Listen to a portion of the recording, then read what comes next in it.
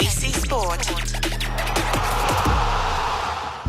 We begin this broadcast by acknowledging the traditional custodians of the land on which this match will be played today and pay our respects to their elders past, present and emerging. We extend that respect to Aboriginal and Torres Strait Islander peoples listening.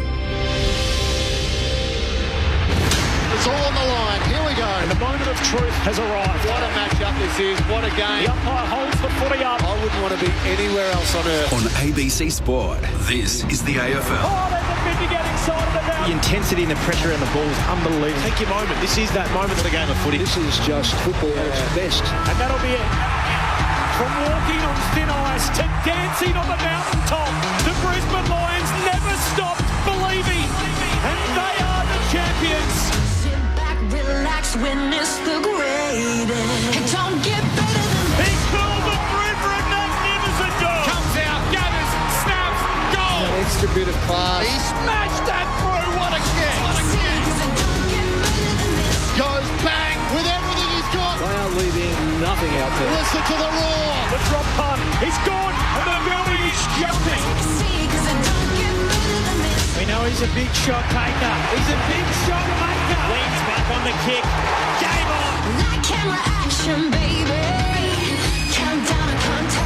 From the right forward, off it. Oh, he's a sharpshooter, all right. Step up in the big moment. Close to the man on the mark. Drop punt. He's there. Gathers, snaps. He'll bring the house down. Sit back, relax, witness the greatest. It don't get better than this. We'll put it on the boot. Kick up towards the logo. You take a seat, cause it don't get better than He this. defies the laws of gravity. He runs onto it 50 from goal. He's in Dusty's pocket. He shoots. Oh, he's as bloody good as Dusty. Oh, yeah. Rose snaps goal. The drop punt. It's good. And you can hear that mighty roar. See, cause it don't get better than this. Walks one way and the next and the snap. There's the finish. 60 out. Oh, my goodness. That's a massive kick. Big time spot. Big time goal kicker. That's why we love football. Brilliant to watch. From the centre wicket. Whacks it for six. Scores level. Running past. Throws it on the left. Could that be the sealer? Seconds ticking down. We're not done yet. What a finish. Welcome to the 2025 AFL Premiership season on ABC Sport. Cause it don't get better than this. On radio, on digital and on the ABC Listen app. You take a seat, cause it don't get better than this. 100 years ago, back in 1925, the old 9-team VFL competition expanded to become a 12-team league with the introduction of Hawthorn, North Melbourne and the little old team on Barclay Street in Footscray in the Bulldogs. Now known as the Western Bulldogs, tonight they revert back to their original name. They haven't got all the premierships like those other two teams that came into the competition at the same time, but there is something special about the Bulldogs in the red, white and blue, and tonight we celebrate that as the Bulldogs turn 100 in the competition. Their centenary celebrations tonight against a team that has as rich a history in the competition, the biggest team in the land in the Collingwood Football Club. A pair of round one winners. Let's see what we get tonight. The undermanned Bulldogs up against the oldest Collingwood team that they've ever fielded, the Magpies, on the back of creating a bit of their own history last week.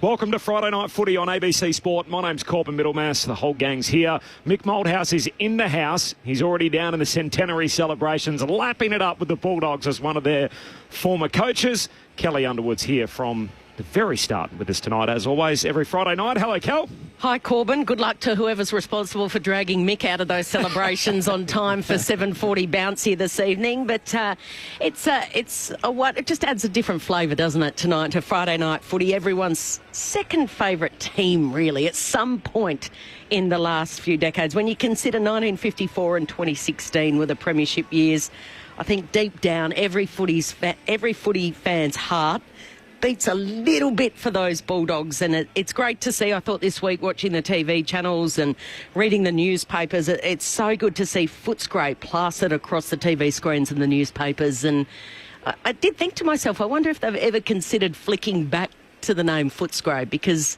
it's I don't know, I just loved seeing it out there in the media, and I'm looking forward to being able to be part of this broadcast tonight and make reference to Footscray. So, a lot to look forward to. And as someone who's a native sandgroper, it didn't make a lot of sense for me that they're the Western Bulldogs in a national competition, where immediately you think West, you'd think West Coast.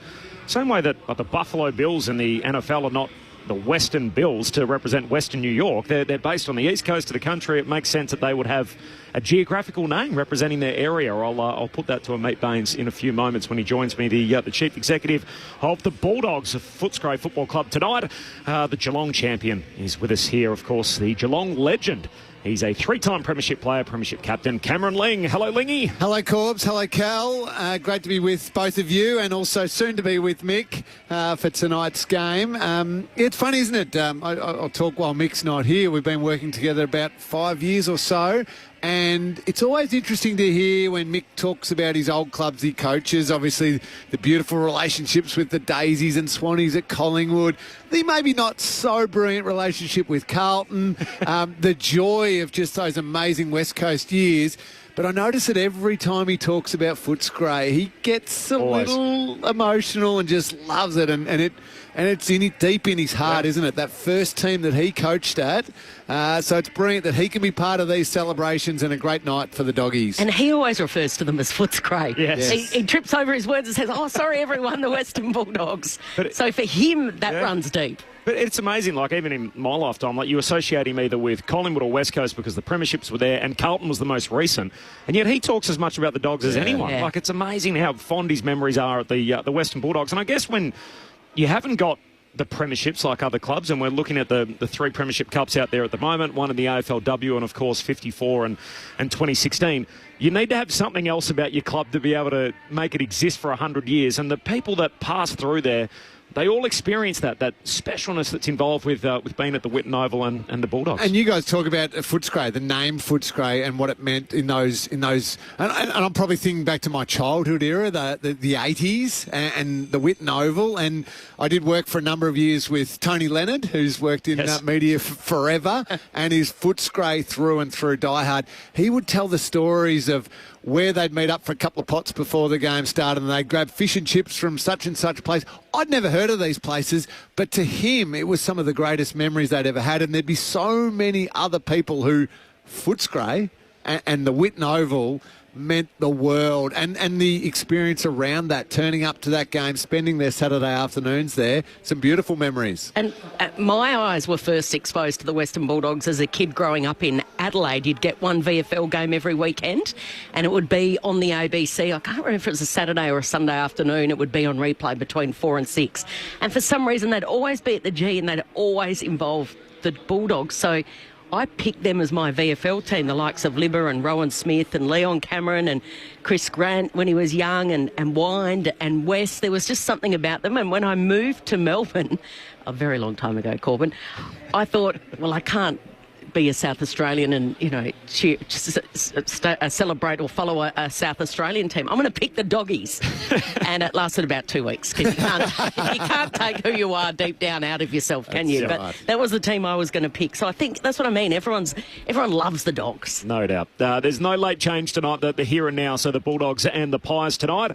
Oscar Baker is going to start as the sub for the Bulldogs. Footscray tonight, and Ned Long is the starting sub for Collingwood. They're all ready to go for the official presentation and the celebration that's going to take place in front of us before the bounce, and all the Dogs legends that'll be out there. So we'll bring you some of that in just a moment here on ABC Sport. I had the chance a short time ago to catch up with the chief executive of the Bulldogs, the Footscray Football Club tonight, in Amit Baines, and I started by congratulating the club on the centenary celebrations. Yeah, thank you, Corbin. Obviously a big year for us, and certainly this week.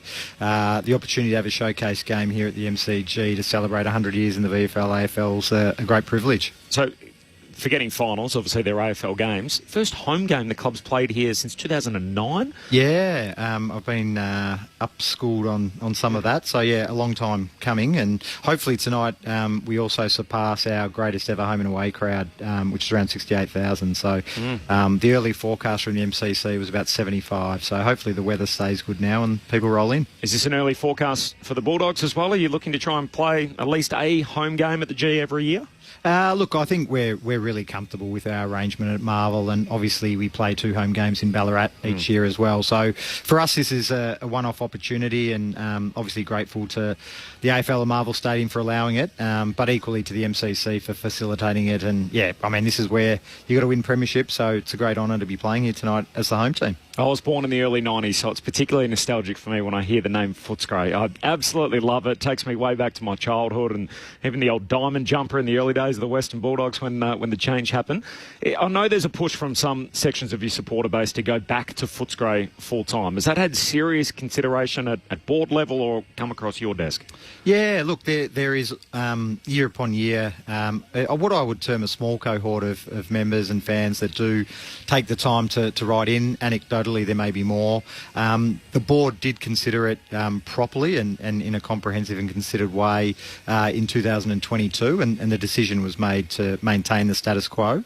The legal entity that the club exists by is the Footscray Football Club. We wear the FFC on the back of the jersey. Our VFL team still is recognised as Footscray, and with our redevelopment now complete, there's also a range of other ways in which we've incorporated the club's history. So we think it strikes the right balance, and obviously the strategic reasons that were behind the club embarking on the name change still hold pretty strong, and the growth of the club's support through the west of Victoria now, and Ballarat being a highlight in that is evidence enough. 100 years is a long time. The names of the footy club, of course, Mr. Football, E.J. Whitten. You've got gentleman John Schultz, who sadly passed away last year, but from Jack Collins to Charlie Sutton to more recent times, and the Chris Grants and Brad Johnsons and Scott West, and obviously now Marcus Bontempelli. When someone says to you to sum up the history of this football club in 100 years, if you were to do that in a soundbite of 90 seconds, what would you tell them? What is the Western Bulldogs or the Footscray Football Club at its essence? Yeah, I think it's a club that is inherently rooted in its community and has been from day one and will be hopefully forever. And because of that, the thread of connection of all of those names that you mentioned, the more recent players, officials, administrators that come through the door and those that will come after us, really understand and respect that connection. And I think weeks like this have been instrumental not only for our fans and members, but certainly, people within the football club, the younger players, to get a greater sense of that history. And, tonight as part of the pre-game, there are going to be some of those iconic names rolling back to the G, including Templeton, Dempsey, Adam Cooney for the first time in an official capacity. So I think it's those opportunities to reflect. And I think for those that are here now, whether you're a player or administrator, it's, a real sense of gratitude to those who have gone before. And even in that time, the club's come perilously close to not existing. Yeah. So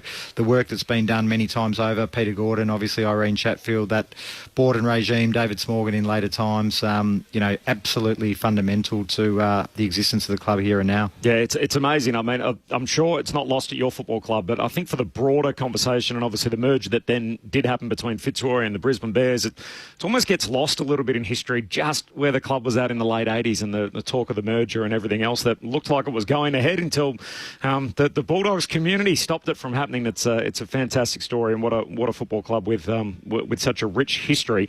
Perhaps your most decorated coach of all time, certainly in terms of games coached. He's got a premiership along with Charlie Sutton as the only other one that's done that, and is Luke Beveridge. To the here and now, he's off contract at the end of the year. I've seen him do a number of media rounds recently. What do you hear when you hear him talk about his future in the press and the way that he has done recently?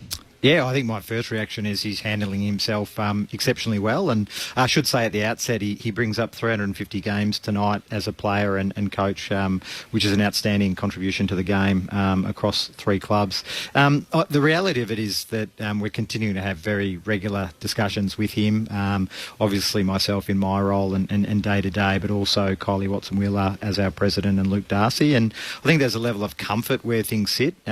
He's obviously out of contract at the end of the year, but the season's in its infancy, so there's a lot of a road to run before then. And as you've outlined, the way he's answered it is the way he speaks to us, so there's no surprise in that. I think the reality when we got to this side of Christmas, the focus really became on performance and giving everything that we could in this season, given the disappointment of the final last year, and that remains the focus. We continue to meet and catch up regularly, often as a quartet as well, to keep that discussion opening. As you said, he's our most successful coach. Our hope is that he remains our coach beyond 2025. He's in a really good space, coaching well, as are his coaching group, and hopefully that can continue on tonight. So if you hope that it does continue into next year, what more do you need to see for a guy that's been there for a decade now? What do you need to see in the early few weeks of the season? Yeah, I don't think there's I know there's not one single metric. Performance is obviously important, but even in discussions around performance, and I think Brisbane highlighted this well last year, that you've got to be very careful to make any judgments too early in the season as well. I think there were, at the season launch up in Sydney a few weeks ago, the Inner Sanctum video that gets presented, there were two commentators, could have been anyone, they weren't from your network, but essentially wrote off Brisbane's season after 10 games, and they won the premiership. So I think performance is only one element, but even in the performance context, you've got to watch quite a bit of footy. I think our year last year was representative of that as well. So you guys haven't set a timeline. Does that, by what you're saying, that essentially means you guys will wait on this? Well, we continue to chat. As I said, I'm reluctant to go into all of the factors, out of deference to all the parties that we're talking through as part of that. Obviously, performance is the cornerstone of that. But there's no set time frame. So, things could happen sooner. It could, persist into the second half of the year. But the most important thing for us is that we continue to talk regularly. So there's that open dialogue, and absolutely continue to support him and the footy program in the way that we have. If there is volatility and spots become available in other clubs around the competition, are you prepared that there's a chance that Luke Beveridge will entertain some of those offers if he hasn't got one on the table from your club? I think that's a possibility, but again, the fact that we're communicating very regularly means that we're talking to each other in real time. So there's no information gaps for either side, and that might be a possibility down the track. But I'm sure we'd be having a conversation about it. It felt like last year, perhaps in retrospect, maybe at the time, we went through the whole year and everyone felt like Bailey Smith was going to leave the club at the end of the year, and ultimately he did. Are we living through the same thing with Jamara Ugle-Hagan at the moment? No. Again, probably without speaking too much about what happens behind the scenes or happened behind the scenes, I think the situations are very different, and even the framework's very different, because Jamara is contracted till the end of next year. Look, our focus has remained supporting him and obviously helping him through the mental health and wellbeing challenges that he's had and continues to have. We've been really encouraged over the last few weeks, realistically since the Indigenous All-Stars camp, with more consistent attendance and being part of training in the way that his teammates are, and that's probably his biggest challenge at the moment. If you just look at it from football or in footballing terms, he's missed a lot of the pre-season from a football conditioning perspective. So we just need that continuity now to hopefully get him back up and going. But we're hopeful that he returns at some point this year. And absolutely no thought about an impending departure. And as I said, he's contracted for next year, which makes it a lot simpler too. Yep. So you envisage he'll be there next year? Yeah, I do. Yep. Just on the Bont and obviously Ed Richards, the two guys that are off contract. Is there any movement on that front? Sam Power, who's recently been promoted into the executive manager of men's football, so running all of our men's football program, in his role will still retain the significant contract negotiations. So he's charged with negotiating those, dealing with Tom Petroro on both, who also manages Sam Darcy. So we ticked off Sam Darcy, obviously, a few weeks ago. They're currently talking about Ed, and we'll pick up Marcus on the way through. Marcus, you will have heard Marcus speak about it as well. No one internally is concerned about the time frame. Marcus, particularly once the season rolls around, concentrates on his own performance and leading the club, and the extra curveball this year with the injury. So I think last time it wasn't done till round 8 or round 9 of the season, so it's in line with the way he normally approaches it. So from a Bulldogs perspective and to our fan base, both those guys will be playing at the Bulldogs beyond this year. Mate, have a great night. Do you get a cake or anything? Is it like a birthday celebration like that? Is there a big Bulldogs cake at least at the function? Well, we have, I think there's a range of desserts that our friends at the MCC and MCG Catering through Delaware have done for us. But we're expecting over 400 people, a lot of past players here tonight, ex-administrators, presidents, board members, CEOs. Just a really great celebration to get the Bulldogs family back together. It's a great club. One of my good mates lives on Barclay Street, so he bleeds red, white and blue, and he'll be here tonight along with so many other diehard Dogs fans. So well done on everything that you've put on for such a special occasion, and good luck for 2025. Thank you very much, Corbin. Meet Baines, the Chief Executive of the Western Bulldogs, the Footscray Football Club for the night, and what an evening it is. Our own Mick Malthouse down in the official function. We've got the formal presentation to happen out on the ground, which starts in the next 5 minutes, so we'll bring that to you. This is ABC Sports coverage of Friday Night Footy. Great to have you with us for Collingwood and Footscray. There's no late change. The two subs, Oscar Baker for the Bulldogs and Ned Long for Collingwood. Cameron Lang, can I put you on the spot? Of course, Cal. Who's the best Bulldog, do you think, of all time? And we know how hard it is to compare eras. Yes, the fact that I love Brad Johnson, great person. Yeah. And I'll do it while Mick's not here, Cal. Yeah, we all know who he's going to pick. Yes, I know that bloke who ran up and down that wing and went Oval many a time. I'm going with the current guy. Okay. Cal, I think Marcus Bontempelli is the best. I would say he should have won a Brownlow by now.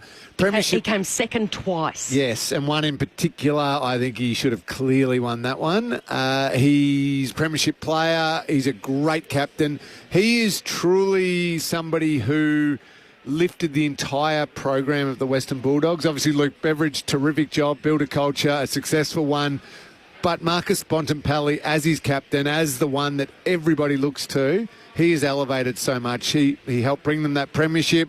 They are consistently around the finals mark. I know Footscray Bulldogs fans would say expect to maybe jump a little higher given some of the talent they got running around. But and in full flight, I think it's Bont. He's the best player in the comp now in full flight. He took them to the promised land, didn't he, in 2016, is the hero in their time of need. So he's got the 5 best and fairest. Scott West has 7. Yes, what a player. Played on Westy a lot. He was a tough man to stop. I think Bont's got that extra element of goal kicking and game breaking, whereas Westy would just keep getting the footy time and time again. And, of course, we said that Mick would say Dougie Hawkins. Of course, there's the Ted Whitten factor. Yes. Again, trying to compare eras. Just a couple I wrote down this afternoon that you sort of tend to forget about. Adam Cooney won a Brownlow. Yes. Dale Morris, Ryan Griffin, Bob Murphy. We all know that he's such a great bloke, but he was a pretty handy player. Yes. Two-time All-Australian. And we're clearly missing somebody as well, Chris Grant. Yes. Yep.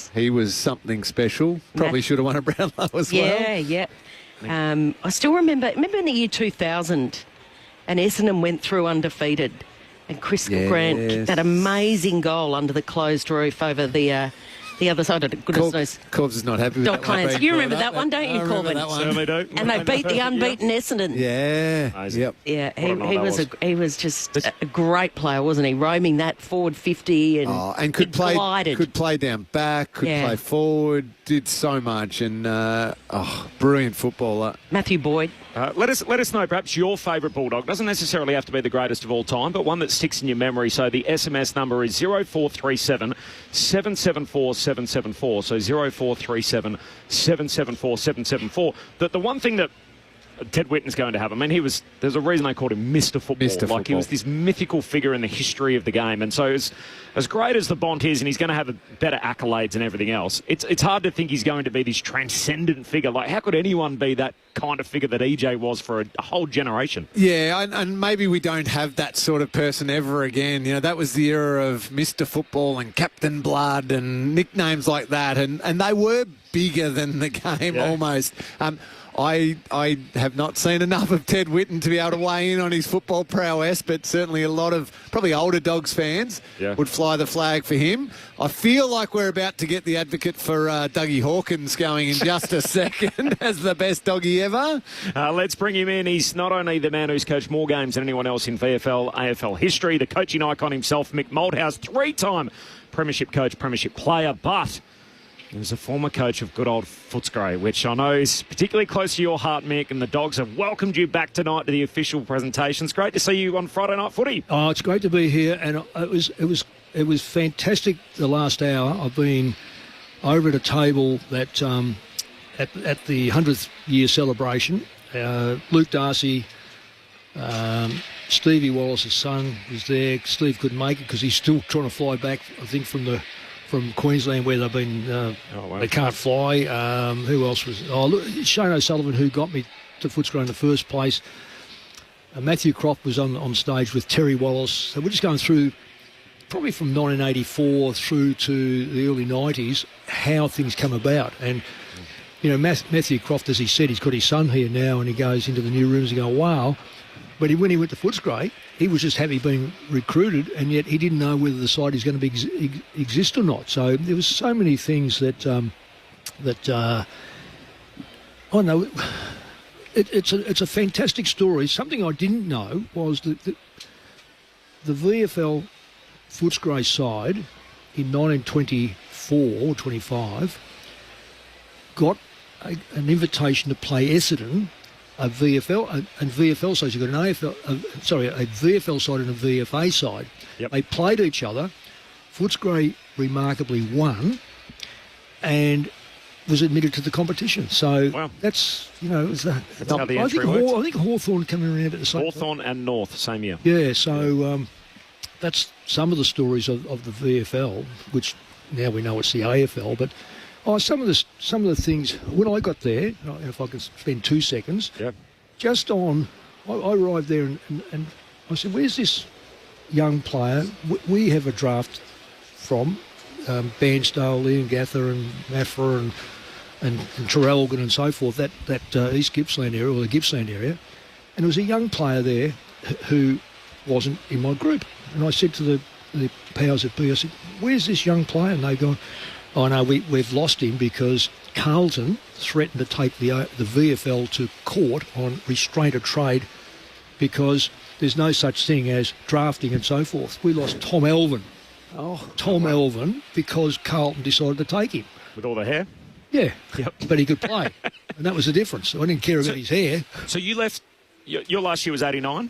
89, 6 years. There must have been a part of you when you left thinking this club might not look the same in the next 10 years with the talk of the merger and everything else. It was not going to look the same in the space of 3 weeks. Wow. So a few of us got together, found out about it. Yeah. It does feel like it gets forgotten a bit in history. Yeah. Like we just how close. I mentioned it with Amit Baines, where we talk a lot about, the almost merger between Hawthorn and Melbourne. We talk a lot about how, Fitzroy dissolved from the competition, merged with the Brisbane Bears, but it's almost like how close Footscray came to merging with Fitzroy. Very, very close. I knew who was being offered the job as coach.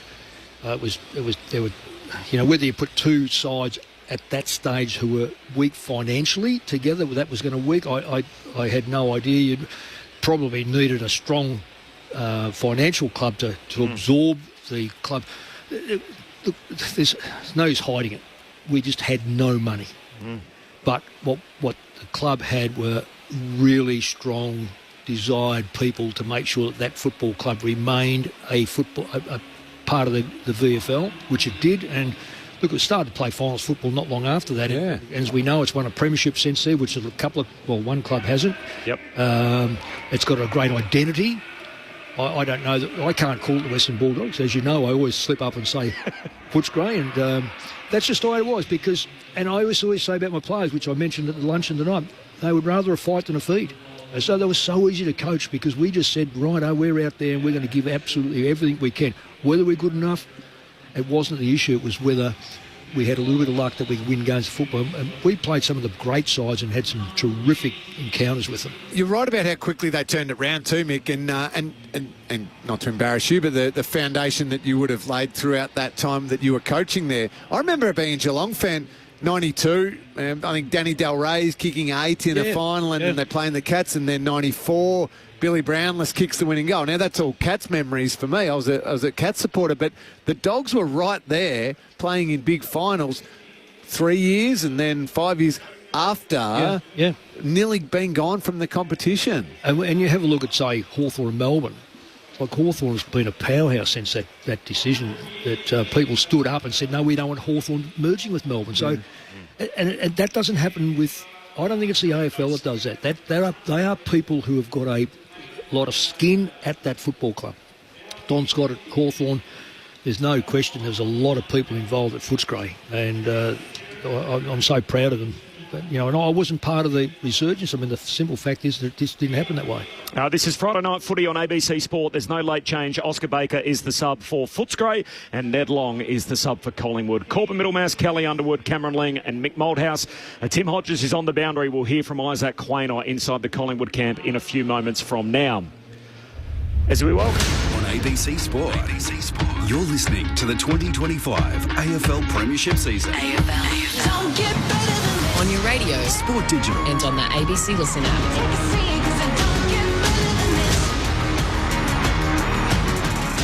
It's a special night for the Footscray Football Club as they celebrate 100 years. Let's check in with one of their greats, Bob Murphy, who's sitting on a big red throne out in the middle of the MCG addressing the Dogs faithful. Dempsey and Kelvin Templeton, our goal-kicking machine. Again, Templeton get the fly from the back. Oh! No, that hasn't gone yet. And he's kicked it. That's his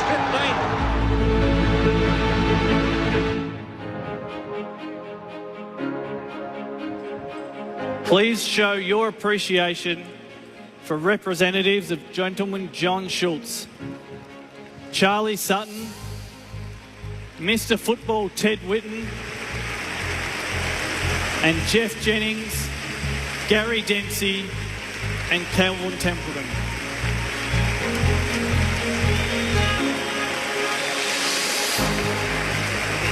Chapter 2, a wing wizard, Libba the First, and the fight of our lives. If you thought Templeton could dob them, wait till you get a load of Beasley.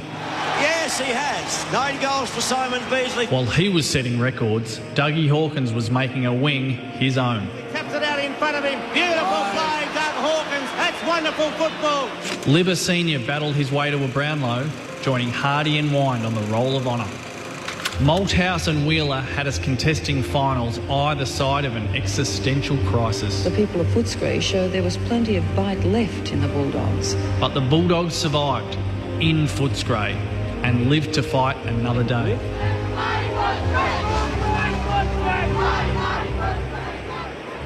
Give it up for Simon Beasley, Terry Wallace, Rick Kennedy, Brian Royal and Tony Liberatore.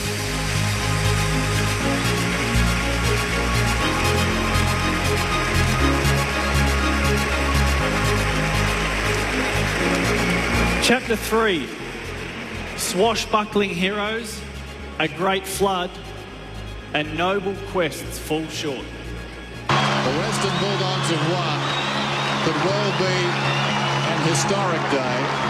The E.J. Whitten stand is rocking. An emotional farewell to home games at the Whitten Oval, but hello to the era of Granny, Jono, Das, and some skinny kid on the halfback flank. And here's Murphy, the kid from Warragul. The prelim losses and the goal that never was might sting like hell, but recalling the great flood against the Bombers can still dampen the eyes. Back, Rowan Smith's come onto the ground. They've done it.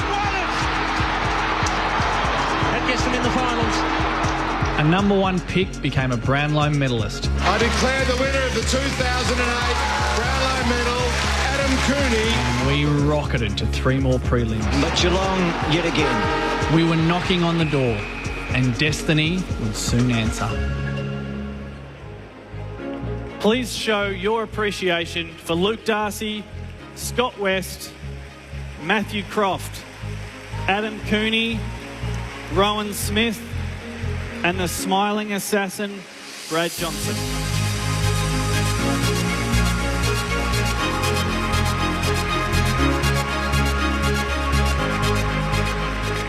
Chapter 4, Deliverance is Bliss. Welcome home, Bevo. A gale force of positivity whipped through the club and turmoil quickly turned to triumph.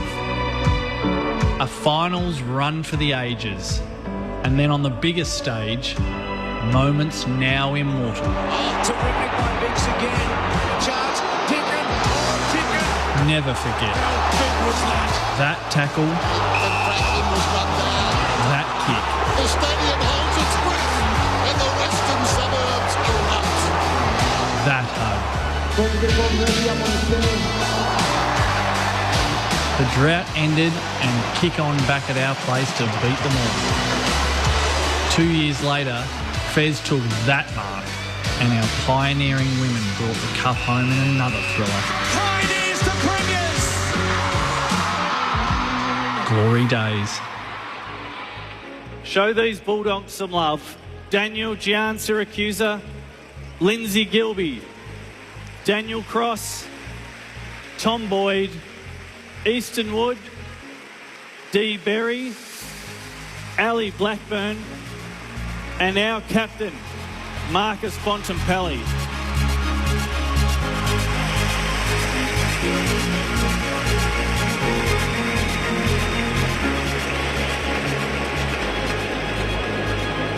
Tonight, we've remembered and acknowledged some of the greatest to ever wear the red, white and blue.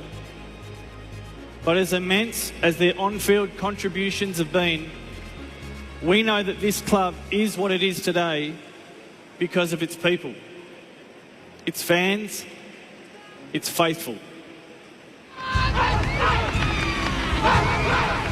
You've weathered the toughest of times and stood strong when all seemed lost. Very much a question of the Western Suburbs coming of age in that struggle. When I turned the radio on and they said Footscray will stay there, the tears just flowed. You know, you couldn't help it. There's an old saying, champions get up when they can't. And that's what the people of Western Suburbs proved they were. Your spirit and belief has ensured our survival and inspired our greatest victories. The Bulldog story is your story. Our story, the story of the mighty West.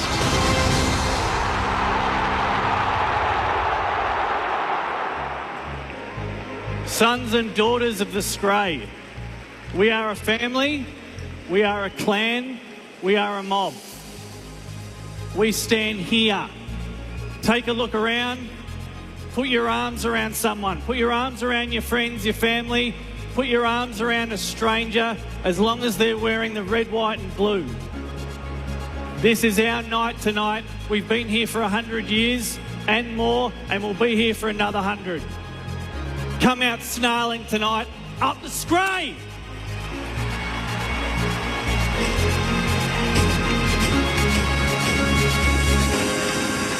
Beautifully narrated by our own Bob Murphy as the red, white and blue smoke is burst into the air here at the MCG. The pyrotechnics shoot off the top of the Shane Warne stand, and the Bulldogs legends gathered around their 3 premiership cups underneath the Bulldogs banner. In the backdrop, as that was all happening, the 4 main iterations of the Bulldogs logos over the years, from the Footscray Bulldogs, the FFC way back in the day, to the more recent times in the Western Bulldogs. That 1 second from left, that's the one I remember. the big jowls of the Bulldog. That's the logo. It makes me a bit teary, actually. So well done. I mean, a bit emotional. That brings a tear to the eye, and I'm not even a Bulldogs person, Mick. This is what footy's about, isn't it? All the people that Bob just named, out in the middle, their arms around each other, having their photos taken now. Men of all ages, and the current captain of the Women's Bulldogs team and the premiership captain, the 2 women out there with all these men of all ages. I mean, footy's about connections, isn't it? And it's about people, really. About people. Now, there's going to be a question without notice here, Corby. We spoke about it during the week. Is there anyone alive from 1954? I don't believe so. No. So, you know, you do pass. And it's funny, I had a bloke, a good friend of mine who's been in football for a long, long time, in administration, said to me about football and invited me to the Collingwood box, actually. And I said, no, I've been invited to this, thank you very much. But as I said to him, it's a carousel. We as individuals jump on the carousel and get flung off. I was sitting next to Mitch Wallace, who missed out in the grand final, and he's not bitter or twisted. He said, luckily he's got his family and other things, but he said it does leave a hole that he missed it, but he still comes back to the Dogs because that's where he grew up, that's where his father played, that's the overall connection. But we both said the same thing. As long as the football club remains, you'll have had a little bit of it because you've been on the carousel at some stage. It's a great way to put it. We're so lucky to have Mick Malthouse with us, as we are Cameron Ling, the legendary Cat tonight, Kelly Underwood and Corbin Middlemass to call the footy for you. Tim Hodges is on the boundary, and we can check in with Hodgie. In fact, as a short time ago, was able to catch up with Collingwood's number 3. Hodgie. Corbin joined down here by Isaac Quainer from the Magpies. Isaac, just over 30 minutes out from the start of the game. Do you ever get nervous? Like, it's Friday night footy, there's 80,000 going to be here. Does it ever get to you, any butterflies? Oh, I'm always nervous, definitely. I think now is like the calm before the storm, so I always just have a leisurely kick and try to, kind of almost feel like a kid again. And then I think once the siren goes and we're running out there into the banner, that's when I start to get a little bit nervous, definitely. It's a big night for the opposition. Normally it's a Collingwood crowd. It feels like it will be a Footscray crowd tonight with their 100-year celebrations. Does that make you nervous or a bit edgier that they're going to be super up for tonight's activities? Well, it's obviously a big occasion for Footscray as a club, so congrats to them. But no, not really. I think we have the best fans in the comp, so I think they'll turn up, regardless of who we're playing and what time or where it is. So I think the Magpie Army will be out in full force regardless. And it was a bit of a dodgy weather this morning, but it could not be a better stage right now. You've just had a kick. Look, the weather's perfect, right? It's beautiful, yeah. I thought we're going to be cooked. Sitting inside today, it was raining and then it was sunny for a bit. Just typical Melbourne weather, but it's looking beautiful, which is great. And probably a bit nicer after the heat of last week and the heat of the week before. Are you relieved to have got last week out of the way, to have got the win and to have played well as a team and individually? Relieved. I mean, not relieved, but it's definitely good to get a win under the belt. I think coming out of the GWS game, we had some real clear focuses that we're able to touch up, and you could see that they're on full force against Port. So I was always really confident we're going to get back to playing the way we wanted to play. But it's always good to get a win early on, because obviously after we started 0-3 last year, it definitely starts to build a bit of pressure for sure. Are you still unsure exactly what happened in opening round against the Giants? I think that's probably... I just think it's a bit of an outlier in a bunch of things. And, I think some of the ways that we went about it and our game plan and stuff, it won't happen again. So I think it was a kick to the teeth early on, and I think it's really kicked us into stead. So you're confident this is Port Adelaide is the proper Magpies that we should expect tonight? I mean, it'd be nice to win every game by that much. I don't know if it's going to be that big of a difference in scoreboard every week, but that's the way we want to play. Like high pressure, a free-flowing offense, entertaining.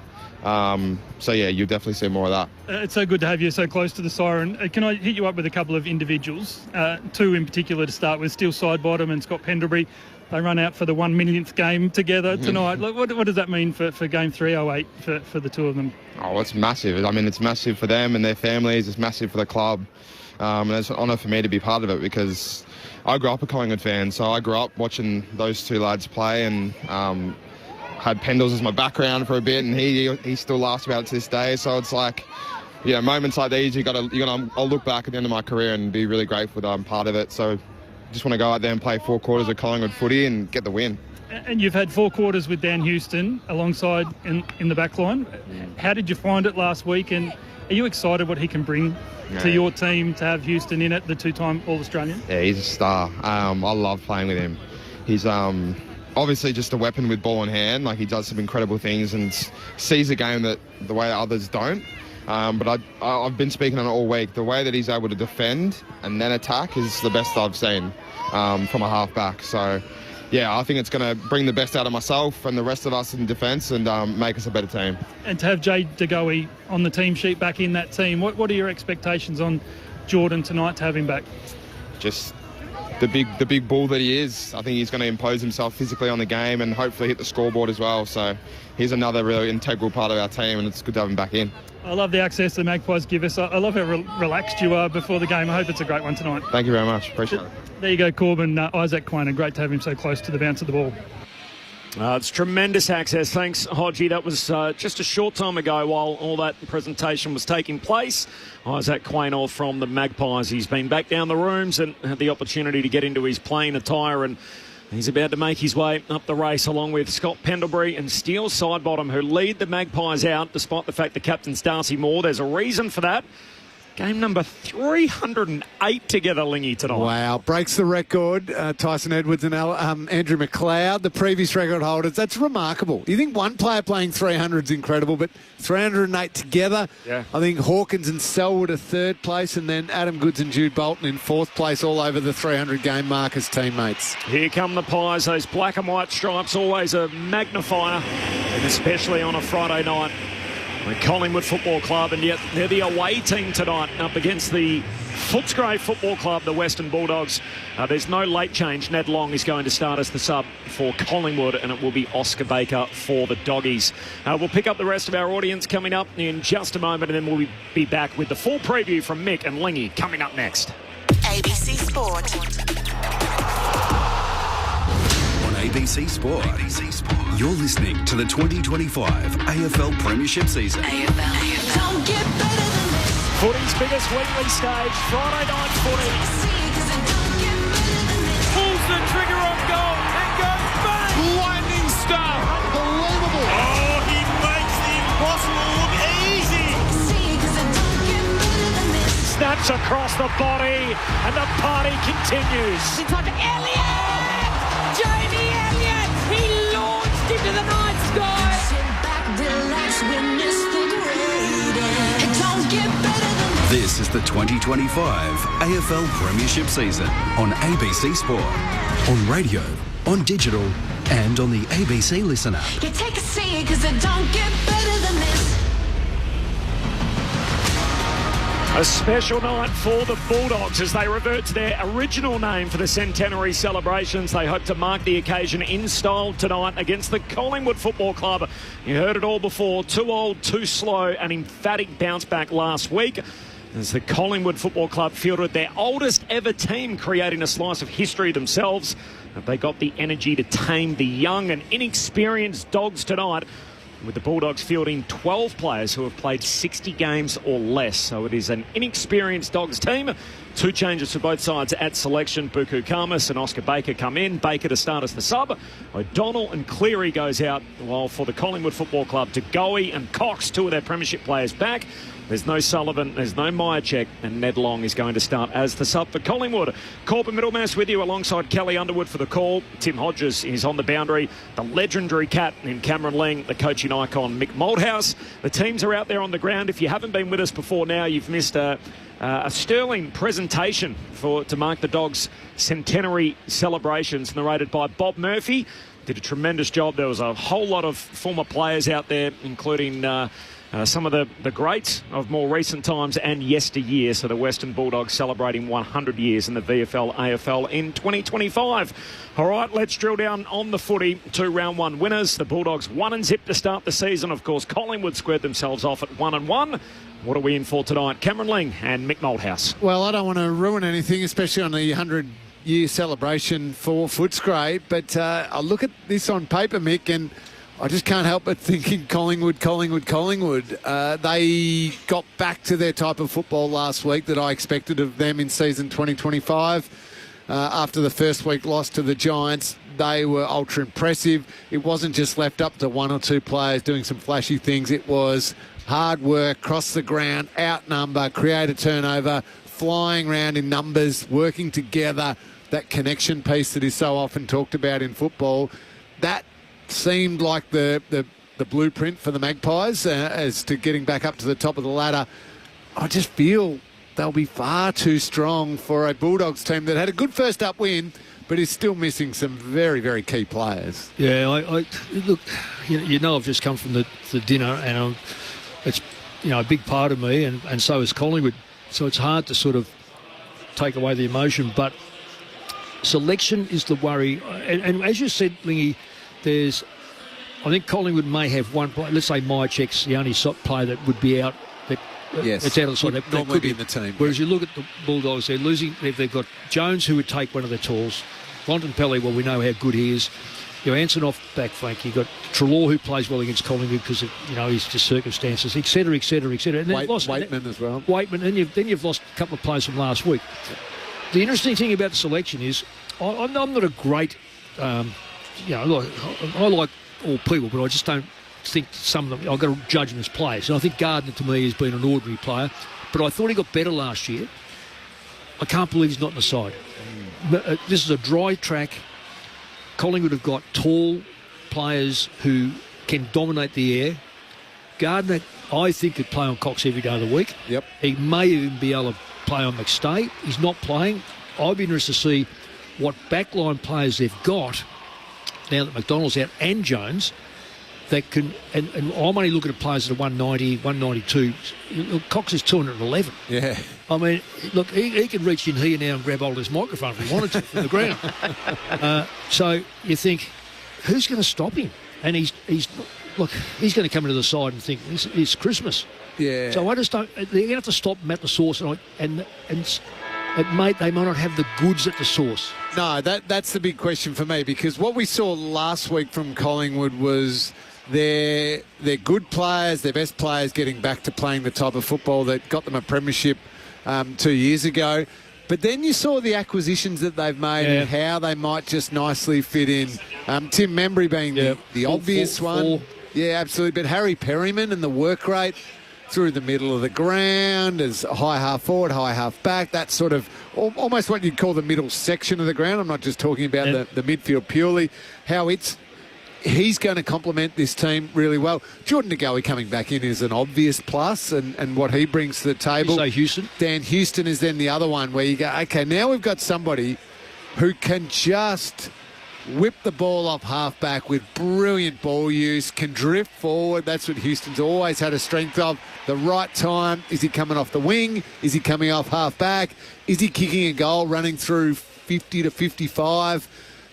I just love all the acquisitions, provided the core is playing the way that they need to play, which is what we saw last week. Maybe we didn't quite see so much the week before. Lingy, I'll just ask this question to you. We watched them. I watched them on TV the previous week against GWS, and I thought up there they just looked probably a little short of one or two games under their belt, which they've now got the 2 games. I wasn't convinced about their speed. They've played a side last week who were horrible. Yep. Was it a good gauge? And that's the question. And the Dogs' mind would be, that's their best, and they destroyed Port. But I reckon Port allowed them to be destroyed. Port were very, very slow. Their transition from the back line just gave Collingwood's wet on sides that overuse the football. Correct. You take Houston out of that side and put him into your opponents. So your kicking power then diminishes. Their ball getting power diminished. They played bruise-free football. They just didn't want to tackle. They didn't want to chase. So I think we've got to push. We've got to make a little bit of leeway that we'll probably see a better Collingwood side tonight, a reflection of how good they're going to be. Because the Dogs, I can't see the Dogs throwing it in like Port did last week. No, I think that's fair. Everything you're saying is fair, except for the fact that, again, and you and I have shown our frustration, voiced our frustration over the start with opening round, is what I think last week was a clear indication of a team that wasn't quite hard-edged for home and away football because it was their first hit out. Round 1, or you talking about last week, Port? Port Adelaide, absolutely. Versus a Collingwood team who realised they were a little off the pace against the Giants, adjusted, picked up the tempo and bang and blew them out of the water. So, yes, Port Adelaide were bad, but I reckon it was also Port Adelaide not quite being as battle-hardened as Collingwood were. I'm with you. I think we'll see the version of Collingwood that gets... Collingwood fans should be starting to get pretty excited about. Yeah, I think so. Sorry, if I can just say, Corey, I'm really... I just think their backline is too small. I just can't see them holding it. Tom Liberatore is the only remaining premiership player from the Dogs' 2016 premiership team. Wow. And the other man at the coin toss is the new AFL PA president in Darcy Moore. Tim Hodges is on the boundary for us tonight. Hodgie. Hello, Corbin. Hello, crew. Nice to be with you. An amazing crowd and atmosphere. Tom Liberatore winning the toss. The Dogs will kick to the city end. That's a right of screen if you're at home watching on telly, listening to us. A monster atmosphere. It's super down here. So the MCC expecting to top 70,000. The Bulldogs are more ambitious. They think they'll get to 75,000. I think they think they're going to get a lot of Magpie fans as well. Either way, anything above 68,000 will be the Bulldogs' biggest ever home and away crowd in their 100-year history, which is something. It's just the most perfect night. A balmy evening, still 19 degrees. Hard to imagine better conditions for a game of football, to be honest. Kudos to the club and to Bob Murphy. The pre-match festivities were brilliant with all of the Bulldogs icons. They did that so well. So, yeah, it's all set up for a perfect night. No late change. The subs for the Dogs, Oscar Baker. For the Magpies, it's Ned Long. The crowd building by the minute. Still plenty of people outside trying to get in. This will be some night at the footy. Who wins, Hodgie? I think the Pies will probably pop the party for the Dogs and probably win by 3 or 4 goals. Leggy, Mick? I think Collingwood will give you... I reckon this could be a real... I think it could be a flogging. Yeah, I think it'll be comfortable, I'll go with, but Pies. And I don't want it to be that way. I think it could. That's good to hear that Tim's not complaining about the weather anyway.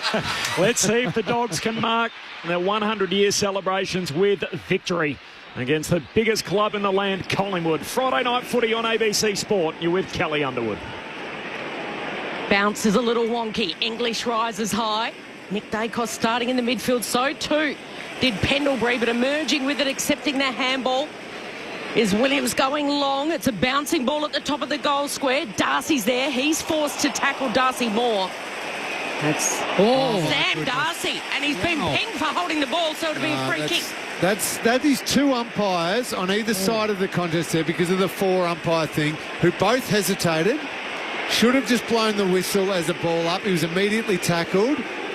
And then one thought, oh, hang on, it's been a little bit long. I might pay that as holding the ball. So Sam Darcy is going to kick right from the top of the goal square at the city end in front of the Collingwood cheer squad. It would be fitting a famous father-son opens proceedings at the MCG. As the Bulldogs celebrate 100th at the MCG, 100th anniversary of such a significant event.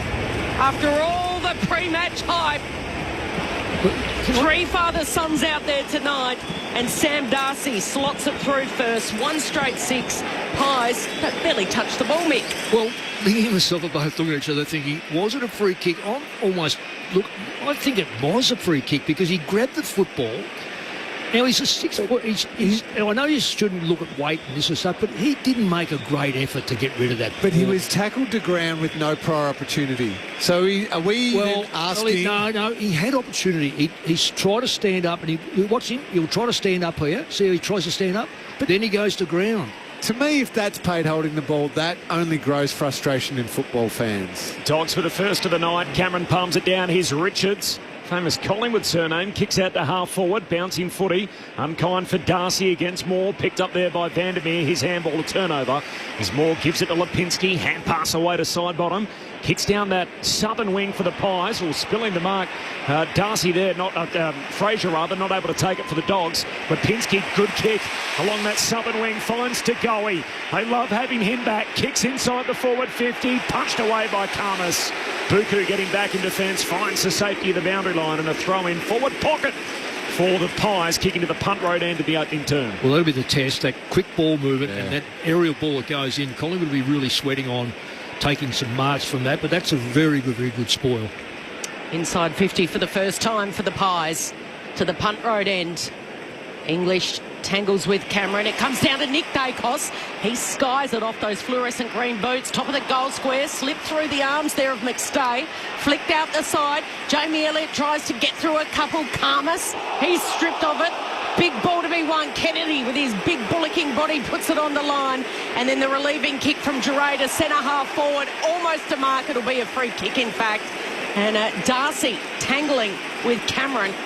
A free kick to Darcy Cameron. So it's Sam Darcy. There's too many Darcys out there. Darcy Moore, Darcy Cameron, Sam Darcy. Sam Darcy's been involved in both. And Darcy Cameron gets the free kick. Too far out to score. He just skirts the perimeter.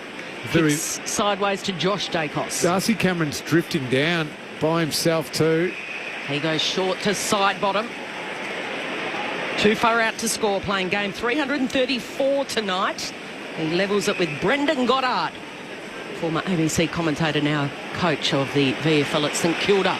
Goes to the hot spot. It's off hands. Lobs involved. Harms. Risky. Davidson in his second game. Fumble. Chris pounces. Free kick, Cal. It's going to be Davidson's ball. So Chris pounced less than a metre out and he thought he'd got the goal, and suddenly the umpire puts his hand up to say free kick to the second gamer, Sammy Davidson, who breathes a big sigh of relief. Pies fans aren't going to like it, but great decision. Taken high. Yep. Kicks out to half-back. Kennedy marks. Handball away to West. He's drilled into the ground. Wow. Gee, they're getting the whistle early here, the Dogs. So West takes the free at half-back. Silly hand pass for start off. West on the back flank. Kicks down the wing.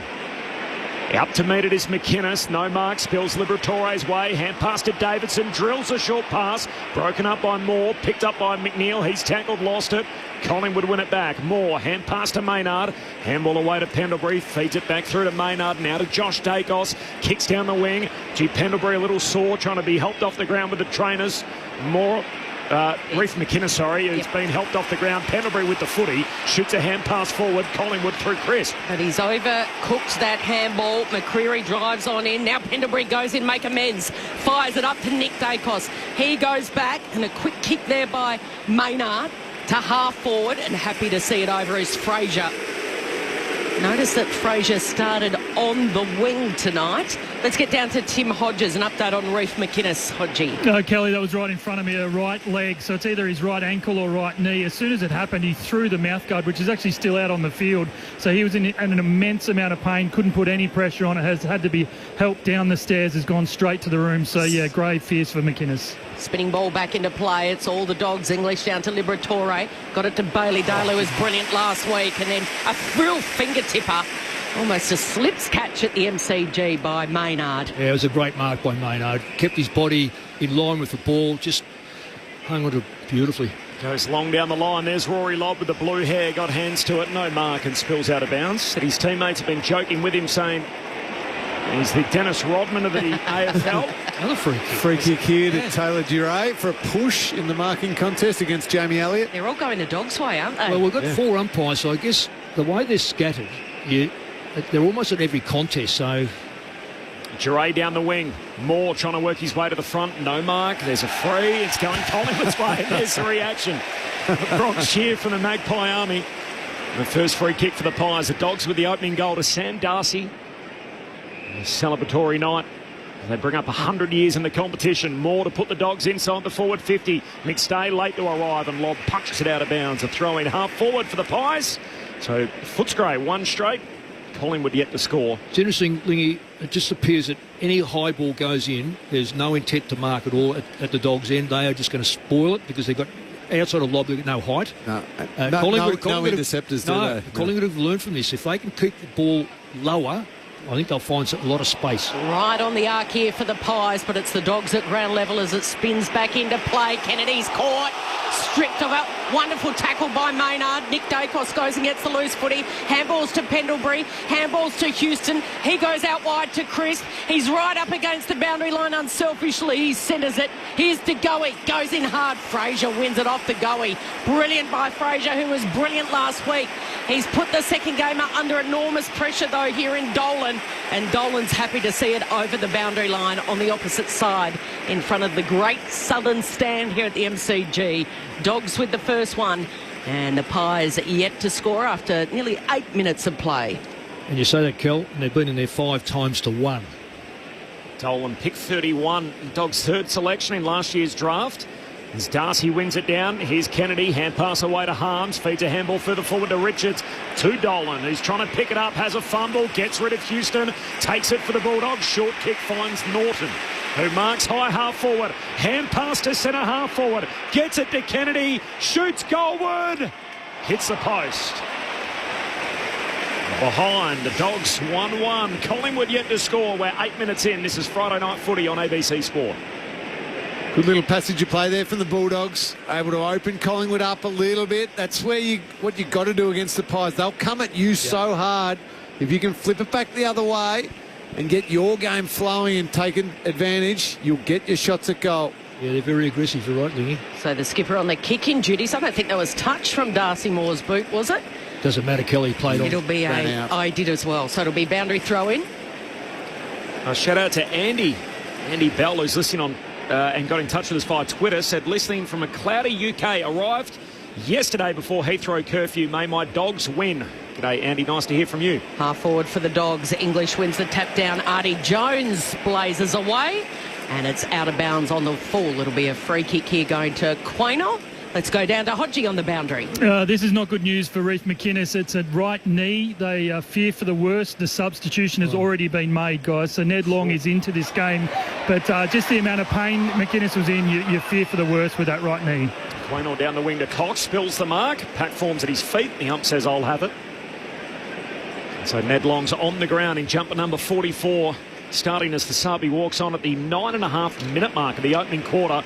Disastrous start for Collingwood health-wise, and with Reece McInnes out of the game, sequence of handballs, and in the end to Goey, to Schultz, and then to Crisp. His handball to Long ends up out of bounds, so we'll have a throw-in. And there was a message off the SMS about what number game consecutively this is for Jack Crisp tonight. Feels like we've talked about it less, given the fact he's getting closer, so he's up to 240 consecutive. The record is Jim Stein's 244. From the boundary throw-in, Crisp inside 50 right on cue, and Lobb takes the intercept mark in front of Membry, so he's got it at half-back for the Bulldogs. Dogs by 7 points after 10 minutes. Looking for Darcy. He's got to beat a couple. Double grabber, well done. Beats Mason Cox and Quaynor. Centering kick was good, and he gives it to Sammy Davidson. He's got it on the edge of that centre square, and some pace here from Gallagher. Off to Sanders, the two youngsters combined. Back to Davidson, inside 50, reaching up over the top was Norton. He's given it off to Dolan, who's the top of the goal square, off balance, flicking it around and having a snap was Fraser and misses. Opportunity goes begging right on the edge of that goal square, Mick. Had handball options. Yeah, he really panicked it, and he did have a lot of options. Kick-out's coming back. Karmas breaks it up. West kicks to full forward. Finds McNeil, who takes the mark. He's got it 15, 20 metres out, just right of centre. Can I just rewind for a second back here in the wing? Sam Darcy, the contested mark, and then one step on the left into the corridor, just opened the whole game up. He's 208 centimetres. If he's not the best big man going around, wow. And he's got a lot of dog in him. I mean, when I say dog, I'm talking about he's savage. He's an absolute beauty. Lockie McNeil debuted last time these sides met here. His drop punt is good, and this is a perfect start to the party for the Bulldogs. 2-2 to yet to score. It's Footscray who lead by 14 points after a dozen minutes. Mick Malthouse, Cameron Ling, Friday Night Footy on ABC Sport. Well, you said it all there, Lingy. One, it was a pressured mark. Two, he brought the ball back inside. Correctly, I get hostile with players trying to squeeze between players, but he knew that even if he dropped it, his teammate dropped it, he had the capacity to pick it up.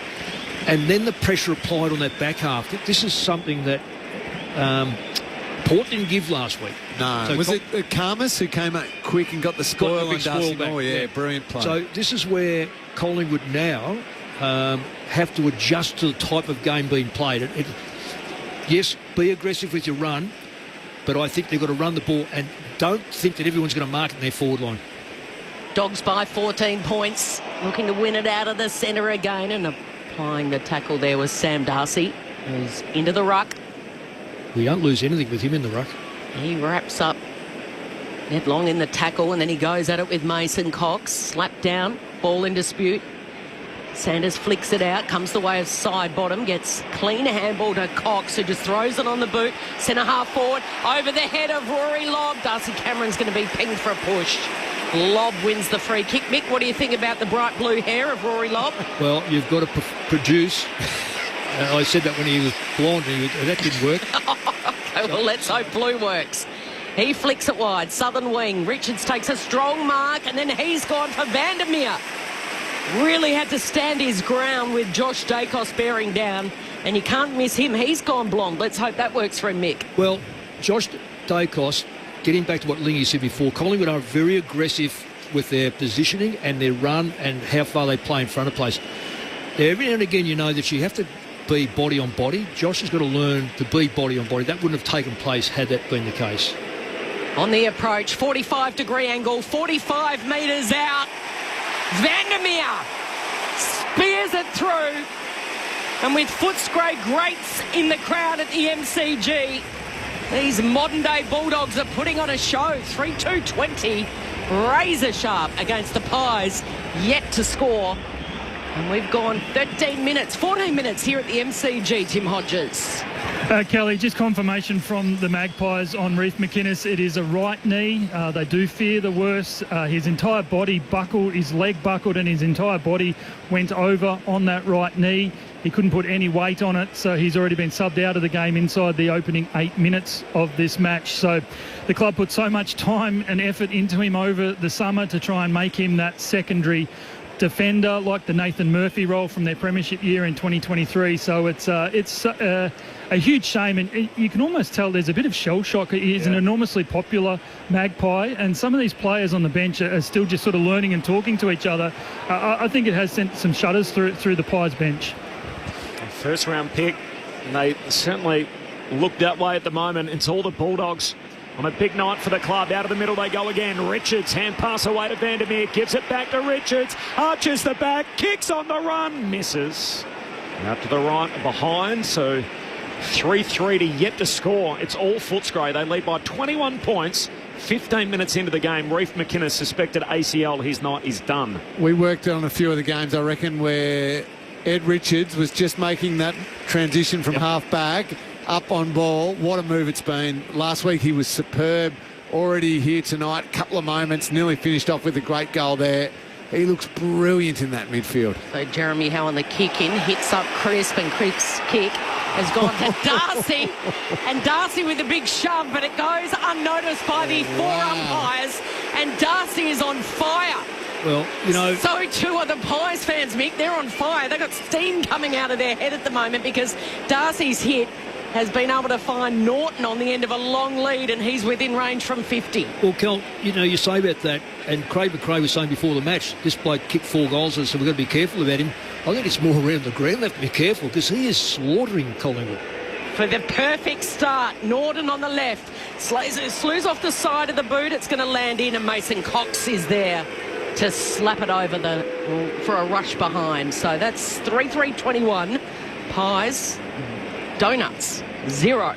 Josh Dacos from the kick out goes on a stroll, then pokes his pass short to Howe at half back. 22-zip. Handball over the top to Maynard, who's off and running against the boundary line. One of their premiership stars kicks into the front half. English backing back, no mark. Spills down to Lobb. He's tackled by Hill. Umpire says, ball up.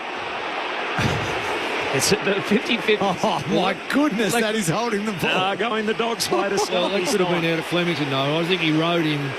He did. He was on the barrier. Yes. Cox wins it down. English had it, lost it. Jones goes bursting through. He's tackled. And the ump will do it all again. So how can we be so far apart in what we think about these, Lingy? Normally, Dad says to me, I like it with you and Lingy, you just agree. Well, we are so far apart. No, we're a little bit off tonight, aren't we, Mick? Only good. Holding the ball. Mason Cox. Maybe they sprinkled something on you in that function, Mick, when you were down there. And a little bit of Western Bulldogs pixie dust. Something says red, white and blue in my eyes.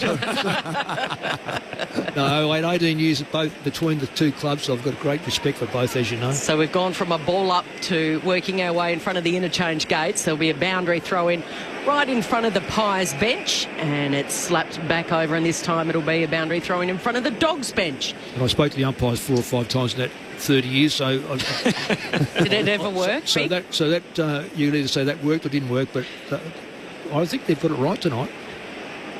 English tussles with Cox. Cox assumes front position, paddles it down, tries to get it to DeGoey. Ricochets back to English. Just blasts it away. One-on-one. Norton, great spoil from Darcy Moore. Pendlebury works it to DeGoey, the superstars. Now a one-on-one contest inside 50. McStay and Lobb. Lobb with that bright blue hair does well with the follow-up, the spoil, and then knocks it clear. But quickly it comes the way of Crisp, who curls it into that left forward pocket, and it's chopped off by Duray.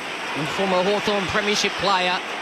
Got the headband on tonight. He goes short to Lobb, and Lobb marks uncontested in front of McCreery. And a spearing ball to Jones. Oh, that's 50. That is 50. Crashing into his back was Mason Cox. Artie Jones, the smaller player, he's got it at half-back. He knew he was marking that, and he basically tackled him to ground after he marked it. Yeah. Jones steering, kick back inboard, finds Duray, and the switch is on from one back flank to the other. And now Williams has it half-back for the Bulldogs. They lead at 22 points to zip. Nearing time on in this opening quarter. Kicks down the wing, no mark, spills Collingwood's way. Quaynor, hand pass away to Perryman and gives it by hand to Lipinski at half-back. His kick touched on the way through, still got to Nick Dacos. Hand pass back to Perryman. Goes running away on the southern side. Kicks the Magpies down to half-forward. Bobby Hill trying to get a bit of space to run and leap at it. Williams does well to avoid that. Lob knocks it out of bounds and the ump says deliberate. And now inside 50 in a rush. And Collingwood against the boundary line put it in the hands of Jordan De Goey, and his range is unlimited. I'm going to have to see that insufficient attempt again. I reckon he did.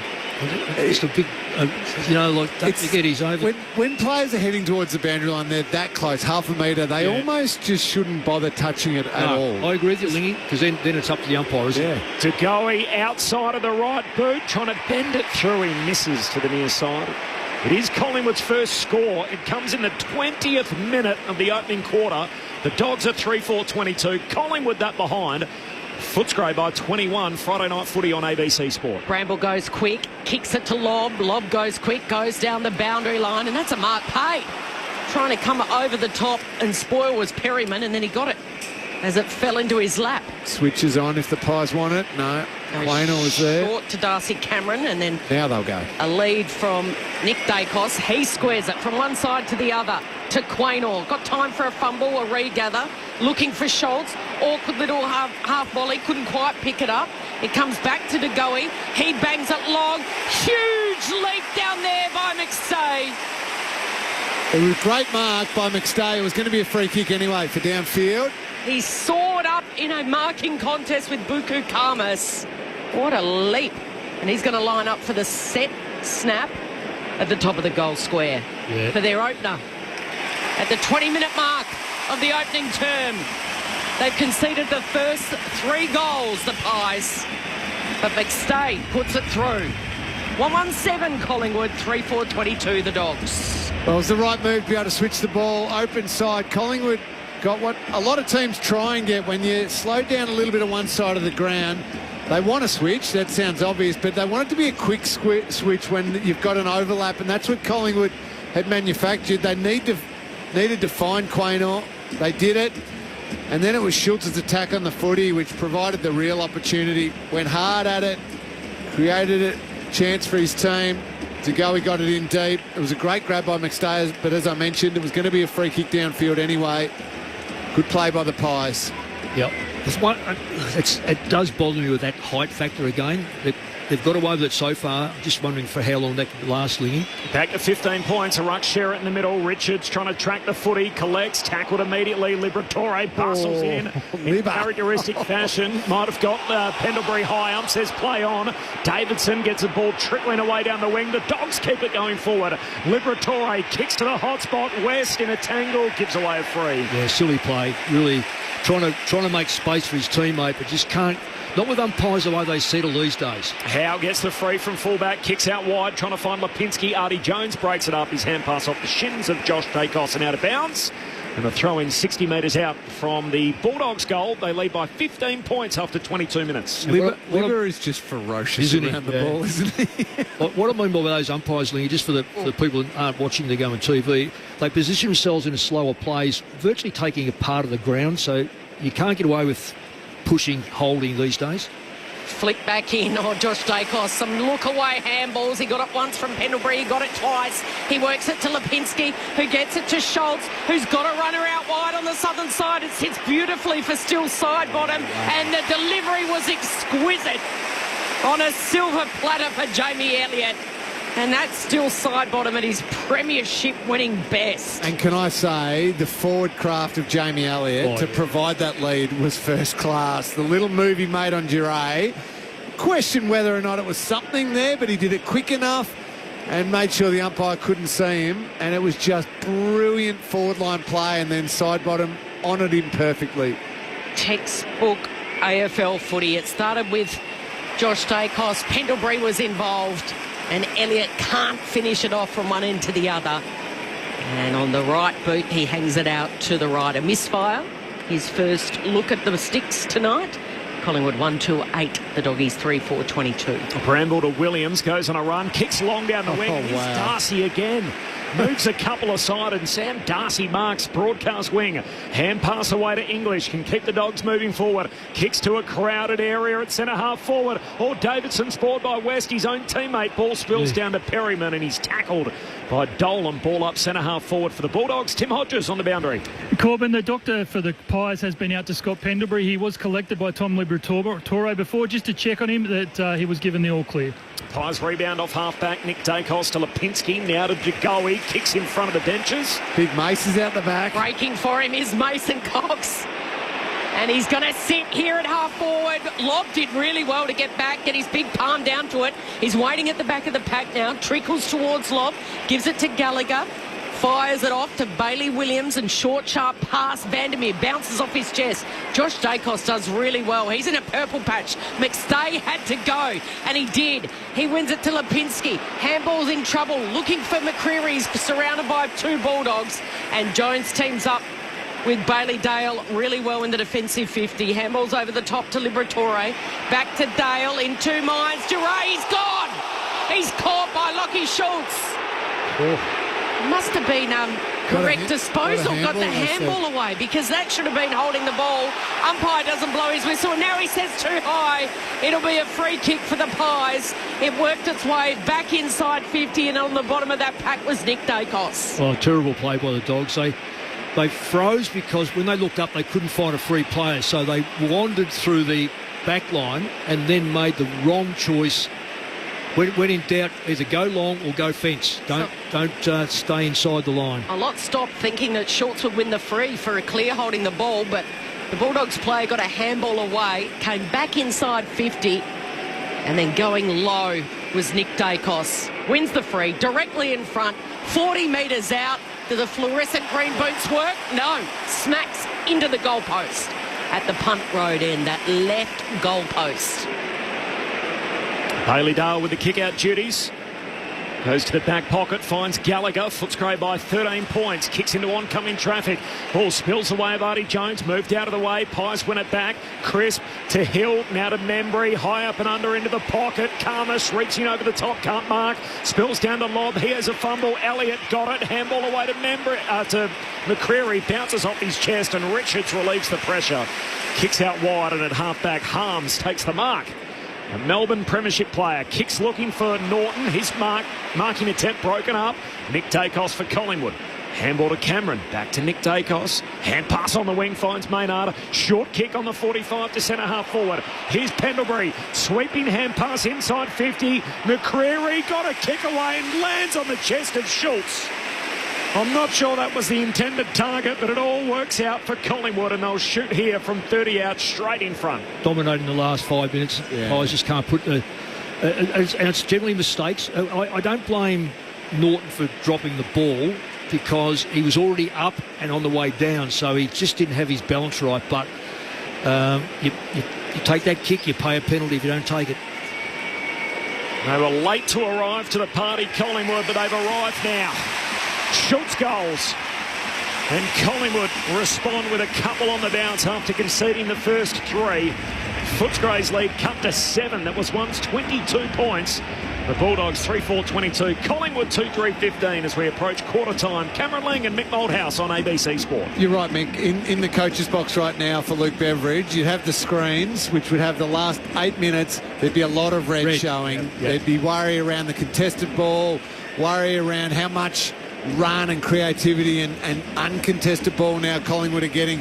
Nick Dacos is starting to get it on the end of it. Hardly had it now. He's got 10 touches. Yeah, Scotty Pendlebury's had all 8 handballs, but they've been creative handballs, so they're just starting to get that machine working. Dogs by 7 points. A minute left before quarter time. It's been helter-skelter. Sam Darcy in the ruck, beaten by Darcy Cameron. Straight down the throat of McCreary. He has a bounce. He goes long long from inside the centre square. It goes right on the line, and Buku Kamas casually steps over. It was a monster kick. It fell about half a metre short. There was about 4 players there in that marking contest. It's always a hard one. When you're told as a midfielder, if you can kick the distance, go for it. But if not, don't put it there. Put it a little bit further out from goal to make it more threatening for the Dale out opposition. of defence, works it up to halfway. Vandermeer under pressure, handball to Jones. His hand pass back inboard, found Perryman. Vandermeer tackles him. You would have hated that centre bounce clearance, though, Lingy. That was just so open. Rucken tapping it at 12 o'clock. Footscray by a goal. Collingwood win the footy at the coalface here. Schultz shoots out a hand pass in a hurry to Long. Releases Nick Dacos. The champ into the pocket over the head of Hill and Elliott and bounces out of play. Interesting, Frank Inespritz off the SMS. Have the rules changed? Twice within a minute, bloke tackled. Didn't make contact with the foot. Is it not illegal? Is that not illegal disposal, dropping the ball? So no, it depends if they've had prior opportunity there. If they haven't had prior opportunity, all they can do is make an effort. They can completely miss the ball. Deep inside 50 here for the Pies. It's a boundary throw in. Cameron to McCreery. Wheels around. It's going to land in the hot spot. Lobs there. Goes the spoil. Fraser. Stripped of it by Schultz. Artie Jones goes to ground. He's pushed off it. Rory Lobb's taken a Collingwood player high. And not paid. Not paid. Wow. Is it Jamie Elliott he got? Yeah, he's in the act of picking the ball up. Wow, so it's a ball up. Cameron tries to take it out of the ruck. Jones in a 2-man tackle. Artie Jones going nowhere. The 4-umpire system does not work. Seconds ticking down. We're only right on the edge of the goal square here for the Pies. Collingwood fans are irate. Not just at the scoreboard, but the lack of whistle going their way. And the Doggies fans, they've seen a pre-match celebration which was extremely emotional, and their players responded. The first 3 goals of the game, they led 22-0, and at the first change it's the Dogs, or I should say Footscray, 3-4-22, Collingwood 2-4-16. The goal kickers, Darcy, McNeil, Vandermeer. And for the Pies, McStay and Lockie Schultz. Doggies by 6 points. It was a quarter of 2 halves. There's no doubt about that. It was the Dogs' quarter early and it was Collingwood's quarter late. Tim Hodges on the boundary. Hodgie. I was just fascinated with Craig McRae, who's coaching from the bench. He looked at the umpires and took a big, deep breath. And I reckon there was a little bit of him that wanted to probably say something. But after the events of opening round, I think he just thought best to go out to the quarter-time huddle. Was that the right advice, Mick, or should he have said something? Well, if you want to make a donation, Timmy, you save it.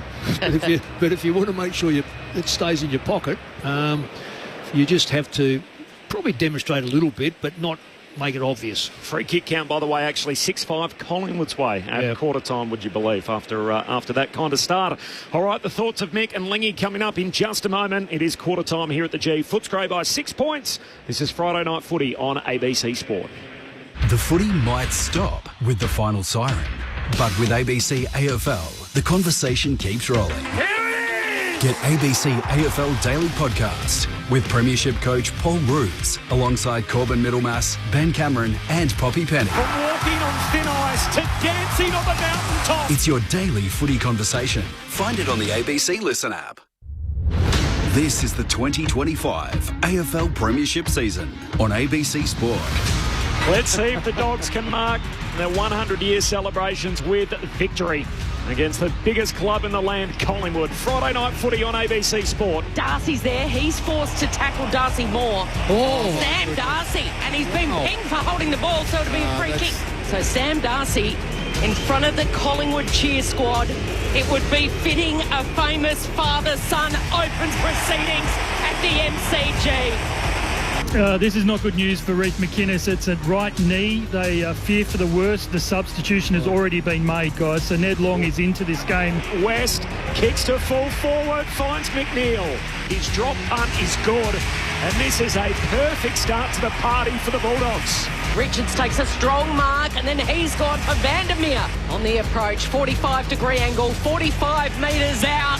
Vandermeer spears it through, and with Footscray greats in the crowd at the MCG, these modern-day Bulldogs are putting on a show. It comes back to De Goey. He bangs it long.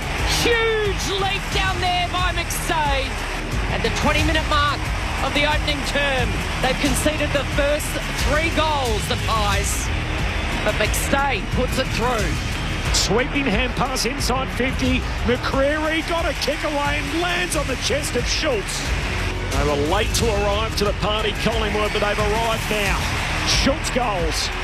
This is ABC Sports coverage of the AFL. On your radio. ABC Sport Digital. And on the ABC Listen app. Just off the SMS, by the way, we were asking earlier on 0437 774 774. Favourite Bulldogs of all time? Dave in Lonnie says my favourite Bulldog has to be Richard Cousins in the mid-80s. Thanks, David. Appreciate that. The McGill boys in Harcourt. The Liberatore father and son are my all-time favourite Bulldogs. Caleb Daniel was a real favourite and represented the Bulldog spirit so much. I'm sad to see him in blue and white now. And I love this one from Steve in Ballarat. He says, "G'day, Lingy, Cal and the gang. My uncle, Jack Slattery, a former Footscray player and Eagle Hawk Team of the Century member. Jack will be on ground tonight before the bounce on his birthday. I remember Jack telling me as a kid he was running behind EJ when he split packs of men open through sheer desire. Every player stood taller when EJ played. I got to meet Teddy when I was 15, and yes, he was larger than life." He goes on to say that Jack kicked 4 goals in the second half of the 61 prelim when the Dogs upset Barassi's highly fancied Demons. But with a laugh from Jack, he'd always remind us in the grand final that he went on to kick 5 behinds. So it didn't quite work out against the Hawks the following week. Quarter time here at the G. It is the Bulldogs by 6 points. It was their quarter early. It was the Pies quarter late. Cameron Ling and Mick Malthouse. That's a perfect summary, Corbs, because it was all Dogs early on, and they were playing with some speed, Mick, and both you and I commented that that's how you can potentially get Collingwood, provided you can sustain it.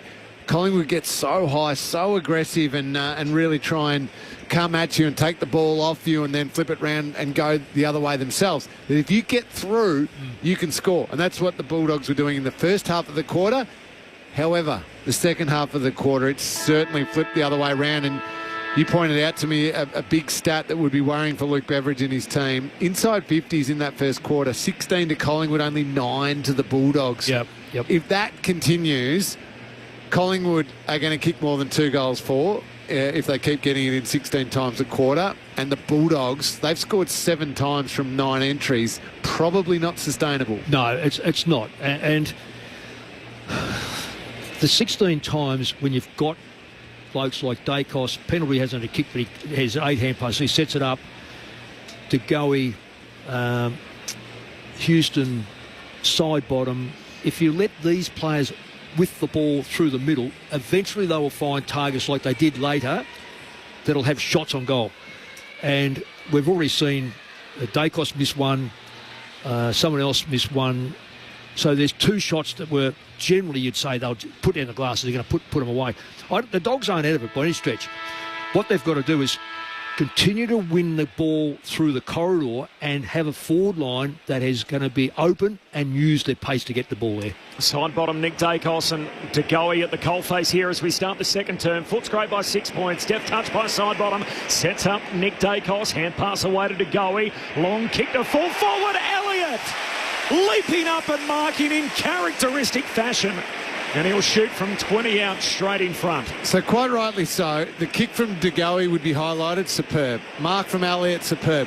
But the handball option from Nick Dacos opened everything up because they went back to him. Now the tendency is either to go lateral or back again. Instead he said, "No, I'm going straight through this," fired forward. The whole ground opened up from there.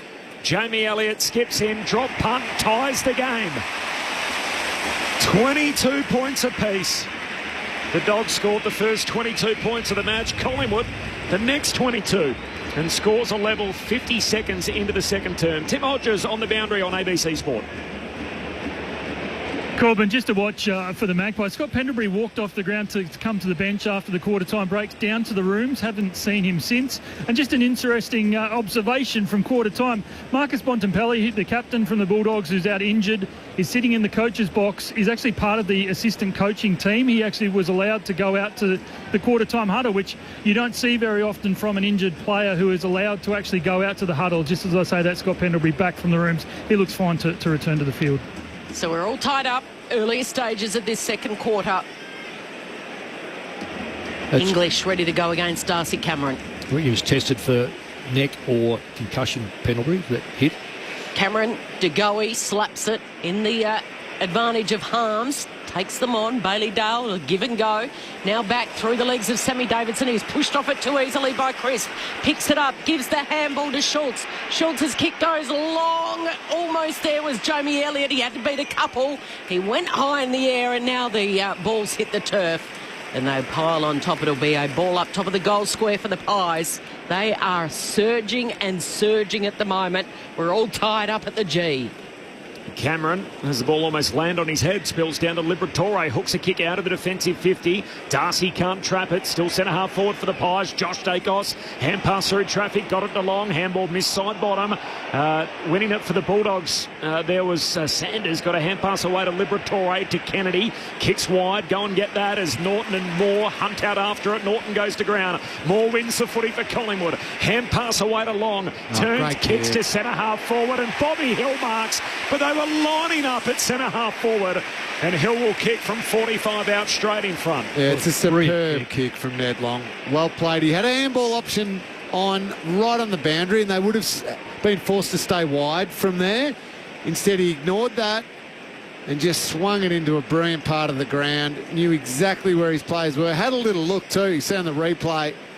Just glanced inboard. It wasn't just a kick and hope. Great play. Hasn't this match turned around from the 14-minute mark of that opening quarter? And Footscray kicked the first 3 goals. Collingwood have now got the last 4. After giving up a head start, the Pies have caught up and now gone past the Bulldogs. 3-minute mark of the second term. Collingwood by 6. 4-4 plays 3-4. Friday night footy on ABC Sport. Mick Moldhouse and Cameron Lee. Well, I'll say one of the things... Number one is the Dogs have got a lot of young players around the football.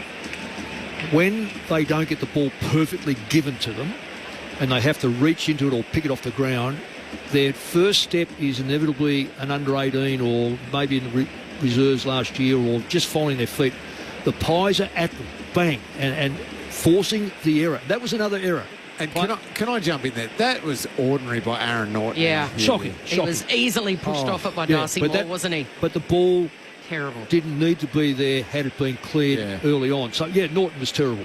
But at the moment, they're making the younger players really panic. And you cannot overuse the football against the Pies. Pies in front for the first time tonight. Liberatore tries to slide it out of the centre. It was smothered. It comes back to Kennedy. He gives it to Richards, who goes along. It's a one-on-one contest. Quaynor beats Sanders. He thumps in the direction, though, only of Vandermeer. To Sammy Davidson, who throws it on the boot. And Darcy is playing in front of Darcy Moore.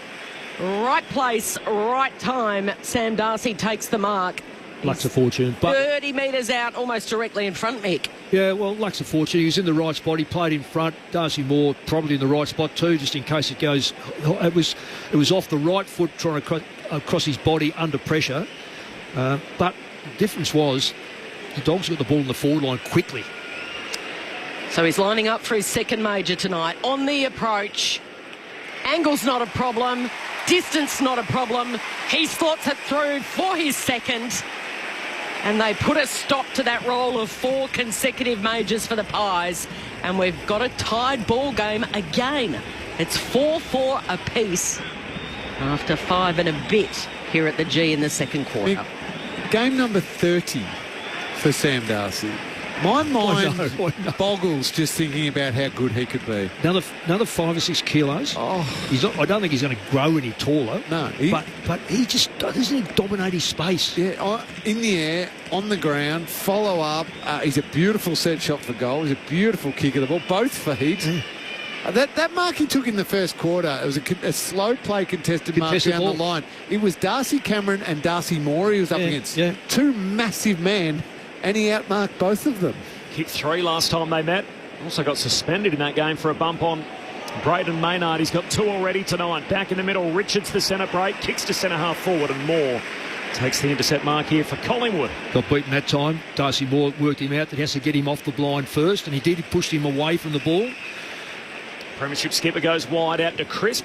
Marks in front of the interchange. Down to half forward. Cox caught behind and Lobb marks in front. That's a good mark. That is a very, very good mark. Big hands.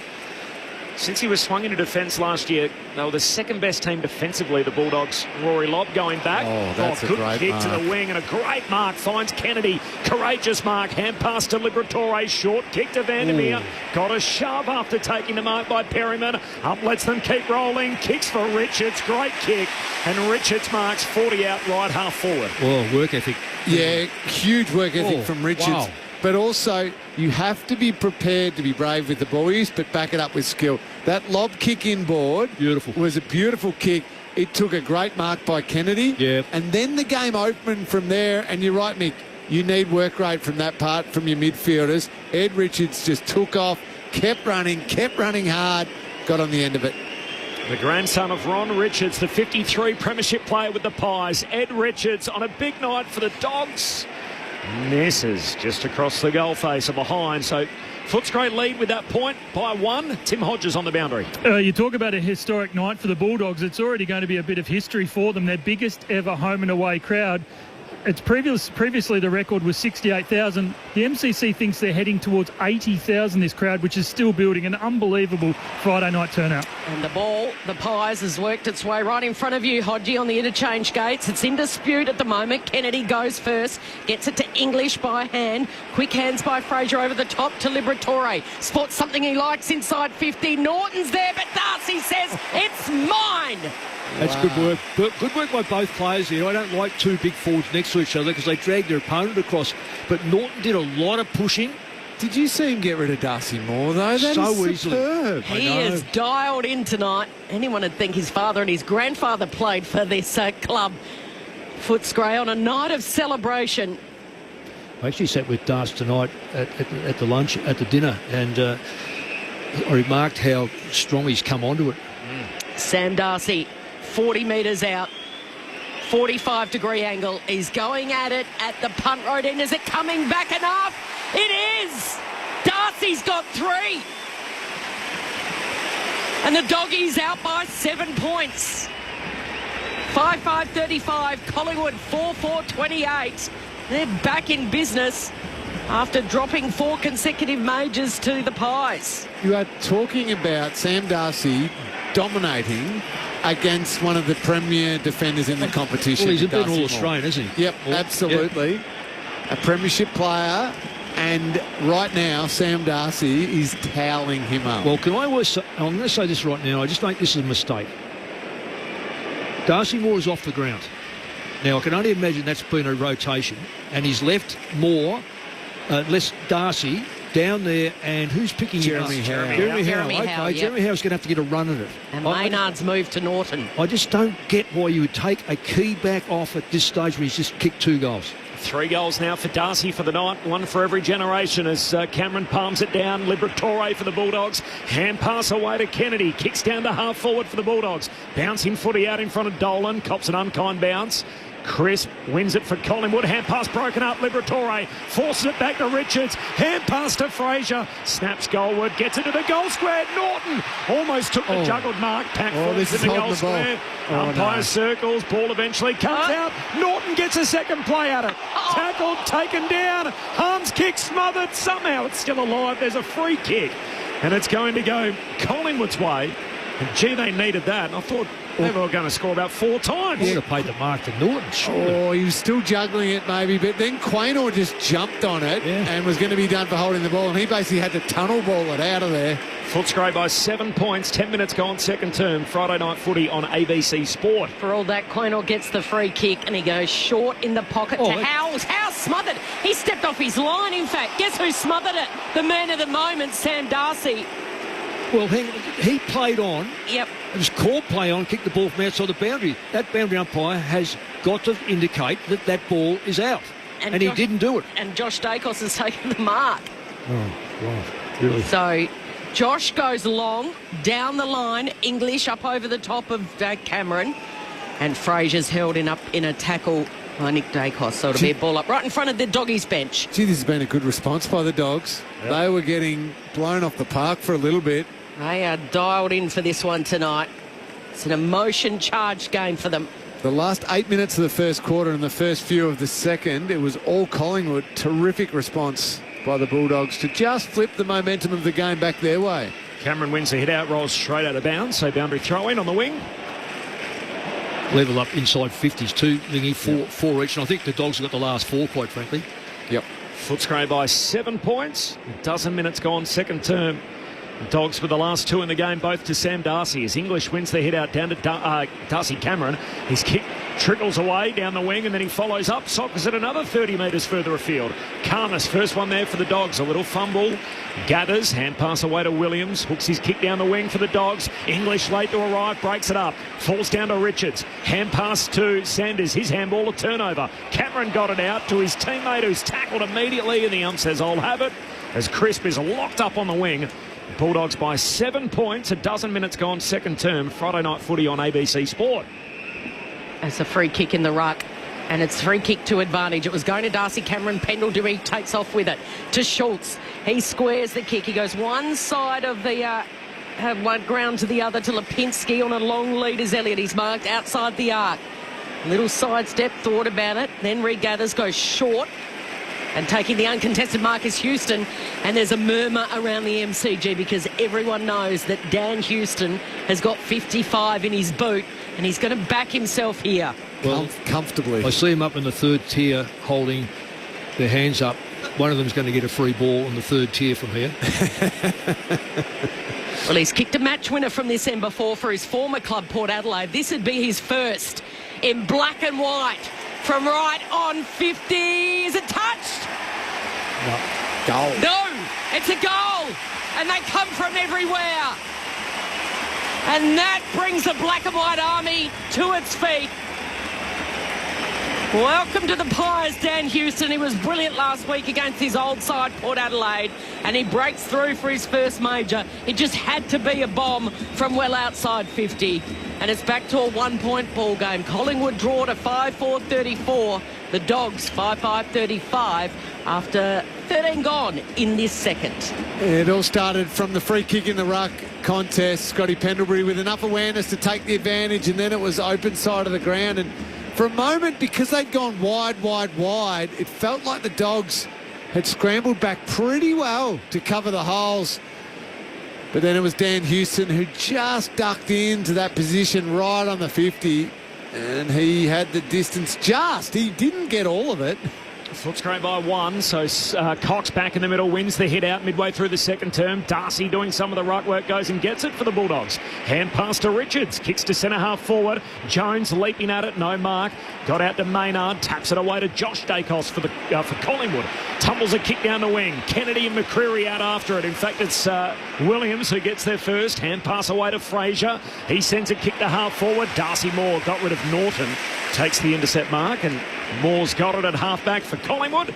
15 minutes into the second term, Footscray by a point. Yeah, Norton worried too much about Moore worried about the ball, and he ended up with it. So Norton really just should have held his ground there. High ball looking for Mason Cox. McStay comes and makes it a contest at ground level. The Dogs with the numbers. This is Bailey Williams. He's got it at half-back. He's twisting and turning, getting around Jeremy Howe. Sets it up for Darcy. Got his hands to it. Yeah, arm chop or push. So free kick. He's covering every blade of grass out there at the moment. He was down back trying to make sure that Dan Houston's almost got his fingertip on it to make sure it was a point. Look at that kick. Great kick. Great kick to half forward, and taking the mark was Richards. He's on the right side for a left footer. He goes to the goal square where Norton is, but it's slapped down by Darcy Moore, who's finding a little bit of confidence after being well beaten by Sam Darcy. He's beaten Norton the last two occasions. So Sam Darcy obviously plays forward majority, spends a 5 minutes maybe in the ruck, and then just heads to the bench. So just rotates up the ground, bench, then comes on fresh legs as a forward again. He's having a huge influence. More long kick up to the wing, spills down to Pendlebury, hand pass to his mate side bottom. The record breakers tonight comes to Crisp. His handball a turnover. McNeil for the Dogs into the forward pocket. Norton juggled mark, can't trap it, and out of bounds it goes. So just repeating that record. So Pendlebury and side bottom, 308 games together tonight. We go past Andrew McLeod and Tyson Edwards, the previous record holders for Adelaide. Footscray by a couple of points here. 16 and a half gone, second term. Friday night footy on ABC Sport. The Dogs in the royal blue, of course, with the red and white hoop and the blue shorts, and the boundary throw-in. Cox down to Lipinski's tackled. And Collingwood predominantly in white with the black stripes and the white shorts. Crawling closer to goal here for the Bulldogs. English taps it down. Mason Cox just tried to mid-air soccer it. Pendlebury's playing for the free. Sanders is in his back. Umpire doesn't blow his whistle. Eventually he does and says it'll be a ball up. Does that too often. Throws his boot at it. Cox, yeah, I thought he was lucky not to be. Very, very. That's a free kick every day of the week. This time Mason Cox soccers it into the left forward pocket, and still side bottom is pushed over the boundary line by Norton. Did I miss a shout out from you, Hodgie, down on the boundary? I don't think so. No. I didn't. You with us, Hodgie? I'm here. Basking in the sun. I thought I heard him jump in before in my ears. And I'm going to go and get some lemon juice for that throat of yours, Corbin. Well, there's a Bulldog that's been taken high here. It was a boundary throw in, and Harms taken high by Maynard, and there's plenty been said. Fraser, Maynard. Do you remember that rule that if you showed any aggression about a free kick and there'd be a 50-metre penalty? Called dissent? Yeah, dissent. That's gone. I reckon anyone who got penalised for that should ask for their money back. Yeah. Because Maynard then just absolutely sprayed the umpire for that free kick. And it was clearly a free for two high on Harms. So Harms lining up to extend their lead from 48. He's going to celebrate before it even crosses the line. He turns to the Bulldogs fans. He punches the air with delight. A couple of high fives from his teammates, and he sprints to the bench full of adrenaline and takes a seat on the pine. Doggies by 8 points. They are back in this contest. 6-6-42 to Collingwood 5-4-34 halfway through the second term. Lingy, are you seeing anyone go to Nick Dacos? No, not generally. Not hard. I reckon they're really aware of him around stoppages. I was wondering about Harms. Would Harms not drift into him every now and again into stoppage? I'm not sure. I can't get a feel for it. No, it's not obvious if he is, and certainly there with him kicking the goal and coming to the bench and Dacos still being on the ground and in the middle.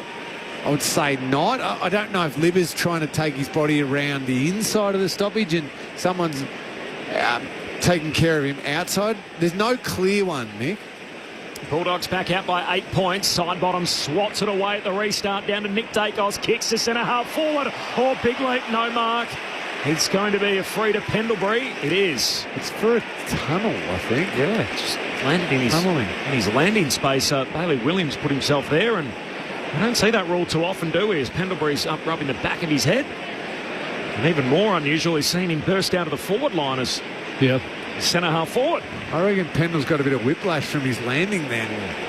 Pendlebury doesn't shoot from outside 50. Great kick. Half volley pick up. Elliott turns, snaps goalward, but misses. Wow, I don't know who was on Elliott, but that was terrible play. Great play by Collingwood, open it up, but no one went with Elliott into it. Like he had a train track from Pendlebury's boot to the goal line. That is not good defence, let me tell you. Footscray by 7 points as we tick into time on second term Friday night footy on ABC Sport. So Bramble makes sure of it to Gallagher. Runs and then kicks along, looking for Vandermeer. Two Magpies up over the top of him. Round the southern side they go. Great handball by West. Gives it off to Jones.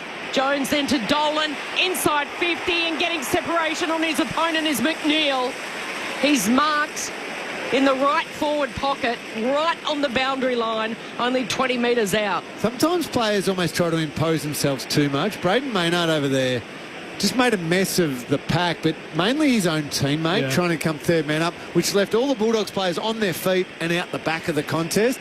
He didn't need to go on that occasion. For a 13-point lead, he goes the left foot banana, McNeil. in that right forward pocket, and he doesn't pull it off. It's just curls a little wide across the face. It's an 8-point lead the Dogs' way, or Footscray's way this evening against the Pies. They've got a lot of lefties, the Bulldogs. He's not one of them as Houston goes short to Maynard, who takes the mark. Hand pass away towards Houston. And Houston, long kick up to the wing. Darcy in from the side, brings it to ground for the Bulldogs, and then steps around side bottom. The party trick from Sam Darcy. Short kick finds West. He's tackled. Says all holding the ball. Jeez. As soon as he picked it up, tried to spin out of the McCreary tackle, and the ump said, there goes your Pryor, that's holding the ball. Isn't there a lot today, Westy? He's generally, I know he's one of those hard-working players on the forward line, but nothing has really fallen his way. He's sort of caught in between. Footscray by 8 points. Maynard kicks it to Houston, got it on the half volley, goes back to Howe, just marks. Ahead of the pressure from Liberatore, who leads the Dogs tonight. In the absence of Bontempelli, of course, a famous name, the son of the Brownlow medalist and Tony Liberatore. Short to Moore. Moore kicks out of defence. Schultz the target, broken up. Williams knocks it down. Richards had a fresh air shot, still centre half back for the Pies. Howe ushers it out to Pendlebury. Over his shoulder to the Dacos brothers. Nick to Josh. Kicks to centre half forward and McStay marks. He looks further inside 50. Cox the target and marks overhead. And Mason's got it at left half forward. He'll kick from 40 out. And there's only one reason why Mason Cox was by himself inside 50 there, because of the hard run of Jordan De Goey. Flew forward, wanted the ball off McStay. It meant Lobb was forced to leave Cox to come across and cover De Goey. And Mason Cox just said, thank you, I'll take that one. That's a little bonus. Brilliant play by the Dacos brothers to the middle of the ground, though.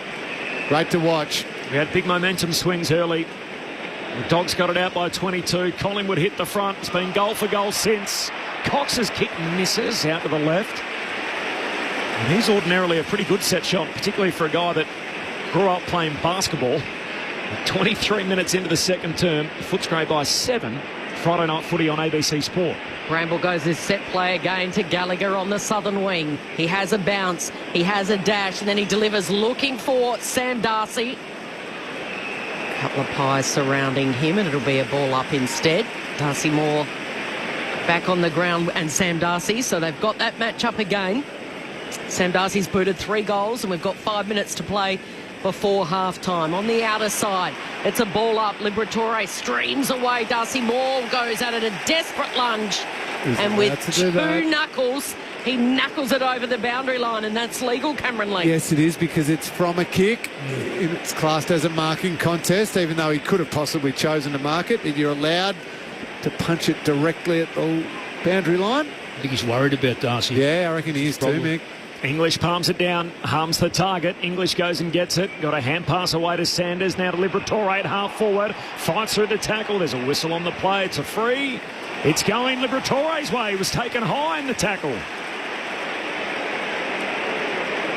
I'm not sure it was so much the tackle of Houston. He might have got clipped on the way through, in which the umpire's blown Sam Darcy. As Darcy leaping up, trying to take the mark, unsuccessful. The kick went in his direction. Houston down to Pendlebury, back to Houston, spun around court. Quaynor, hand pass out to half-back. Dogs sweating on them at the moment. Richards collects. Gee, it's a hot footy, and we got another free for a high tackle. Quaynor taken high. He'll get it at half-back for Collingwood. There's a lot of bodies going in, a lot of swinging arms, a lot of pressure. I like the way Matt Kennedy's fitted right in with this side. They just needed, probably with McRae going to St Kilda, they needed a player like him. And almost that Josh Dunkley type player too. Yes. Dogs by 7 points. Quaynor went long down the southern wing. Cox juggles the mark. It's paid. Gives it to Schultz, who was running by. He kicks to a one-on-one. Jamie Elliott almost a one-hander. Duray wins it. And then he steals it back. Elliott, the umpire says free kick to Jamie Elliott. Taken high against Duray. He's too far out to score. He's got it at half forward. And I can feel Brisbane Lions fans, he's not as good as Josh Dunkley, I will admit that. His eyes are darting. He's looking for a lead. He goes to Cox. Oh, De Goey got it. Took them on. He just tried to bullock his way through at the top of the goal square, and he ran into a brick wall, Tim English. That is holding the ball. Ball up. Cameron palms it down for Collingwood, straight to Karmas. His hand pass stolen. Or to go, he trying to squeeze a kick out of there. Lob grabs it, kicks to the boundary line. That is deliberate. Free kick for Lipinski, left half forward for Collingwood, 35 out. If a player can get to it, it's not deliberate. Yeah, but it's an opposition player, is what the umpire will say. He could have got to it. We spoil the game by that sort of stuff. Not a fan of that one, Nick. Well, I'm not a fan of that one because Lipinski could have got to it easily. Collingwood's number one. Lipinski snaps across the body, hits the post. Gee, pretty good effort in the 45-metre snap out wide. Or make it outside front 50s that if it goes out, it's a free kick. 6-point lead for Footscray, 26.5 gone second term. Bramble goes short to Lob, who's been solid in this first half. Minutes counting down until interval here. It's been a fascinating opening half of footy. Long kick, spoil from Quainer, and then McNeil steps over the boundary line. So it'll be tossed back in right in front of the Pies bench. Margin is 6 points. Footscray leads. That's the exact same margin at quarter time. They kicked the first 3 goals, Footscray. Collingwood hit back with the next 4. Spinning ball back into play. Oh, it almost hits Darcy Cameron in the head. It did, in fact. At the back waiting was Liberatore. He's been tackled by De Goey. Perryman's in there. Quick hands. Side bottom. Had it. Lost it. Richards follows up with a tackle.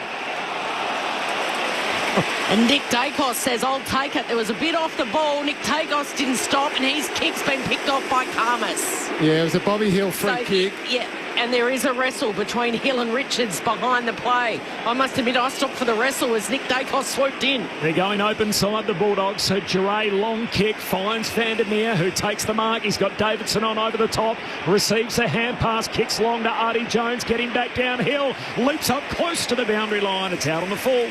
Free kick Collingwood. Just a little bit of penny kick there. 6-point lead for the Pies, and here go Collingwood on the counter-attack. Long hand pass to Josh Dacos, puts it out in front of Perryman, soccers it forward, Williams collects, spins out of the would-be tackle from De Goey, handball to Karmas, hand pass over the top to McNeil. McNeil's got Bulldogs players across half forward. Waiting for it to bounce is Norton. He's trying to draw to the defender so he can hit it out wide to Liberatore on his left. He doesn't connect it sweetly. That's unlike him, the acting captain tonight, Liberatore. Howe chops it off. An uncontested mark. Last line of defence goes to Perryman. Straight down the ground to De Goey. These are all kicks, all uncontested marks. He puts it out in front of Big Mason Cox. Lob comes across. What a brilliant contest. They both go to ground. Somehow got it to McStay. And McStay went to dribble it through and missed his teammate in the goal square, McCreery. Oh, did he pass it? Did he have a shot? Who knows? Half and half. He tried to get it to McCreery and he skittled it with a low kick and it went through for a behind. It's got the old Dennis Cometti line about he picked the third of 2 options. Ball ends up out of bounds on the southern wing, so we'll have a boundary throw in. I just think that he was confused. Do I shoot for goal or do I pass it? They've done everything right. They've opened it up and he's 6'5". Ends up going out a bit through from behind, so minor score. Dogs lead by 5 points, ticking towards half-time. From the boundary throw-in, Nick Dacos spun around, got a hand pass away to Josh. Handball to Schultz, picked up here by De Goey. High half forward, hand pass close to the boundary line. Gallagher finds the safety of the line. The ump says it's all okay, and a boundary throw-in half forward for Collingwood. Half-hour mark, second quarter. It is the Bulldogs who lead it by 5 points, celebrating their centenary tonight. Tremendous monologue pre-game by Bob Murphy and all the former greats out in the middle of the G. First home game here at the MCG in 16 years as it comes down to Davidson from the boundary throw-in, and he's tackled, halfback for the Bulldogs. So 33 seconds to go before half-time. It is the Bulldogs by 5.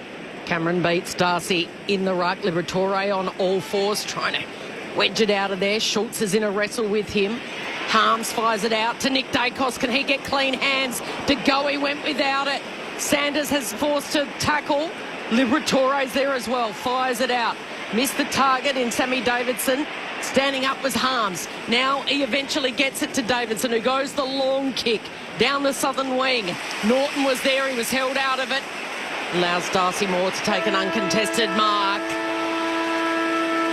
And footy fans on their feet with applause. It's the Western Bulldogs by 5 points at half-time. It's been a brilliant ball game to date. After an emotion-charged pre-match, Bob Murphy narrating the story of the 100 years of this famous football club. The Footscray Footy Club tonight with some greats out on the ground. They came out and pounced the Dogs. They were fired up with the first 3 goals. They led 22-0, led by 6 points at quarter time. And at halftime, they lead by 5, 6-7-43. Collingwood 5-8-38. The goal kickers, Sam Darcy's been the star. He's kicked 3 with his dad, Luke, in the stands. And, of course, his grandfather also playing for Footscray. Singles to McNeil and Vandermeer. And there's goals to McStay, Schultz, Elliott and Hill for the Pies. I missed one for the Doggies. Who did we have? West? Might have been West. West. One for West, one Perfect. for Harms, one for Vandermeer to Done. Make your budget complete. So that is half-time. Footscray by 5 points. Just ahead of Mick and Lingy. Tim Hodges on the boundary. Hodgie, was a horror start for Collingwood health-wise with one of their young stars out of the game early. Yeah, just watching the bad blood between these two clubs. I'm not sure whether the Dogs are so wound up with their centenary night, but there's verbal, there's hip and shoulders, every single contest, and every tackle has been putting the players into the ground. But just touching on Reef McInnes, yeah, in the opening 8 minutes of the ball game, Corbin, unfortunately, his body twisted, his leg buckled, and it's a right knee injury. Just telling you what the club has told us, that they fear the worst. So, yeah, the doctors are so good now that they can normally tell when it's a really bad knee, and for them to sub him out immediately, they knew. And his reaction, he got up and he threw the mouthguard. He was in a hell of a lot of pain. And, you just sort of hope for the best for Reef McInnes, who is trying to make cement his place in that back line for the Magpies. But, you don't think it's going to be a good result with that right knee injury. So Ned Long was into the game within the first 10 minutes of it. So, certainly issues for the Magpies and for Reef McInnes. The Bulldogs yet to activate their side. Oscar Baker is that man. Thanks, Hodgie. We'll hear from you in the second half. So Footscray by 5 at half-time.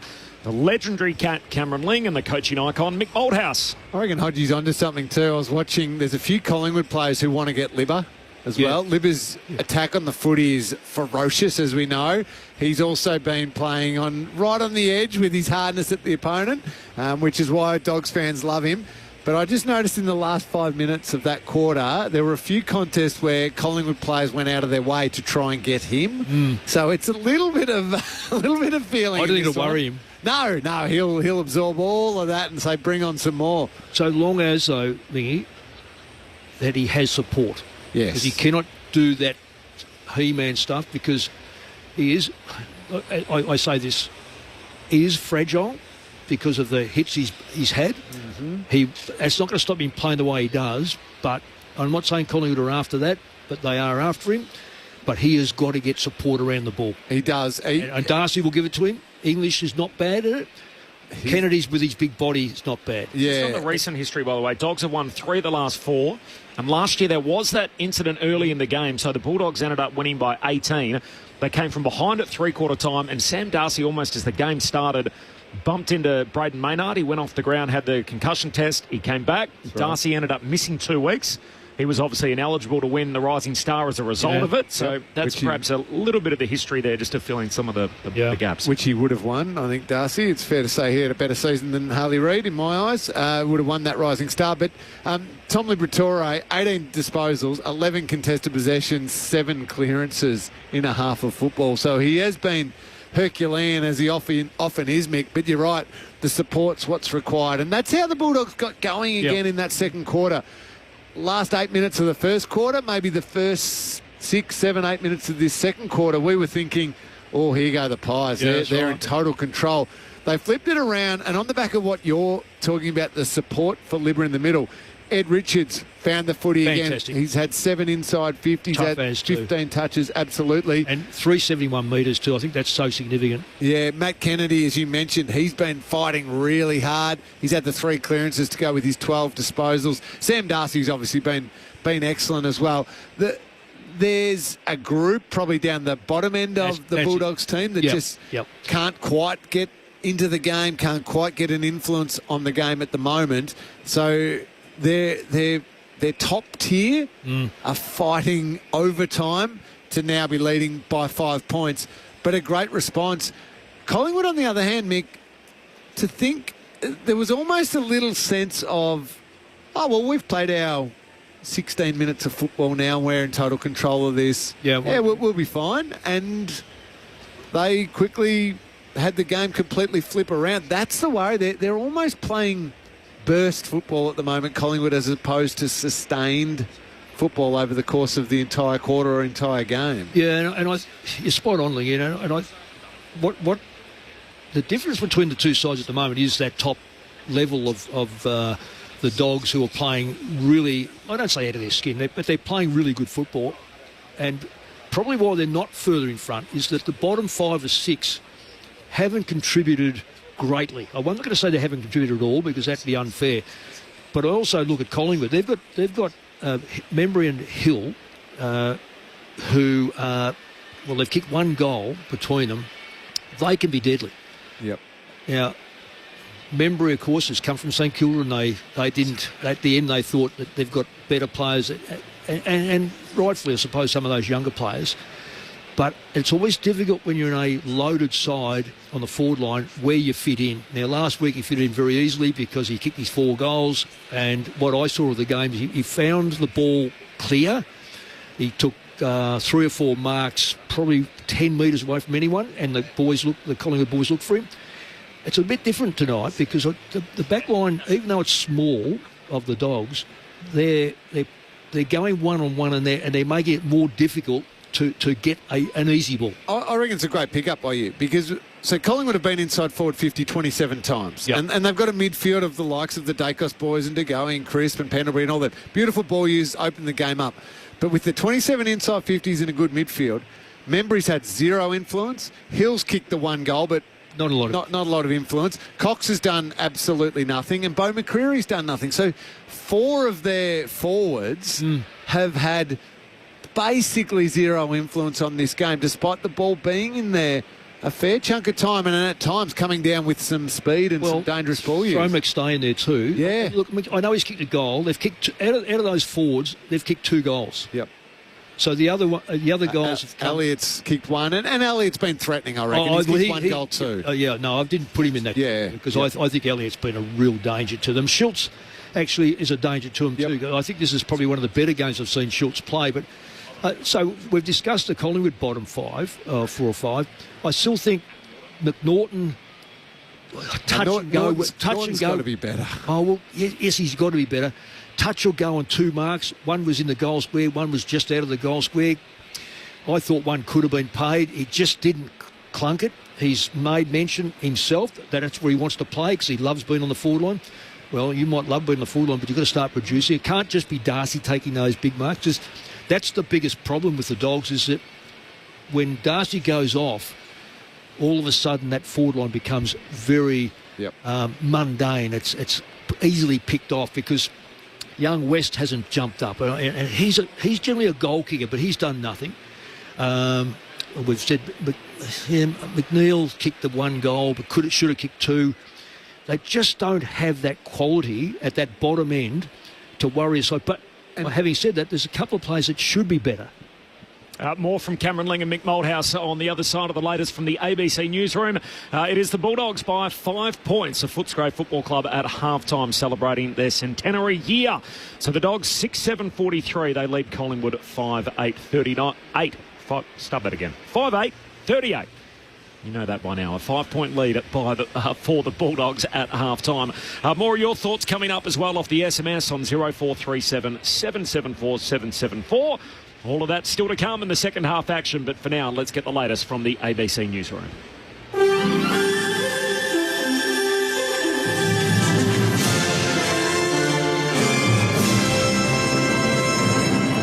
Hello, this is ABC News with David Rowlands. Britain's Energy Minister says there's no suggestion that foul play was behind the blaze that prompted the closure of Heathrow Airport. Patricia Tiano has more. While the UK's largest airport remains closed until at least midnight local time, fire authorities say a probe into how the West London fire began can now commence. The London Fire Brigade has confirmed the blaze is now under control, and local authorities are working on minimising disruption and supporting the community. More than 16,000 homes lost power, and 150 people were evacuated from their homes. Energy Minister Ed Miliband says there's no suggestion of foul play, but says it's too early to tell what the cause of the blaze was. The airport is anticipating significant disruption in the coming days, with over 1,300 flights today alone affected by the closure. The Children's Court of Victoria has granted a suppression order in the case of a 17-year-old who allegedly tried to hijack a Jetstar plane earlier this month. Ruth Brooke reports. The teenager was detained at Avalon Airport on the 6th of March after allegedly boarding a flight armed with a shotgun. Today, a Victorian court granted a 3-month suppression order preventing media reporting of the names of any foreigners the boy may have spoken to before his arrest. Federal police lawyers argued the suppression was needed for national security reasons. Today, it was revealed the teenager is facing 4 additional aviation charges and that a joint counter-terrorism investigation is ongoing. The boy remains in custody and will be back in court next month. The federal opposition has committed to reviewing a scheme meant to help Tasmanians with the cost of shipping and travelling across Bass Strait if they went government at the next election. Federal Liberal leader Peter Dutton today pledged $65 million to improve the Tasmanian Freight Equalisation Scheme and include its passenger vehicle equivalent in a federal government review. Speaking at a cider company in the state's northwest, Mr Dutton says Tasmanian businesses are currently paying too much to do business with the mainland. We are putting our money where our mouth is, and we're saying that we agree with Tasmanians. It's time for this scheme to change and for it to be updated and for it to reflect the reality of the costs that people are incurring. South Korean opposition parties have raised a motion to impeach acting President Choi Sang-mok in a move likely to escalate recent political strife in the country. He's been leading the nation after President Yoon Suk-yeol was impeached over the short-lived martial law he declared in December. However, Mr Choi has angered opposition parties by repeatedly vetoing bills and holding off appointing a constitutional court justice approved by the Liberal-leaning Assembly. The ACT's Chief Magistrate, Lorraine Walker, has refused bail to a man accused of serious sexual offences, saying the risk of him reoffending if he was released was too high. Elizabeth Byrne has the story. The man is charged with possession, control and transmission of child abuse material, along with a charge of bestiality. Chief Magistrate Walker said she was particularly concerned that his attention was not directed at any particular sex, species or age. Police found the child abuse material on his computer, along with inappropriate images of women filmed surreptitiously in public places. The man was remanded in custody until next month. Several students have been expelled from a prestigious private school in regional Victoria following an investigation into student violence, which has been described as horrendous and confronting. Last month, allegations emerged that senior boys at a Ballarat grammar boarding house had been striking younger boys with belts. Principal Adam Heath says an independent inquiry has confirmed the allegations and a number of students have been expelled. We have an incident that's arisen here that is utterly unacceptable. It's well beyond the values of the school and anything that we would ever accept. We will work tirelessly to look unrelentingly at what has occurred. We will work to learn from this incident and we will make our school an even safer place. The first female director of the Art Gallery of New South Wales in their 154-year history will take on the role next week. Maud Page has been appointed to the top job following a global recruitment process. Ms Page, who's currently the gallery's deputy director, says it's rare for someone in that position to be promoted. There has been so many incredible deputy directors that unfortunately have not been given that opportunity. So I'm very aware of that, and it's just an incredible position to be in. And in the NRL, the New Zealand Warriors have beaten the Sydney Roosters 14-6. The World Test Championship is coming. He gets connection here, lifts it over the keeper, one bounce for 4. Australia versus South Africa. And he nicks it, he's got him again. Catch every ball on the ABC Listen app. This is the 2025 AFL Premiership season on ABC Sport. Nick Dacos, hand pass away to Degoe. Long kick to full forward. Elliott leaping up and marking in characteristic fashion. Jamie Elliott skips in, drop punt, ties the game. To Sammy Davidson, who throws it on the boot, and Sam Darcy is playing in front of Darcy Moore. Angle's not a problem. Distance not a problem. He slots it through for his second, and they put a stop to that roll of 4 consecutive majors for the Pies. To Liberatore, spots something he likes inside 50. Norton's there, but Darcy says, it's mine. Did you see him get rid of Darcy Moore, though? That So is easy. superb. Going at it at the punt road end. Is it coming back enough? It is. Darcy's got 3. You are talking about Sam Darcy dominating against one of the premier defenders in the competition. Right now, Sam Darcy is toweling him up. And taking the uncontested Marcus Houston, and there's a murmur around the MCG because everyone knows that Dan Houston has got 55 in his boot. This would be his first in black and white from right on 50. Is it touched? It's a goal, and they come from everywhere, and that brings the black and white army to its feet.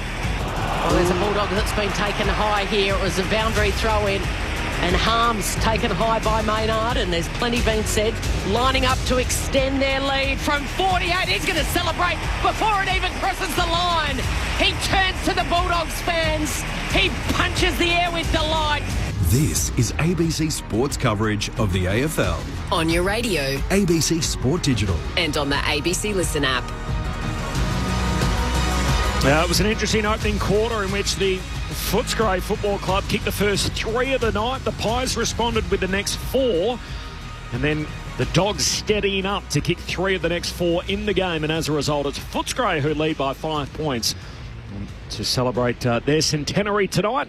They're on top at the half against the favoured Pies. So it is 6-5-43, the Western Bulldogs who lead Collingwood 5-8-38. Corbin Middlemass alongside Kelly Underwood for the call. Tim Hodges on the boundary. The legendary cat in Cameron Ling and the coaching icon Mick Malthouse. Just off the SMS, 0437 774 774. Dan says, favourite Bulldogs also a pie. Weed Georgie Bissett. There you go, Mick. Yeah. Actually, you know what? My first game with St Kilda. Yep. Can't remember it. Got knocked out, but played on Georgie Bissett. There you go. And he didn't clobber me, so it wasn't him. Hi, Corby. Chris Grant was my favourite Bulldog growing up, but answer largely generational. Bont, I'd say, is the best overall from Brett in Canberra. Thanks, Brett. Appreciate that. And from Matt in Tassie, doctors entering the field of play during live action to check on head knocks is utterly ridiculous. The player must be brought from the ground to be checked. If it was concerning enough for the doctor to run onto the field, then clearly it's appropriate for the player to be brought from the ground. Tell the umpire, blow the whistle, remove the player. From Matt in Tassie. He's spot on, but how do you umpires can't be doctors, so how do they know that player is? It's the only way I can think of it is the emergency umpire via the doctor runs on and informs that if that player doesn't come off, informs the central umpire, and a free kick's given if that player doesn't come off.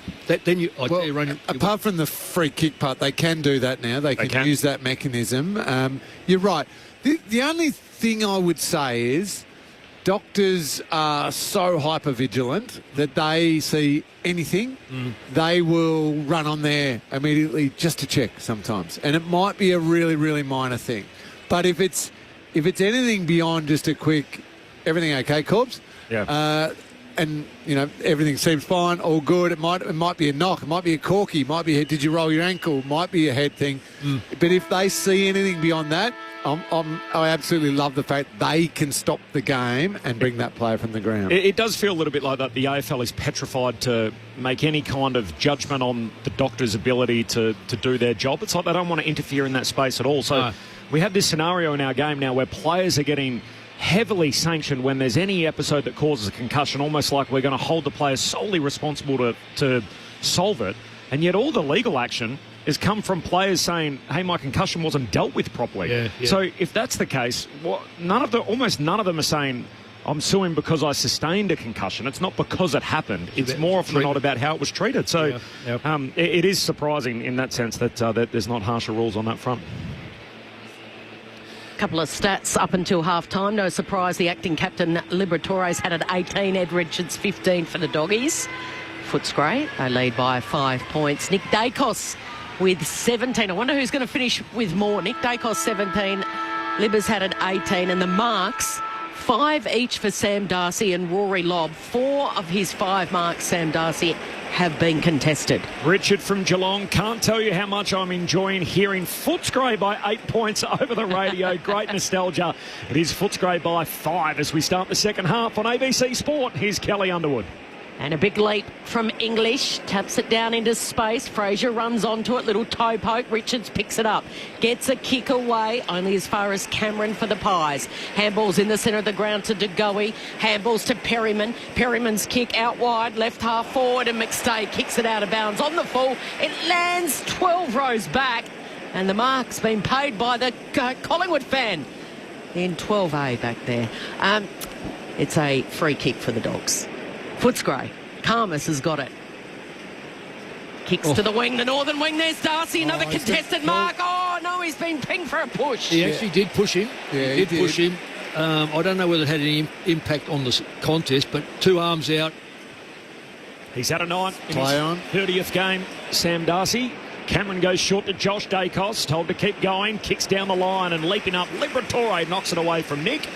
And over the boundary line, a throw in high half forward for Collingwood. You get a blood nose out of that, Libby, because that's as high as I've ever seen him jump. The only Dogs premiership player out there from 2016. Interestingly, last weekend, St Kilda had 2 in McRae and Cordy, so they had more premiership players in the Dogs 2016 team playing last weekend than the Bulldogs did. As the Dogs send it down to half forward, hitting up to meet it is Norton. He's tackled, dispossessed, holding the ball, tried to fight through the tackle of Darcy Moore. He's got to be stronger than that. He really has to put the feet on the ground, don't get moved. Oh, Moore goes back, trying to hit Perryman. He slips over. Dogs in here. West collects. Hand pass to Darcy. Darcy hits the post. The pressure was coming, but he was 15 out, no one in front of him, and jams it into the post. Maynard, desperate, trying to smother. Forces the error. 2 minutes into the third term, Dogs by 6. The easiest kick he's had all night. He's booted 3 majors. Straight down the ground go the Pies on the kick in to Perryman by foot, to Pendlebury by foot, to Nick Dacos. Coming up for possession number 18. It's been another Nick Dacos-like performance. Takes on the man on the mark, runs to the southern side of the ground and then kicks just outside the 50. A bouncing ball. Bramble gets it. Duray taken high. Wins a free. Ball wants to go. He did go. And then thought better still. And he kicks backwards in the defensive 50 to Lobb. Goes across the face. It was risky, but it was a pinpoint pass. A long pinpoint pass by Boot to McNeil. And the McDill looking for Libber, who's happy to see it over right in front of the benches. Had Maynard for company. 2 tough customers. Liberatore pulls up a little proppy after that. Right in front of Tim Hodges, who's on the boundary for us tonight, just clutching at that right knee. But Hodges to keep an eye on it as English reaching over the top. Free kick, Collingwood, advantage applied. McCreary, hand pass to Pendlebury, gives it to Josh Dacos, kicks to full forward. McStay and Karmas down there. Ball hits the deck. Schultz onto it, sells the dummy, kicks the goal. Game tight again. Lockie Schultz bursting through the Dogs defenders, broke one tackle, shook Lobb, and jams it through from the goal line to tie the game. 3.5 minutes into the third, 6:8:44 apiece. Lockie Schultz with a couple for the Pies. Mick, I reckon that's about the third time I've seen from a stoppage, a free kick being paid, but then from the advantage, Collingwood, almost like the line out in rugby, of just a wave of runners, opened up the whole ground. Also, I've just noticed it's another cross, if I can say it, about a younger player not taking the ball cleanly. That ball was there to be taken in the back line, or I don't know if there's a free kick there or not, but nonetheless, you've got to take that ball when it's near you. Scores a level, Physio's been out to Liberatore. He waved him away and he's at the centre bounce here, lining up alongside Pendlebury. He's got it. Handballs to English. Handballs to Kennedy. Dodged a would-be tackler, gave it back to Gallagher, who just jams it on the boot. Spoil came from behind from Harms. Crisp underground handball was magic. Off to Josh Dacos, to Nick Dacos.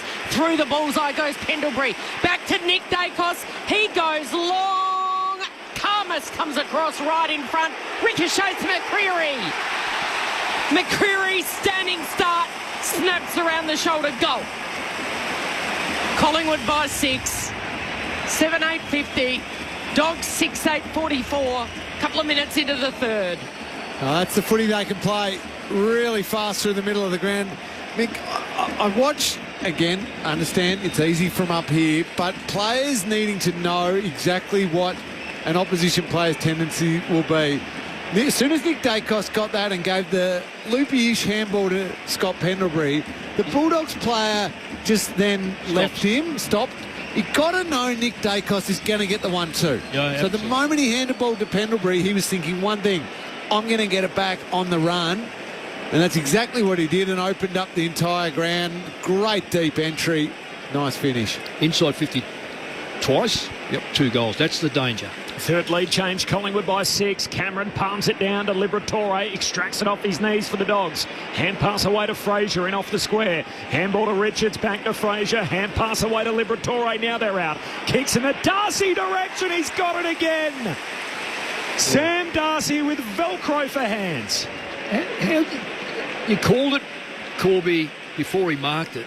His presence as a young player, he gets in line with the football. Yep. He takes it at its highest point. He gets rid of... Darcy Moore is a All-Australian and didn't even get his fist to it. Yeah, and it's such a quick movement to just get his opponent off the line and then come back at the ball. This guy is going to be a problem for opposition teams for the next decade. The third generation Dog hits the post again. It's hit the same post twice in 5 minutes. Yeah, so he could... Yeah. Well, it could have been 5 already. Well, it could have been 5, and that keeps them back in the game. That's the danger. Collingwood's lead is 5. 7 minutes into the third term. Friday night footy on ABC Sport. Howe goes long to the broadcast wing. Lovely launch from the side from McStay. Takes a contested mark. English should have been really... He was unsure, English. He should have attacked that football. McStay wouldn't have been able to take that mark. Wedges the kick over the top. Uncontested mark, Nick Dacos. You don't have to mark everything. What you have to do is put body pressure on. He's got it at half-back. He goes to the pack. Defensive side to the attacking side of the wing, off hands from the taller players. Crisp swung around in a tackle, spills the way of Membry, just gets his boot to it. Tough one here for McStay to gather. Flicked out clever by the Bulldogs to Gallagher. Short to Karmas. Now Bailey Williams right up against the boundary line. It's going to go to centre wing. Norton in front, got his hands to it. Couldn't take the mark. He wins the free kick. He had 2 tall Collingwood players behind him and he wins the free kick. Wants to move it quickly to Libber. Libber's got it at half forward. Flicks it into Bailey Dale. Usually good by foot. Where's Sam Darcy? He was down there. He was knocked off it in the pack. And Moore grabbed it and Artie Jones grabbed him. It'll be a ball up. I can understand why he's actually looking at the umpire there, Darcy. Yeah. Sam Darcy, I reckon he got pushed away from the ball. Darcy reaching over the back, palms it down to Fraser, tackled, dispossessed. You can throw a blanket over 15 of them in the forward pocket for the Dogs. How about Braden Maynard, by the way, was asked by Fox Footy at half-time, Sam Darcy's playing well, how are you going to stop him? And Maynard's response was, is he? I haven't noticed. Maybe he's noticed early in this third term. He's threatened to bust this game open from the ball up. The ball's out of bounds. So still a stoppage. Forward pocket for the Dogs. Yeah, that's a better setup by the Dogs outside their front 50 now. It's now they've got a spare play behind the ball. We get a score from the stoppage here. English palms it down into the path of Richards. Sockers it, but in the wrong direction. Goes and chases his own ball. Now he's lost track of it. Dogs win it through Fraser. Hand pass over his shoulder to Dale. Snaps across the body from 45 out. English down there. Great work, Perryman. Breaks it up last moment for Collingwood. Side bottom, hand pass to Maynard. Kicks down the wing. Over the head of Cox and Lobb, which is hard to do. Lobb gets back, tracks it, picks it up. Good pick up to Gallagher. Wheeling around out of trouble down there was Williams. Gets it back. In a prickle here is Bramble. He fires out the handball. Pies fans want holding the ball, and it will be a free kick. Bad decision, that one. He didn't see the hand pass. There was a hand pass there by the best umpire in the competition, Brett Rosebery. And there's a bit of afters after Wood as Rory Lobb goes down hard over the boundary line. So DeGoey wins it. That was all after the free kick had already been paid. McCreary rips him into the AstroTurf. So, well, that does some tickle, Kel. Taylor Duray actually got involved in the push, despite being on the bench. I think he got a little telling off from the emergency umpire there. So short, sharp kicks. It was DeGoey to Pendlebury and now to Crisp. 70 out from goal, right up against the boundary line. Again, just slicing and dicing their way forward by foot. Now it's Josh Dacos. That's not 15. To Long. Wheels around, 55 out, goes to the hot spot. Karmas was there, off hands. Elliott, here's a chance for Lipinski, thought about it. Schultz snaps. Oh, touched on the line by Cameron, who went for the mark. Wasn't going to be a goal. It was going over across the face, and Darcy Cameron was pushed right on the line and couldn't take it. It's a rush behind. Pies by 6 points. Pretty big moment in the night right now as the kick from Dale out to half-back. Yeah, that's got to be 50. Yes, it is 50. That's silly play by, is it Jeremy Howe? Howe. He took the mark and then goes and grabs him. It's just no. English took the mark. Howe held him up. English dropped the footy 50 metres as the kick from English out to Norton, who marks it left half forward for Footscray. Love that from English. Had the awareness. He hadn't even finished getting the 50. He's allowed to just go. Saw Norton was free. Kicked it there straight away. We've been asking for Norton to really stand up. He's the experienced player in this forward line. Big if he could go back and nail this one. Kicked 3 last week. Hasn't got one so far tonight. He's going to dab it into the forward pocket for English, who's up and can't complete the mark. Lipinski did well outside just to force it out of play. Oh, I'm not sure about that. Take responsibility. You're 45 out. You kick the ball 50 metres. Norton, he hasn't got a goal yet, and he hasn't contributed a goal to the side in any fashion today. So take responsibility. English this time slaps it down. Ball to be won at ground level. Howe goes to ground and it's a free kick. Holding against Norton. So Jeremy Howe's got it. Defensive goal square. Flares the kick wide to Darcy Moore, who's got a bit of space.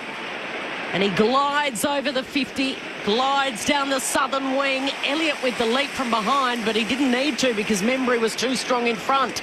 And then he gets on his bike, does Elliott. Membry goes to Elliott. He retreats, goes back to Lipinski, and then the sharp pass on as the lead of Lockie Schultz. Yeah, beautiful patterns from Schultz. He was the one bolting back towards goal really hard to be the first option. As soon as that wasn't taken, a little hook lead, came back at the kicker. Got the separation on Bailey Williams, who was his opponent. Yeah. And he's gone back from well outside 50. So Bailey Williams 10 metres in from the boundary line. Has he got the distance from here, though? He's not an overly long kick, so he might just put this at the end of the square. Yeah. And he does that. He keeps it low. He's going for Darcy Cameron. Lob was there. Spills clear. Dale to Williams. And tackled over the boundary line was Davidson. I think everyone in the MCG knew Schultz was going to do that except the Western Bulldogs. I know. Because they were late to go to Darcy Cameron. Yeah. And that's always the ruckman they go to. Yeah. Because, you get that. The backline players generally play pretty tight at that stage, but the ruckman gets a little bit idle. Friday night footy on ABC Sport. Cox rucking, wins it down, but straight to Davidson of the Bulldogs. Hand pass to Fraser. High up and under out to half-back. They all leap for it. They all miss it. Ball hits the deck. Close to the boundary line. Quaynor keeps it alive for Collingwood. Got it through to Long. Still 55 out at half-forward. Surge kick inside 50 out on the full. Yeah, Collingwood are starting to... we've seen these periods where the Dogs have got to hang in here. Collingwood have really pushed hard forward. Tim Hodges on the boundary. Hodgie. Corbin, probably something we all feared. Collingwood has just confirmed to us that it is a suspected ACL for Reef McInnes. So they've given us great access all night, including Isaac Quaynor half an hour before the game. But that's not the medical information we really wanted. So not good news for McInnes. It's terrible news, Hodgie. The kick from Karmas went straight down the throat of Mason Cox. He's two kicks out from goal. Pack forms. Elliott goes in hard. He rolls once, he rolls twice. And then it's McNeil who's stripped of the footy. That is holding the ball. Lockie McNeil trying to dance his way out of the defensive 50.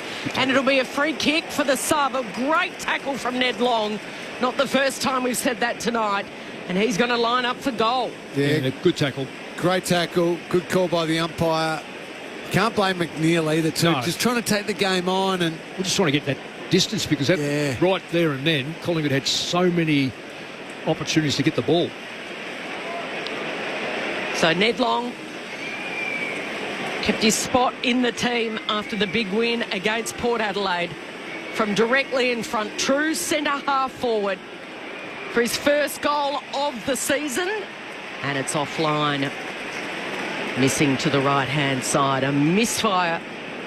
And the margin is 7 points. Pies lead. Footscray by 6 at quarter time and by 5 at half time. Dale short to Harms, back to Dale. Short kick finds Sanders, a high pick from last year. He moved off his line, umpire told him to go, so chips it short down the wing. Artie Jones drops a mark he should have taken. Still with the Bulldogs. Hand pass away to Karmas. Kicks down to half forward. West the target, slides through his hands. Moore cleans it up for Collingwood. Hand pass to his premiership teammate in Howe. Links up with Pendlebury. The smooth mover through the middle. 1-2 with Howe. Back to Pendlebury. Hand pass to Nick Dacos. Kicks for Elliott. Punched away by Lobb. Lobb goes to ground. Elliott can't trap it. Bobby Hill clever. Sockers it to Elliott's advantage. Still 40 out at half forward for Collingwood. Hand pass to McCreary. Centering kick is superb.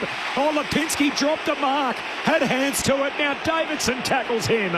And a ball up, 35 out from the Magpies goal. Collingwood by 7. 16 gone in the third. Friday night footy on ABC Sport. Well done by Lobb there to save that ball. That was gone. Mason Cox wins it down easily, but straight down the throat of Bailey Williams. Gives it to Fraser, throws it on the left. 1-on-1. Dolan, the youngster, does well. Skips off after it, tries to loop it up to Vandermeer. He goes to ground. Ball still alive on the outer side. Players pile in from all angles and held up in the tackle. It'll be a ball up. A metre in from the boundary line, right in front of the Shane Warne stand sign. McNaughton in the ruck, I Yes. reckon, just to get him into the game. And he couldn't win it in the ruck there, and now it comes down to Lipinski. Breaks a couple of tackles and hits up Membry on the chest. Tough angle, 10 metres in from the boundary line. He'll kick just inside 50. Can I say what's not working? Norton in the ruck. He hasn't got near it. You might as well put Lever in the ruck. When you're in the ruck, you've got to, the body must be just drive your body into your opponent. And if you don't want to do that, get back, jump and get him in the neck with your knee. So super strong start to his time at Collingwood with his 4 goals and 10 marks last week. He's in the right forward pocket at the punt radar end. A couple of steps, sends it on its way. It's touched right on the line. Just like this contest, millimetres in it, and it's through for a behind. The Pies by 8 points. 18 minutes into the third term. Dale short deliver, got it back. He loves the give and go, and then Dale has to retreat back to Liberatore, trying to exit defence. No mark for side bottom, spills down to Artie Jones for the Dogs. Hand pass to Dolan, tumbles a kick down to half forward, bouncing footy. Howe and West, happy to see it out. Throw in half forward for Footscray, but they transition the footy at least up into their front half. 18 minutes gone in the third. Collingwood by 8. Maybe they'll do the same with West. If they're going to put Norton in the ruck, got to get West up in the play as well. He's just been really monstered down there. Mick Malthouse on ABC Sport. Friday night footy. We'll have another ball up here from the boundary throw, and we're going nowhere fast. Yeah, that's Quaino going to him too. He's just too strong for him. 18 and a half minutes gone. Third term. Collingwood by 8. They've kicked the last 2. There's a free kick at the stoppage. It's a Nick Dacos free. As his jumper tugged in all of that, threw his arms back, and the umpire bought what he was selling. Hand pass away to Josh Dacos. He gives it to side bottom against the boundary line. Kicks up over halfway. The target was Membry. Dale breaks it up for the Bulldogs. Runs into trouble immediately. Got it back out to Bramble. Hand pass to Williams. Southern boundary line. Dogs still with it. Handball to Lever. Short kick down to high half forward and finds Dolan. Josh Dolan, the 18-year-old, with 26 on his back, sends the kick inside 50, turns it over. And Howe takes the intercept mark. There's another one down the bottom into the 22. They just can't contribute. And I don't say he's not trying, but just the quality. He's able to hit up Nick Dacos, who goes to Houston. Houston goes long around the southern wing. Schultz has got to beat a couple of Bulldogs out there, and Bailey Williams made sure it went over the boundary line and was able to kill it for a moment. So Collingwood by 8 points. Schultz is the only multiple goal kicker. He's kicked 2 for the Pies. And for Footscray, Darcy with 3 goals too. Hit the post twice. This game well and truly in the balance as it's tossed back in on the outer side. Norton in the ruck with Mason Cox. Scramble at ground level. Liberatore fires out the handball. It comes to Williams. Bearing down is Elliott, puts pressure on the kick. Awkward one. Side bottom picks it up. Handball's over his head to Davidson, the intercept. Back to Norton. All by hand across half back before Bailey Dale. Beautiful kick to Fraser. Streaming past him at full pace is Gallagher. Accepts the handball and then hits up Vandermeer from 50 out. Perfect. The passing, the precision, perfection. And sliding in the right forward pocket and taking the mark is Riley West. And that all comes from Bailey Dale. Yep. A brilliant kick because the Dogs were under pressure. The heat was coming. Couldn't clear it. It was messy, wasn't it, Mick? Throwing the ball around, a little bit of hot potato. You can have the heat, not me. And then Bailey Dale said enough of this and hit a laser through the middle of the ground. Well, this has got to be done because really he's been quite poor. Kicks a goal here, makes up for it. Tough assignment ahead of him. Riley West needs to thread it, and he does. The Sons of Guns have come to the party as Footscray celebrates its centenary. Sam Darcy has 3. Libber's the acting captain, and Riley West bobs up with his second goal. And they draw back within 2 points. 7-9-51. Collingwood 7-11-53. And there's 5 minutes to play before three-quarter time. Well, he needed to get in the game. And what he did, he read the ball very well, Lingy. He read the ball coming out of that at that centre line. His Collingwood player took the corridor, which is sometimes right. Yep. But then he was able to find that little bit of space.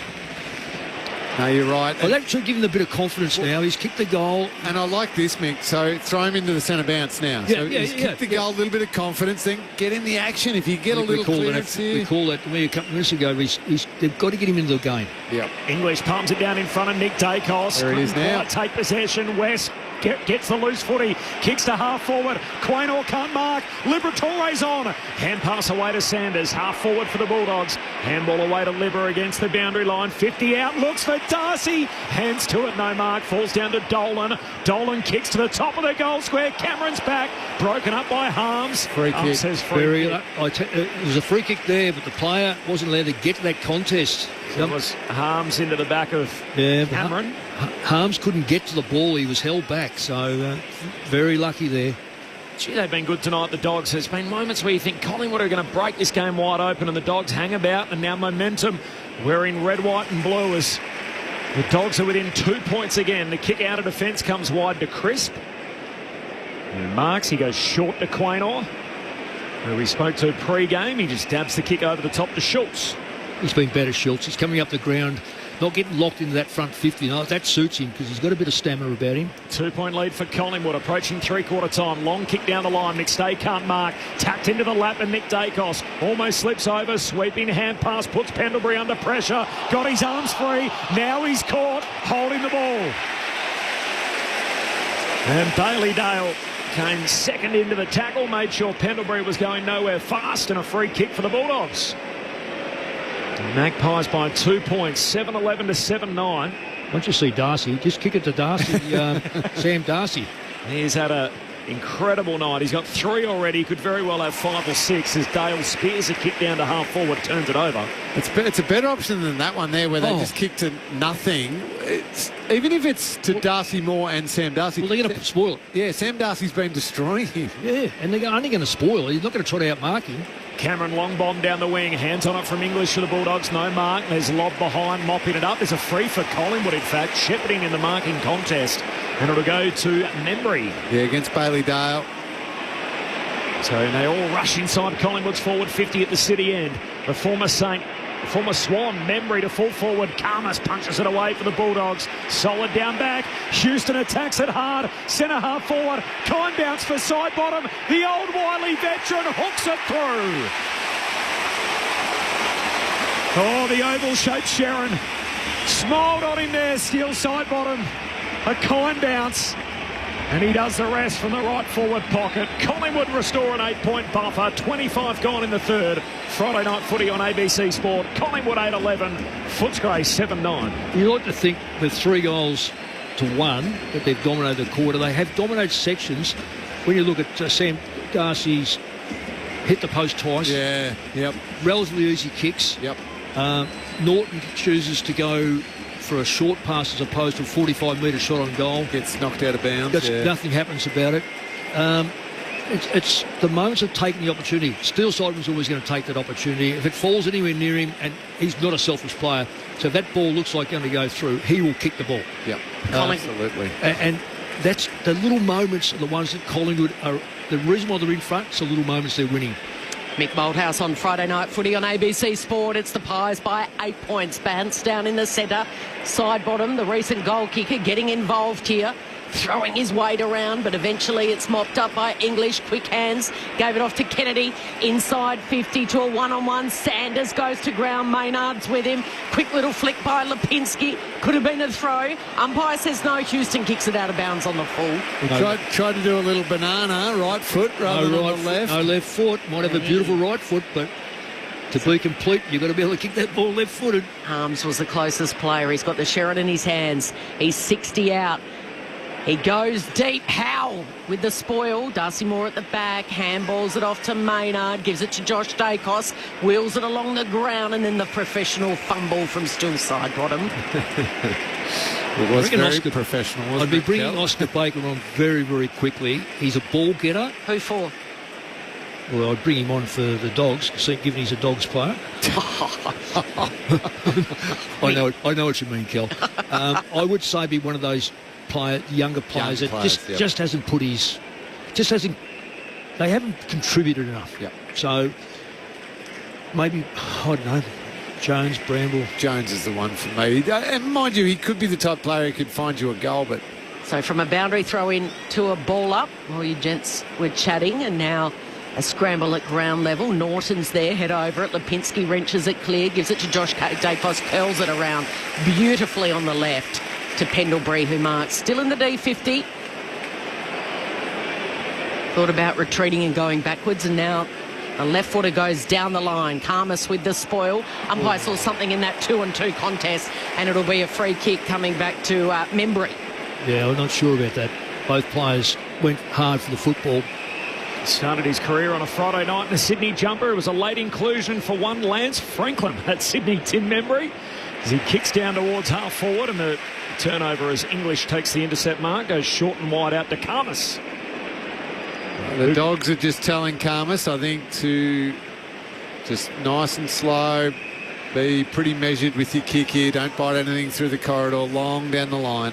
One of their 5 lefties in tonight, kicks down to half forward. Karmas punched away at the back by Jeremy Howe, finds the boundary line and another 15 metres. And a boundary throw in high half forward for the Dogs. Tim Hodges on the boundary. Just watching both teams, Corbin, they are out on their feet approaching three-quarter time. Even Nick Dacos down, leaning on his knees there. Like, I just wonder if that Reef McInnes early casualty will take an impact on the Magpies, and still with fresh legs to come with Oscar Baker to come on for the Bulldogs. Thanks, Hodgie. Friday night footy on ABC Sport. Dogs trail by 8 points. Great work in tight. Dogs got it out. Harms to Kennedy. Handball on the wing to Duray. He's getting tackled and a ball up on the logo. Libba had no right to win that ball and just kept fighting for it. He's brilliant, isn't he? Oh, eventually got it to a teammate. Liberatore, Darcy West, some famous names out there for the Dogs again tonight, in the latest generation, in a proud footy club in their 100th celebration game. The Dogs from the stoppage again win it. Duray out to Liberatore, who had a hand in it before that. His kick inside 50 can't beat the bell. And it is three-quarter time at the MCG, with Collingwood leading by 8 points. The Magpies 8-11-59. Footscray 7-9-51, an 8-point advantage for the Magpies. They kicked 3 goals to 1 in the term and turn around what was a 5-point halftime deficit into an 8-point three-quarter time lead. Sam Darcy's got 3. He hit the post twice in that third quarter. Could very well have had 5 or 6 the way that he's played tonight. The 21-year-old in his 30th game. Singles for West, Harms, Vandermeer and McNeil. Meanwhile for Collingwood, 2 goals for Lockie Schultz and then singles for Elliott, Houston, McStay, Sidebottom, Hill and McCreary. So that is how it is situated. Perfectly set up in front of a bumper crowd at the MCG. It has to be upwards of 75,000. As Hodgie said, the MCC forecasting somewhere around the 80,000 mark, which would break all kinds of records for the Dogs in terms of their home and away attendance on a special night for the footy club. The thoughts of Mick Moldhouse and Cameron Ling coming up next. This is Friday Night Footy on ABC Sport. The Socceroos can take a big step to next year's FIFA World Cup on Tuesday night. And it's a well-crafted goal by the Socceroos. After a big win over Indonesia, they travel to China, hoping for another 5-star performance. Hear the match live on ABC Sport Digital Radio and on the ABC Listen app. This is the 2025 AFL Premiership season on ABC Sport. Josh Dacos kicks to full forward. McStay and Karmas down there. Ball hits the deck. Schultz onto it. Sells the dummy. Kicks the goal. Game tied again. Lockie Schultz bursting through the Dogs defenders. Broke one tackle. Shoot lob. And jams it through from the goal line to tie the game. Lockie Schultz with a couple for the Pies. Through the bullseye goes Pendlebury. Back to Nick Dacos. He goes long. Karmas comes across right in front. Ricochets McCreary. McCreary standing start. Snaps around the shoulder. Goal. Collingwood has just confirmed to us that it is a suspected ACL for Reef McInnes. Beautiful kick to Fraser. Streaming past him at full pace is Gallagher. Accepts the handball and then hits up Vandermeer from 50 out. Perfect. The passing, the precision, perfection, and sliding it in the right forward pocket and taking the mark is Riley West. Tough assignment ahead of him. Riley West needs to thread it, and he does. The Sons of Guns have come to the party as Footscray celebrates its centenary. Houston attacks it hard. Centre half forward. Kind bounce for Sidebottom. The old wily veteran hooks it through. Oh, the oval-shaped Sharon smiled on him there. Steals Sidebottom. A kind bounce. And he does the rest from the right forward pocket. This is ABC Sports coverage of the AFL. On your radio, ABC Sport Digital. and on the ABC Listen app. Handy goal for the Pies, gives them an 8-point buffer, and still Sidebottom, as Kelly mentioned earlier, game number 334 tonight, so level with Brendan Goddard, 33rd all-time in VFL AFL history. Incredibly, Collingwood are even older than they were last week, given the 2 changes they made, so DeGoey and Cox coming in for Sullivan and Myercheck. So last week was the oldest Collingwood side in history, and obviously they've had to wait less than a week for that to be broken tonight on Friday night. Their youngest player tonight, Mick, is Nick Dacos, who polled 38 votes in last year's Brownlow medal. It's a staggering number in what they've been able to do. It is. And the test will be, as those older players work into the year, can they sustain their level? And I'm not suggesting because you turn 30 or whatever the case may be, but it does take, the body does take a lot longer to get over those sort of hits. And now they've lost a player for the year, you would suspect, with the knee. Yep. Who's one of their young ones at 22? Well, it's been confirmed, hasn't it? It's been confirmed. Yeah, so it's suspected he's out for the year. Reef McInnes. They've got to find another key back. They've only got Myercheck out. They said soreness. That means anything. He could have his leg sawn off for all you know that there's soreness. So we take that with a grain of salt. So you don't know what's coming up. DeGoey's back in the side. Yes, they're at full strength. So now who goes back and plays that third tall? Because we found out last year that Darcy Moore really struggled without that floating, tough, hard player where he could just float around a little bit.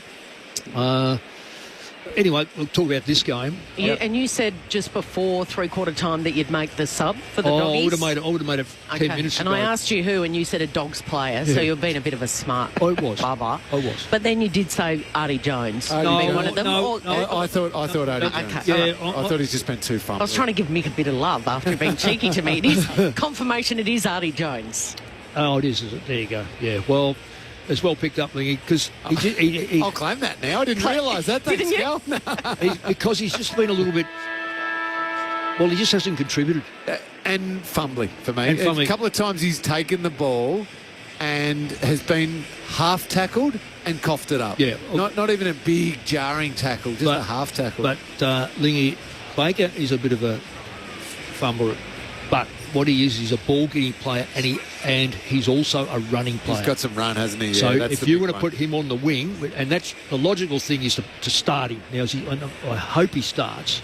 Let's get down to Hodgie, because Luke Beveridge just then, a big quarter coming up in the context of their season, Hodgie, and the fact that it is their 100-year celebration.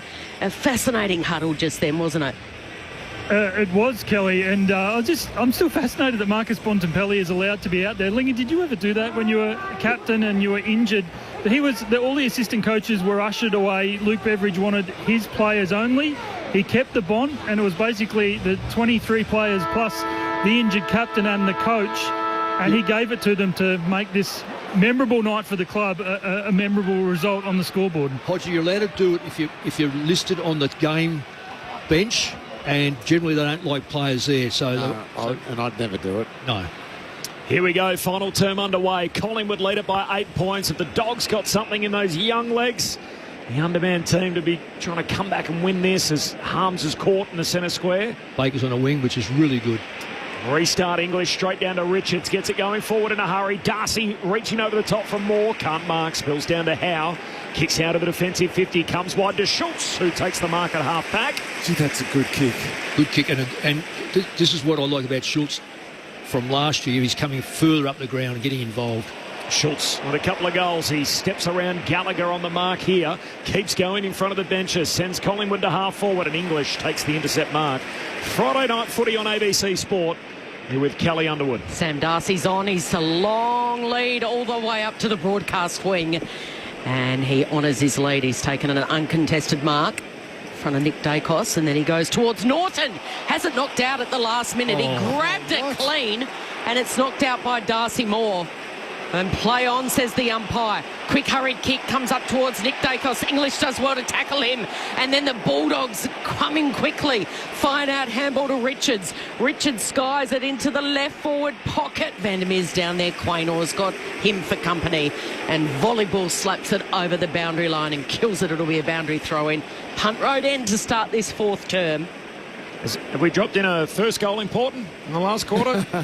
Tick the outages off.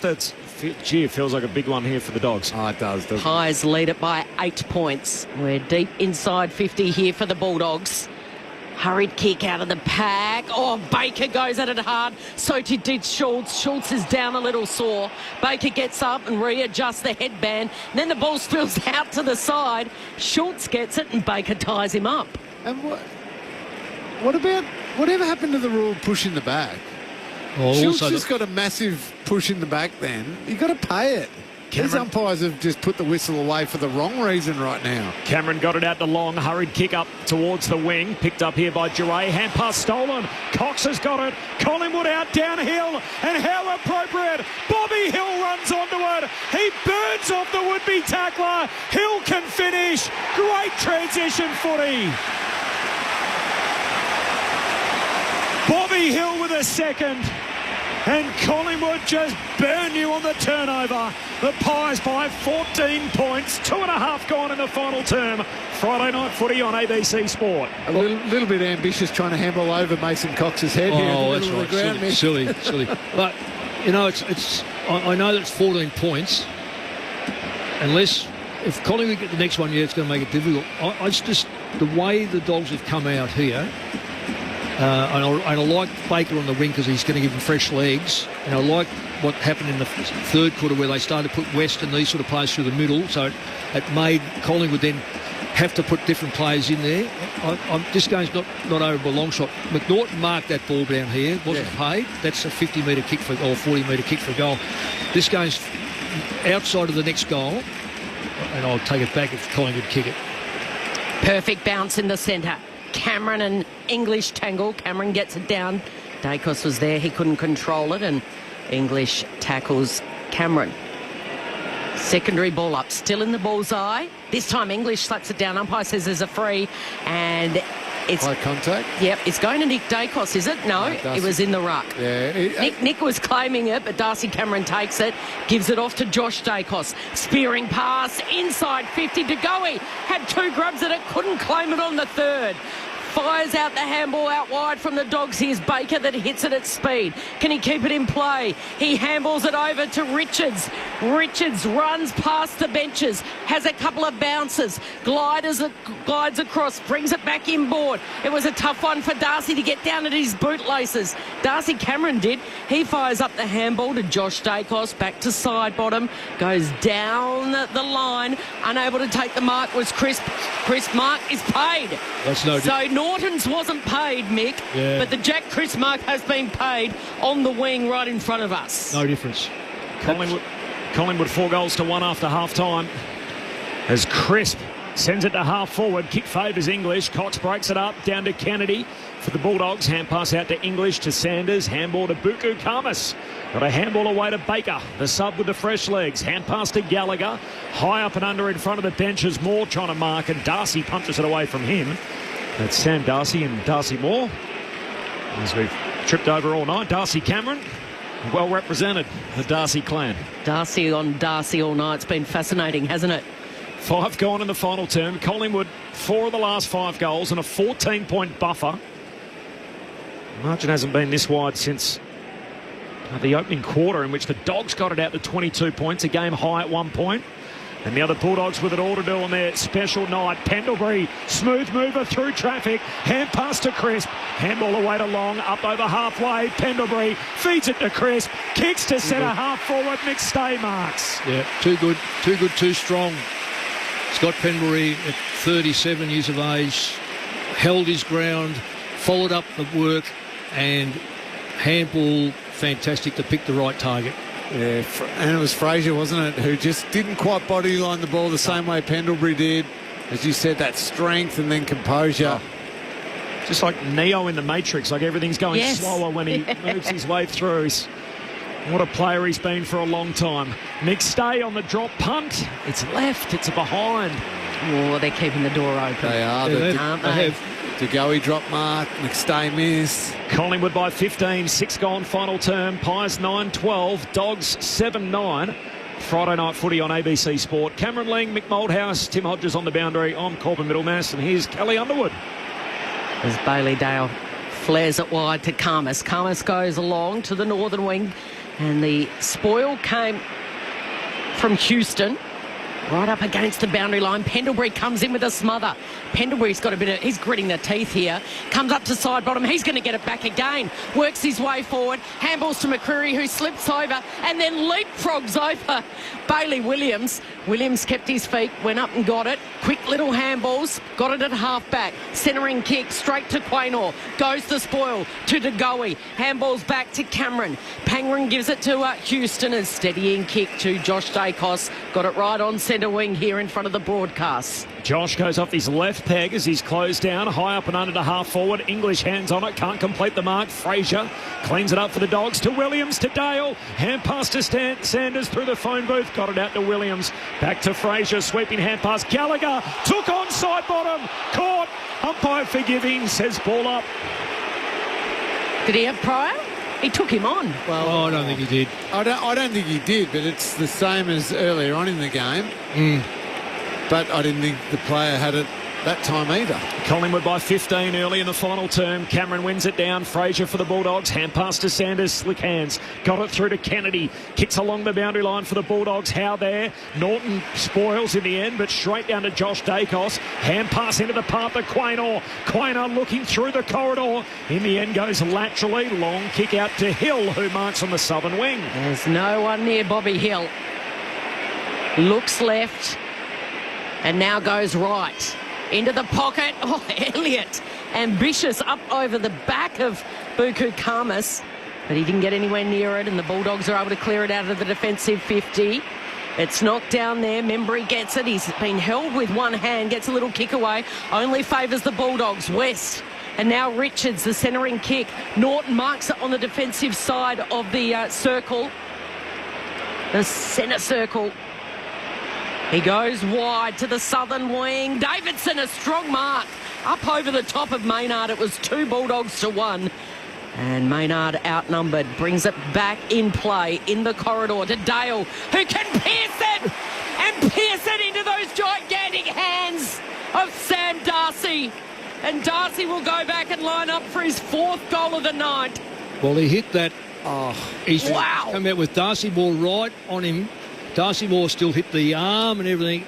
And Sam Darcy takes the mark. Let's, for the Dogs' sake, you hope that he can knock this one over. That's the best mark of the night. Oh, just come out and hit that. Degree of difficulty. Beautiful kick, though. Yeah, it was. But at full stretch, as you said, with pressure and at speed, that is a tough grab to take. So the man on the mark is 35 out, almost directly in front to the punt road end. Forget star of the future. Sam Darcy is a star of the now. And this game is well and truly alive. He's got his 4th. The margin is 9, and the Bulldogs are coming. They're chock full of emotion, and they're not done yet. 8-9-57. Collingwood 9-12-66. And we've got 13 minutes to go in this last quarter. Still plenty of time in this ball game. Yeah, plenty of time there. Down the other end of the ground, Collingwood just unable to take their couple of little chances they generated. And then through sheer effort, the Bulldogs were able to break their back half of the ground. And then it was Bailey Dale drifting through the middle. So often the Bulldogs' goals have come when he's had ball in hand. But watching the replays again, Baker's just more and more impressed with that grab from Darcy. Yeah, fantastic. Baker's only had 2 hand passes, but he just seemed to have had a bit of impact. The interesting thing is that Libba hasn't touched it this quarter. If he gets himself going, Libba, look out. Cox wins it down, but straight to Norton of the Bulldogs. Hand pass away to Richards. Gets a handball out wide to Davidson. Steps around 2 would-be tacklers. Wrong-footed Howe. Kicks inside the forward 50. Moore punches it away down to Vandermeer. Hand pass through to West. Got it to Libba. It'll bring the house down. Tom Liberatore, the second-generation Bulldog, snaps it through for the goal, and these Dogs keep hanging about. Liver Senior's going nuts in the crowd. Just Liver Senior, and 2 seats in front of him was Simon Beasley. The shot before we saw Luke Darcy. Luke Darcy, yeah. It's I've been dead against father sons, but when you see it like this, it's just a magnificent, really. How can you not love that? The second-generation Bulldog, Liberatore, captaining the team tonight, pulls the Dogs within 3. 11 gone final term, 9-12 to 9-9. And Lingy, how many times tonight has it felt like Collingwood's about to bust it open and the Dogs do something like this? Absolutely. Gee, Sam Davidson's had some big moments. Yeah, he has, hasn't he? I don't like what's happening now, though. Collingwood by 3 points. We're underway again in the centre. Mick doesn't like Norton in the ruck. Norton says, hey, watch this, Mick. He just gets rid of a Collingwood player, and then handballs, though. Oh, good smother. Mason Cox had the kick. Norton with the smother. So a good couple efforts from him. Richards has given away a free. Has he? No. Yes, he has. It should have been. Umpire says it's a Richards free kick. Play on advantage. Up towards Darcy, but this time in front. Taking the strong mark was Jeremy Howe. And he had to use every spring in those ageing legs to get up there and mark that in front of Sam Darcy. It was paid, Kelly. A good call. It was paid that free kick. How long to the boundary line? Maynard floats through, takes the intercept mark. So Collingwood have got to keep speed on the game here. It's way too long to think we're just going to go into slow tempo controlled footy. That's gone 6 metres. Oh, to Nick Dacos, well short kick. Darcy. Broken up by Darcy, punches it away. Dogs win it back. English got it away to Bramble. Short kick turns it over. And Perryman takes the intercept mark. Handball away to Quaynor. Hand pass to Lipinski. Feeds it forward to Nick Dacos. Pulls the trigger on the 45. Finds Cox. And he's got the footy. And Cox will get the free here at high half forward. And it was a late spoil from Lobb. And Cox is a little slow to get up. And we're just getting a look at the replay, and he got him solidly. A fist right to the face, wasn't it? Gee, bang! Knocked the no intent though. No, but knocked the glasses off. Yeah, knocked the sports goggles off his head, and Cox is not even going to be able to take the kick. So that is a very errant spoil from Lobb. Well, they showed during the week they don't care if things are an accident or not. Jeez. They'll still get you, the tribunal. Nick Dacos gets to take his free kick, puts it into the pop of Elliott. Who's up and marking in the corridor, 35 out. That is a great kick, great lead, and unfortunately for the Dogs, when there's a channel between where the leader comes from and the kicker, with a Dacos kicking it, you've got to fill it up.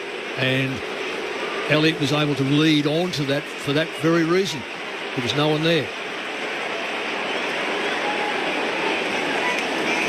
Jamie Elliott. We're only halfway through the final quarter, and yet the noise in this stadium feels like there's 2 minutes to go. Jamie Elliott, so often big fourth quarter goals, not here. Not now, at least. Are behind. Collingwood by 4, halfway through the final term. Tim Hodges on the boundary. Mason Cox straight to the rooms. I'd expect to get patched up, but also a HIA on that head. A nasty gash underneath his left eye. Yeah, big egg developing already under that left eye. Hodgie, didn't take long. So the Bulldogs, a couple of quick kicks, and they've worked it to half back in the hands of Lockie McNeil. Keeps it low. Coming in from the side, Kennedy almost took the mark, then fires out the handball to Vandermeer. Vandermeer going and looking for, needed a kind bounce, did Riley West, he didn't get it. And it hit the point post, so it'll be a boundary throw in. Right in front of the Bulldogs cheer squad. Look at them down there, up on their feet. Hands clapping in full voice at the punt road end. Trailing by 4 points, 9 and a bit to play in this one, Footscray. And they're right in front of their goal. English assuming front position on the palm down to West. West picks it up, tries to take on DeGoey, and he's dumped into the turf, and the umpire said it'll be a ball up. Well, you think we've had Darcy kick one, Libby kick one. Riley West has got to kick one this quarter. Wouldn't it be romantic? Up it goes. Cameron rips it out of the ruck for Collingwood. Hand pass in front of Nick Dacos. Handball releases McCreery, who's out and trying to burn off Davidson. The Doctor's out after him. McCreery kicks down to half forward. Karmas looking to spoil. Knocks it away from McStay. At the drop, Elliott collects. Hand pass away to McStay. McStay's handball out in front of Membry. He's got Williams to deal with close to the boundary line, and out it goes. Good contest by all those players. Six players involved in that. Really terrific run by McCreery too, wasn't it? But great chase by Davidson. Yeah, put pressure on him. So it wasn't a great kick in the end. Crowd posted at 78,027. It is the all-time attendance record for a Bulldogs home and away game. From the boundary throw-in, comes down to McCreery. Hand pass to Lipinski. He's tackled immediately by Liberatore. Well, gee, it feels like there's more than 4 points on the line here for the Bulldogs, and everything that's baked into it for Footscray. Down by 4. Collingwood lead at 16 gone final term. Ball up right on the 50 here for the Pies. Houston is able to run onto it. Handballs to Lipinski. Handballs over his head to DeGoey, who has a shot from right on 50, only a metre in from the boundary, but never gave that a chance. He's missing to the near side. How have you seen Mick DeGoey's return to footy? I expected the way it is, because he's been out for some time. He's been valuable without being great. Dale from the kick out to Sanders. Back to Dale. Kicks to English. Marks. Hand pass away to Sanders. Through the corridor. They find Buku Karmas. Slips the tackle from Hill. Hand pass missed the target. Gallagher trying to go back in. Ball knocked away to Nick Dacos. Kicks to full forward. Mick stays up. Can't mark. Keeps his feet. Goals. Big time goal for Dan McStay. They're going to check it though. They're going to check it. Did the Bulldogs player get a hand on it, Bailey Williams? Yeah, he went straight to the goal umpire to say, I touched it. Yeah. Umpire's call, is it behind? Soft call, is it behind? Oh, he got it. Bailey Williams leaping onto the boot of McStay. He was desperate there onto the boot. Yeah. Oh, brilliant, Bailey Williams. Absolutely unbelievable. And the fingers clipped back. He was all over it, and the video supports him. So great call from the umpire. Great work, Bailey Williams. That is a great call by the umpire, Yeah. Corby. You're spot on. But that's with a crowd like that behind you. That could be match winning. In front of the Collingwood cheer squad. Yeah, And he's got it spot on. It's a behind. Collingwood by 6 points. 18 gone, final term. And Bailey Dale with the kick in straight down the throat of English, although he doesn't pay it in the end. Quaynor got involved. Old-fashioned jump ball here, and the umpire says, I'll ball it up. That looked a certain goal for Collingwood. Bailey Williams' first effort to spoil, and then the follow-up smother. Unbelievable. English straight down the throat of Fraser, who throws it on the boot at half forward here. West gets rid of his opponent illegally. Yes, absolutely illegally. Perryman, play on advantage. Quick kick to Nick Dacos. This is dangerous inside 50. He always hits a target. Oh, he hit the goey right in his stomach, and it bounced off that six-pack, and it bounced over the boundary line. Oh, it was good play by who spoiled that? That was a very good spoil. Oh, I was blaming Bramble. I was blaming the six-pack, but it was obviously I Bramble. think he might have got his hand around the front of him, Cal, just from there. The boundary throw in. Cameron hooks it down. Unkind bounce there for Long. Fraser in the end taps it out for the Bulldogs to Kennedy. Short kick out of defence. Vandermeer just knocks it away to the advantage of Sanders. High up and under down the wing. Howe leaps up and takes the intercept mark. This is where Dorton's just got to put... Oh, how dangerous into the corridor. Side bottom can't mark. Intercepted by Fraser. Dogs out downhill. Takes a bounce. 50 from home. Fraser. Goals. Scores level. And the Footscray believers roar their approval. 69 points apiece with 7 to play. 10-9-69 the Bulldogs. Collingwood 9-15-69. Friday night footy on ABC Sport. Mick Bolthouse and Cameron Ling. Lingy, I reckon it's going to be, right now we know it's level. It's going to be this running side that can win this game. The little bits, the little breaks have come about. There's been 2 goals. The last 2 goals have been kicked, one of each by Collingwood and the Dogs, have both come from miscalculated movement through the corridor. Just the wrong ball. Steele Sidearm dropped his mark and it was a bit over his head. The Dogs before that gave one up through the corridor. You've got to play the odds, yes, and you've got to run the ball, absolutely, but you've also got to be careful when the tightness sets in that your kicks actually hit the targets, otherwise that's what takes place. All tied up. Sam Darcy's just come from the bench into the forward line. Nick Dacos taking it and breaking with it. A little give and go with Darcy Cameron. He's off. Now side bottom. He wants it back. Side bottom ignored it. Instead went by boot and almost to his teammate Schultz, who dropped it in the end. It was uncontested. Bailey Dale mops up. Bangs it long out of the dangerous territory. Liberatore handball to Vandermeer. Vandermeer gives it off to Baker. Baker breaks it over the would-be tackler and then arches his back, has a bounce, delivers down the line. Riley West couldn't take the mark. It was brilliant from Maynard in a typical one-on-one contest. It's been tough and tenacious, pulsating footy, and it's going to be compelling right to the very end. 6 and a bit to play. It's all tied up. Footscray by 6 at quarter time, by 5 at half time. Collingwood by 8 at three-quarter time. And all in front of a crowd of 78,000 at the G. Cameron out of the ruck, kicks it out on the full. It probably would have been deliberate anyway, and a free kick for the Dogs, and Norton to take it. Could well be Baker that swings this game, you know. Here he is. Baker, in fact, takes the free, kicks inside 50. Darcy in the pack, no mark, spills down to Sanders. Handball to Fraser again. Tackled. Hand pass away towards side bottom, collects for Collingwood. Handball to Perryman, kicks onto the wing for Collingwood. And it's to Goey in a one-on-one contest with Williams. Williams goes to ground. Carvis has got it. De Goey wraps him up. Oh, this is brutal. Dive for the footy type stuff at the MCG tonight. That's a win for the Bulldogs there, that one. Karmas not fumbling that footy because Collingwood had all the flow of the play. Allows his team to set up now. Ball up on the northern wing, straight down to Fraser. And then the umpire said, so the umpire giving a free kick against the Bulldogs, and it goes to Schultz for high contact. Off to Houston. He's a thumping kick. He goes deep.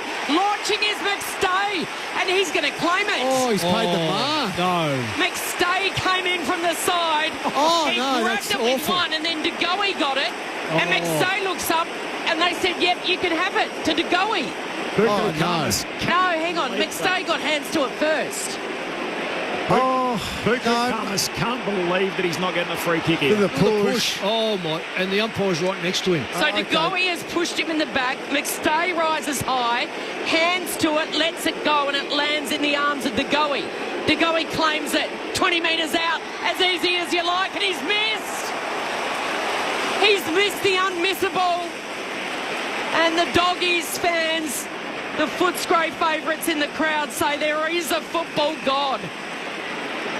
Collingwood by 1. Cheeto was a miss and a let off as the kick comes out wide towards Duray against the boundary line. Kicks in front of the benches, hands to it, and a good mark from Houston. Collingwood by a point, 24 gone, final term. Darcy's got to, if Darcy's not going to be playing second ruck, which I think he should play second ruck and be on the forward line. Houston down to half forward, Karmas up, knocks it away, but straight to Elliott. Hand pass to Lipinski, handball to side bottom, over his shoulder. Nick Dacos tried to feed it to McStay, and Dale knocks it out of bounds. Oh, he's paid it. Oh, and deliberate. Oh my God. Oh no, that is not right. And a free kick for Collingwood at right half forward. I think the free kick count, by the way, is something like 30-14. I know some Dogs fans have been going spare about it, but that... Oh, that's incredible. That's Bailey Dale bodylining the ball in a contest. Oh, my goodness. That's a gift. McStay. Oh, that's what it deserves. Turns it over. And Dale takes the intercept mark on the behind line. Collingwood by a point. 24 and a half gone, final term. Friday night footy on ABC Sport. And they go wide. Baker took off. Oh. And he didn't know that Bobby Hill was right behind him, and Bobby Hill swallowed him up. He hand passed it. Bobby's got it. 70 out. Yeah, he won't kick a goal from you. I tell you what, though, he's very, very smart with the football. Let's make it 60 out. He's a step in from the fence. You run around late here, though. If you He's in the left forward pocket at the City end. Collingwood by a point. 4 minutes to play. The crowd falls silent. I think he's had more than 30 seconds to kick that football. He steps over the boundary line. He opens up the angle. He lets rip from 51. It's a low floating ball and it trickles over the boundary line. It'll be a boundary throw in. Karmas got down low and it was flicked over down there. A boundary throw in with 3 minutes 30 left on this. Collingwood by a point. Free kick count 31-14 from the boundary throw in. Side bottom through traffic. Goals! Big time spot from the veteran. Collingwood by more than a straight kick. It's the Magpies by 7. 26 gone in the final term. Collingwood 10-16-76. Footscray 10-9-69. And a stoppage goal for Steele. Side bottom gives him 2 on the night. Oh, big moment from the veteran, from the champ. Well played there. He probably feels like he owes his team one with that drop mark a little bit early on that led to the Frazier goal. But he doesn't need...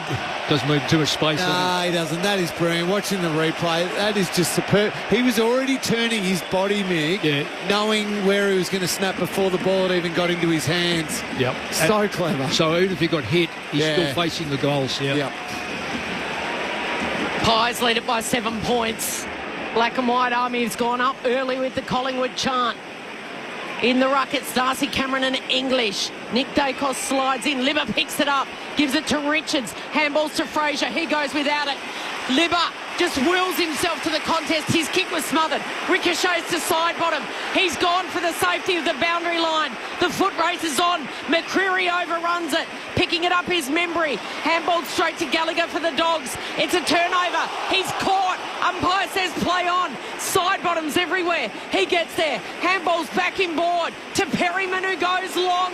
Top of the square. They set themselves. McStay flies too early and Bailey Williams is at the back off to Oscar Baker. Baker wide to Vandermeer. Vandermeer's got it at half-back. They trail by 7 points here. Footscray. Vandermeer inboard to English. They have responded all night, the Dogs, when Collingwood seemingly have it in their keeping. Can they do it again here? English short kick finds Kennedy. Well, they got numbers on this side of the ground. They try to bring it through the centre square. Lob drifting forward, takes the mark. attacking edge of the square. Big Rory lob goes long. Harms it full forward, runs underneath it. Out the back is Jeremy Howe to try and clean it up, and in the end he allows it to roll through for a behind. He's shoved in the process by Darcy. Isn't that a push in the back? Oh, just pushed him straight in the back. They put the whistle away. It's too hot for the umpires. 6-point lead for Collingwood. 28 gone in the final term. 6-point lead for the Pies. Friday night footy on ABC Sport. So the Sherrin in the hands of the experienced Jeremy Howe. He goes for the rucks in front McStay.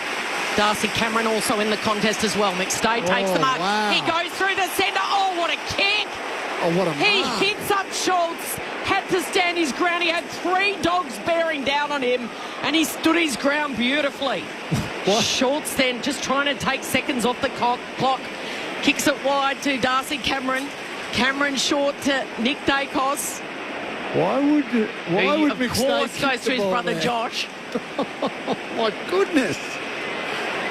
Josh in front of the benches. Has it for Collingwood. Contest kick down to high half forward. Karmas got his hands around it. Great mark, Buku Karmas. And keeps the hopes alive for the Bulldogs. He's off and running. It's a 6-point game. Karmas down to half forward. Hands on it, English. Norton trying to claim the mark. Not to be. Moore got a handball away towards Lobb. He's tackled and there'll be a ball up. 60 metres out from the Dogs' goal. Down by 6. Collingwood lead it. 65 seconds to play. They've shoved everyone forward behind the line, Collingwood, or most of them, so they're going to save the last minute. Norton's That's in the goal dangerous. square. We're at half forward. Off the hands of Darcy Cameron down to side bottom. Trickles it out towards the boundary line. Happy to see it over was McStay right in front of the Dogs bench. He's hit out. Look for Libba, just in and under in the quick little hands. Somebody's got to be on the move. Hard. Off Libba's play here. Stadium Ed full. Richards maybe. Stadium full silent. Have been desperate Dogs. Have been inspired. They're emotion charged and they trail it by 6. Quick handball by Pendlebury again goes for the boundary line. Now the ball's in the hands of Dacos, who just steps over. Was that deliberate umpire? Boundary throw in. Boundary throw in. Very, very casual. Did not disguise it at all, Nick Dacos. Questions were asked. Umpire said no. So we reset and go. The yellow Sherrin is going to spiral in the night sky at the MCG. Darcy Cameron and English. English palms it down into space. Here's a chance. Sammy Davidson looked like a throw. Pies fans wanted it. Ed Richards inside 50. Where are the Dogs players? Schultz fires it out. Out to Chris. It's desperate stuff. He goes on the southern wing. Karmas gets there first. Palms it down to himself. Overruns it. Bramble comes in. Also does that Oscar Baker. And Baker can't control it. And it's over the boundary line with 18 seconds to play. Collingwood by 6 points. And time is not Footscray's friend. Would have been a free kick to the Dogs there. Absolutely. Prohibitive contact. Flick back in on the southern wing. Cameron. Side bottom. On his left boot goes down the line. It's out of bounds on the full. Is there time yet, Mick Malthouse, Cameron Ling? Well, it can only be time if it's marked in the forward line. I've got a suspicion that they've got to go long here and punch it on, or because it's only 9 seconds. 9 seconds is not... Can't switch it. You can't switch. No. It's no use caught. Well, I don't know what... 6 points the difference. Harvey Gallagher's got it. He's got it right on the southern wing. He kicks as long as he can. They need a contest. Lob! It's not Rory Lobb. It's Darcy Cameron, in fact, who stood in front of Lobb. And the Pies spoil the Dogs' centenary in an absolute cliffhanger. They win by 6 points.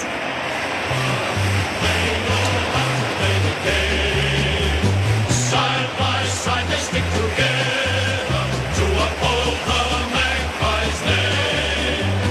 See the barricades are shouting as all barricades show.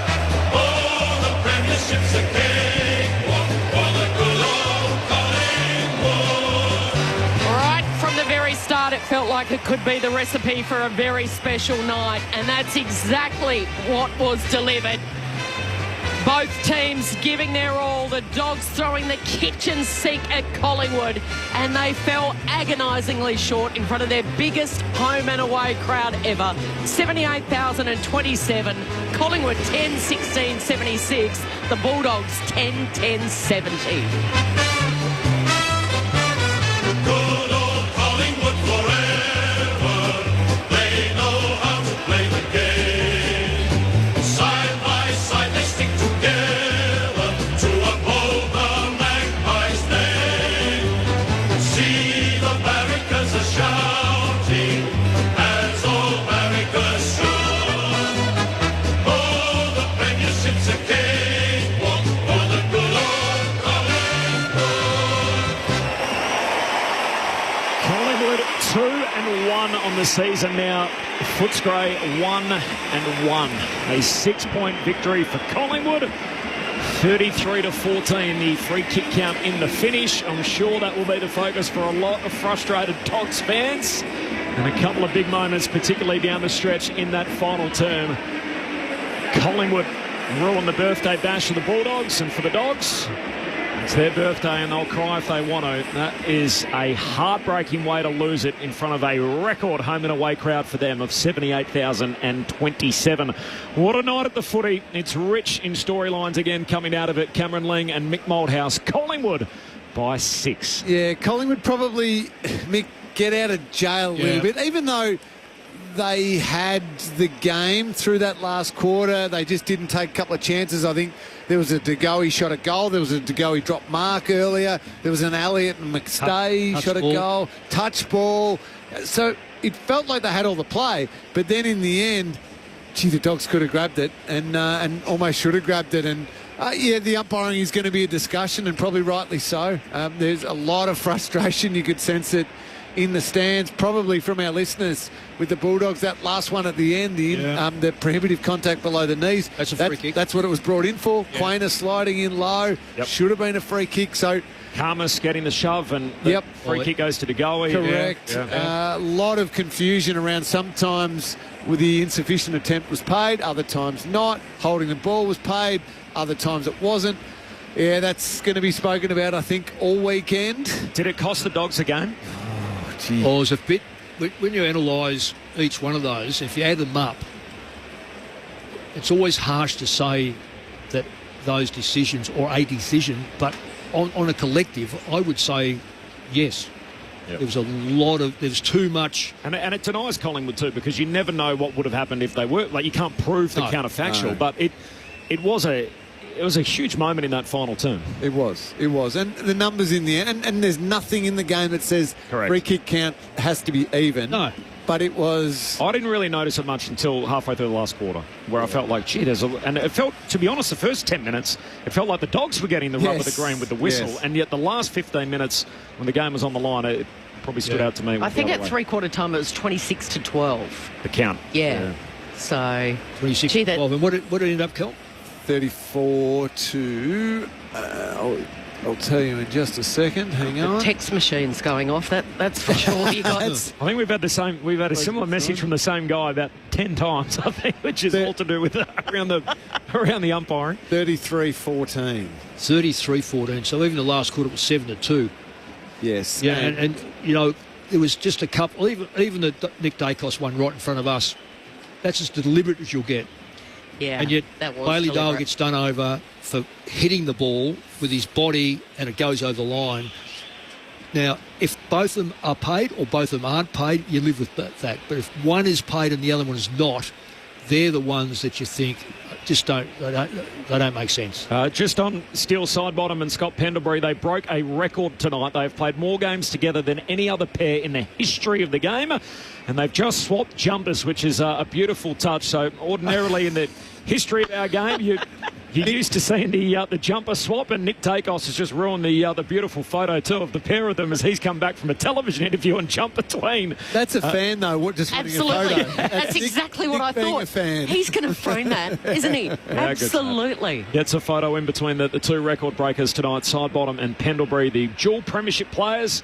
And so Scott Pendlebury is rolling around with Steele's 22, and Steele Sidebottom has Pendlebury's number 10. He had some big moments, Steele, in that last quarter. Oh. He had that one poor one, which led to a Bulldogs goal. It's almost as though, pardon the pun, he steeled himself from that moment onwards and said, I cost my team a goal there. I'm going to make up for this, because he kicks the goal late, but also I reckon he had 2 or 3 clearances late, won the ball around the contest and just thought, you know what, I'm going to do something about this. He was brilliant. Go back to the third quarter. I think Scott Pendlebury had some huge moments in the third quarter and late in the game where he was able to open it up. So the ability to have a player playing game 334 and another one playing in game number 406, amazingly, that experience was able to help them over the line. We'll have to wait and see over the course of the season whether or not their run and what they can do playing the season out.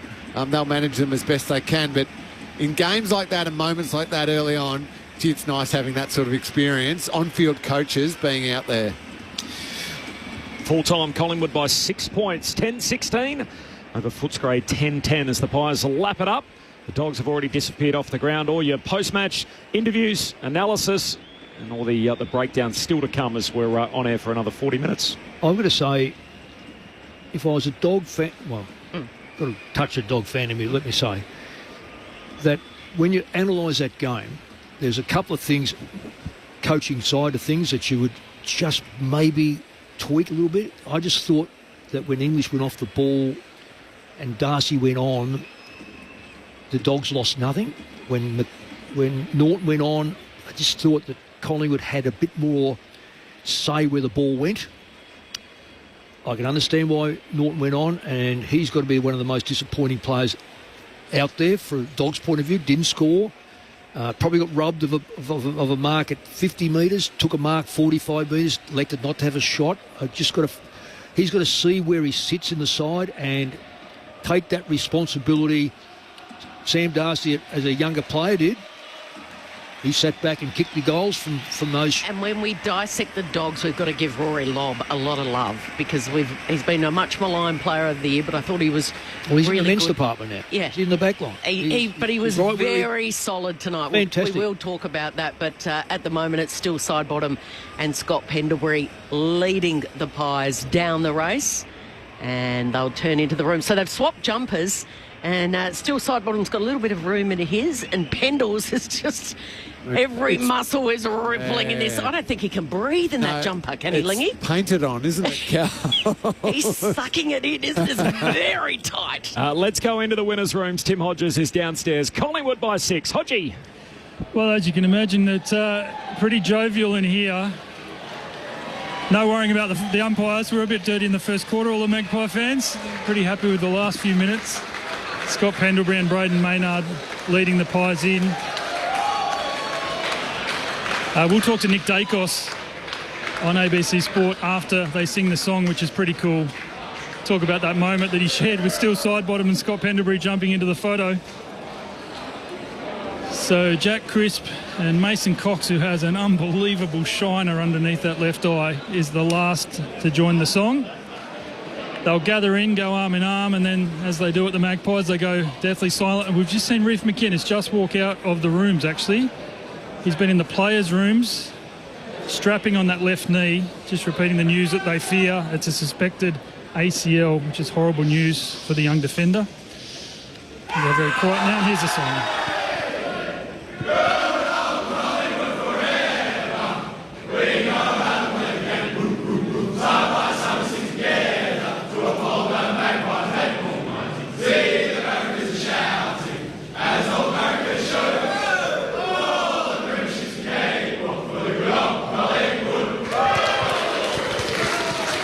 It was a pretty subdued singing of the song at the end, wasn't it?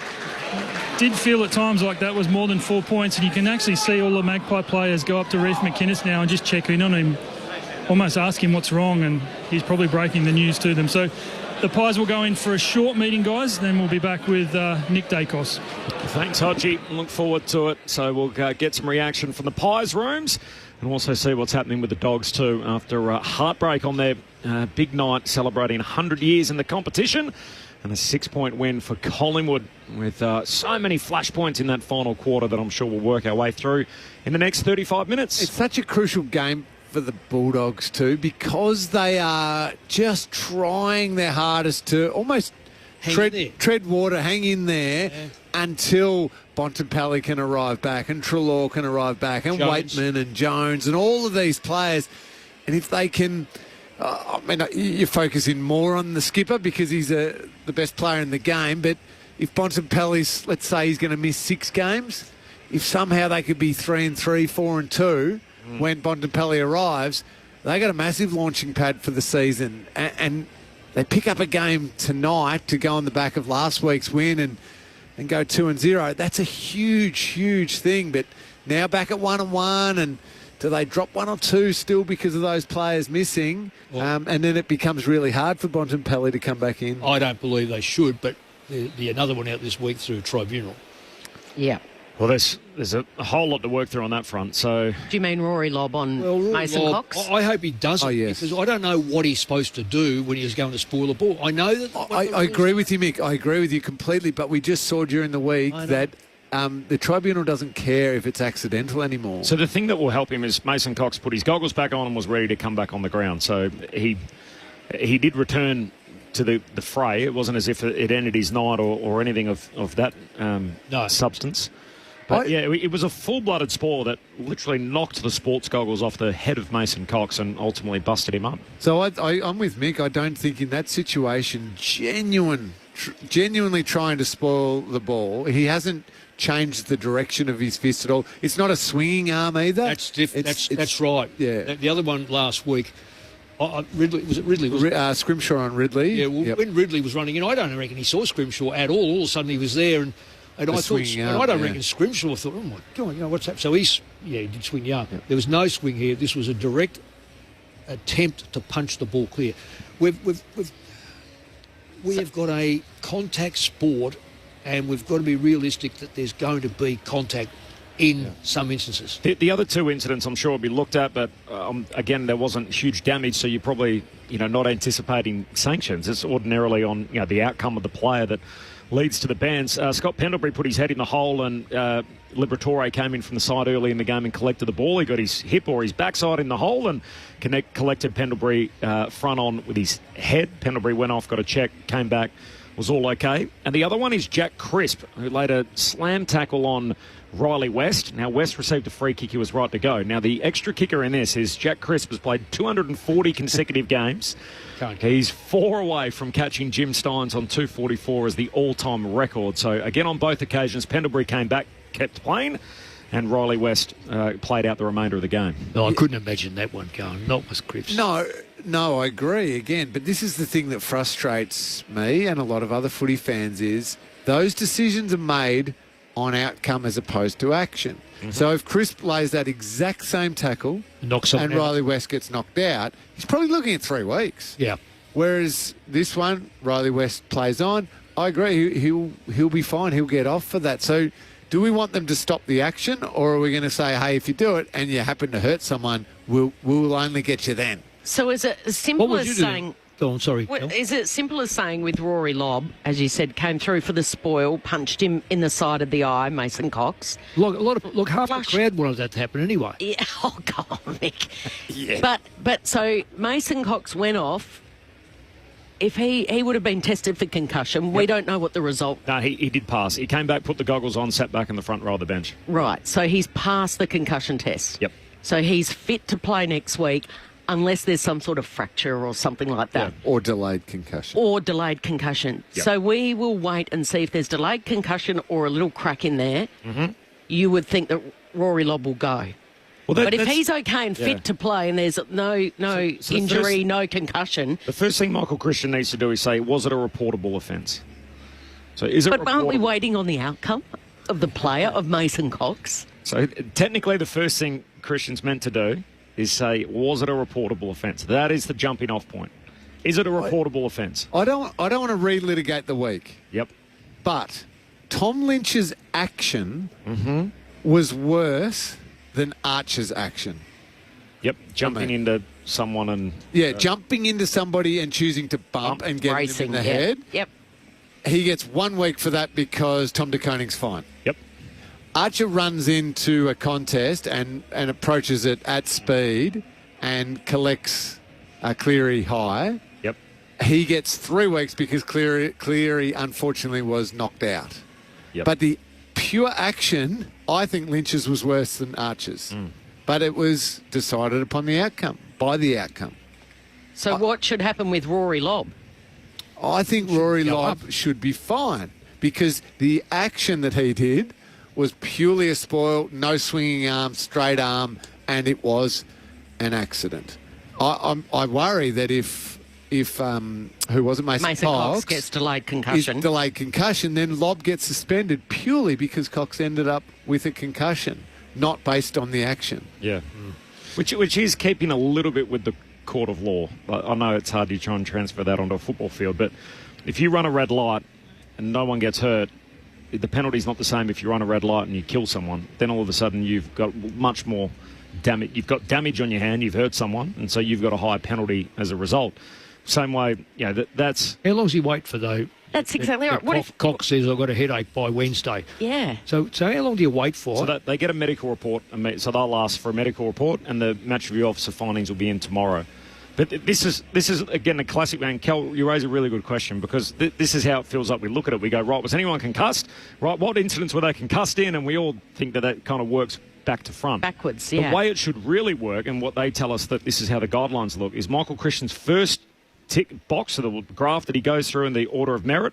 Was it a reportable offence? And do we think that that's a reportable offence? If you're looking to try and spoil and no, not a chance in hell. Well, then it shouldn't get to any of the other factors. Shouldn't matter whether he's concussed or not. It's not a reportable offence. Okay, just take out the concussion. Did you think that Archer's was a reportable offence?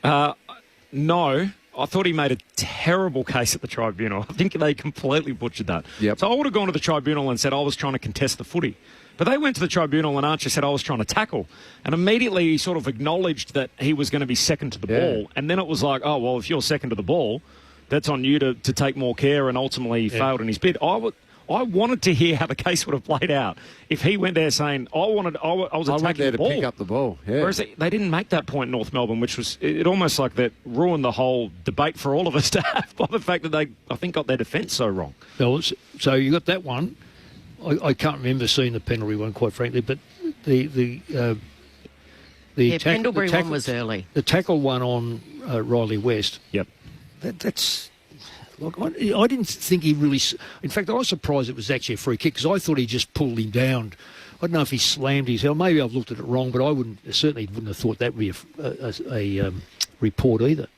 Let's hear from the two men who are the sole focus tonight in the Collingwood celebration, Scott Pendlebury and Steele Sidebottom, speaking to Seven Sport a short time ago. It's been incredible to share it with someone like this that's basically become a brother of mine, and this one to me almost means more than any individual milestone I've achieved, because to do it with a really close friend and in a game like tonight, it's just been a hell of a ride, but I reckon we've got a little bit more left in us. Just now going through it with Dip, but having our family to be a part of all these milestones like this, and to have my kids interact with Dip's kids, and it's a real family club, and it's really nice.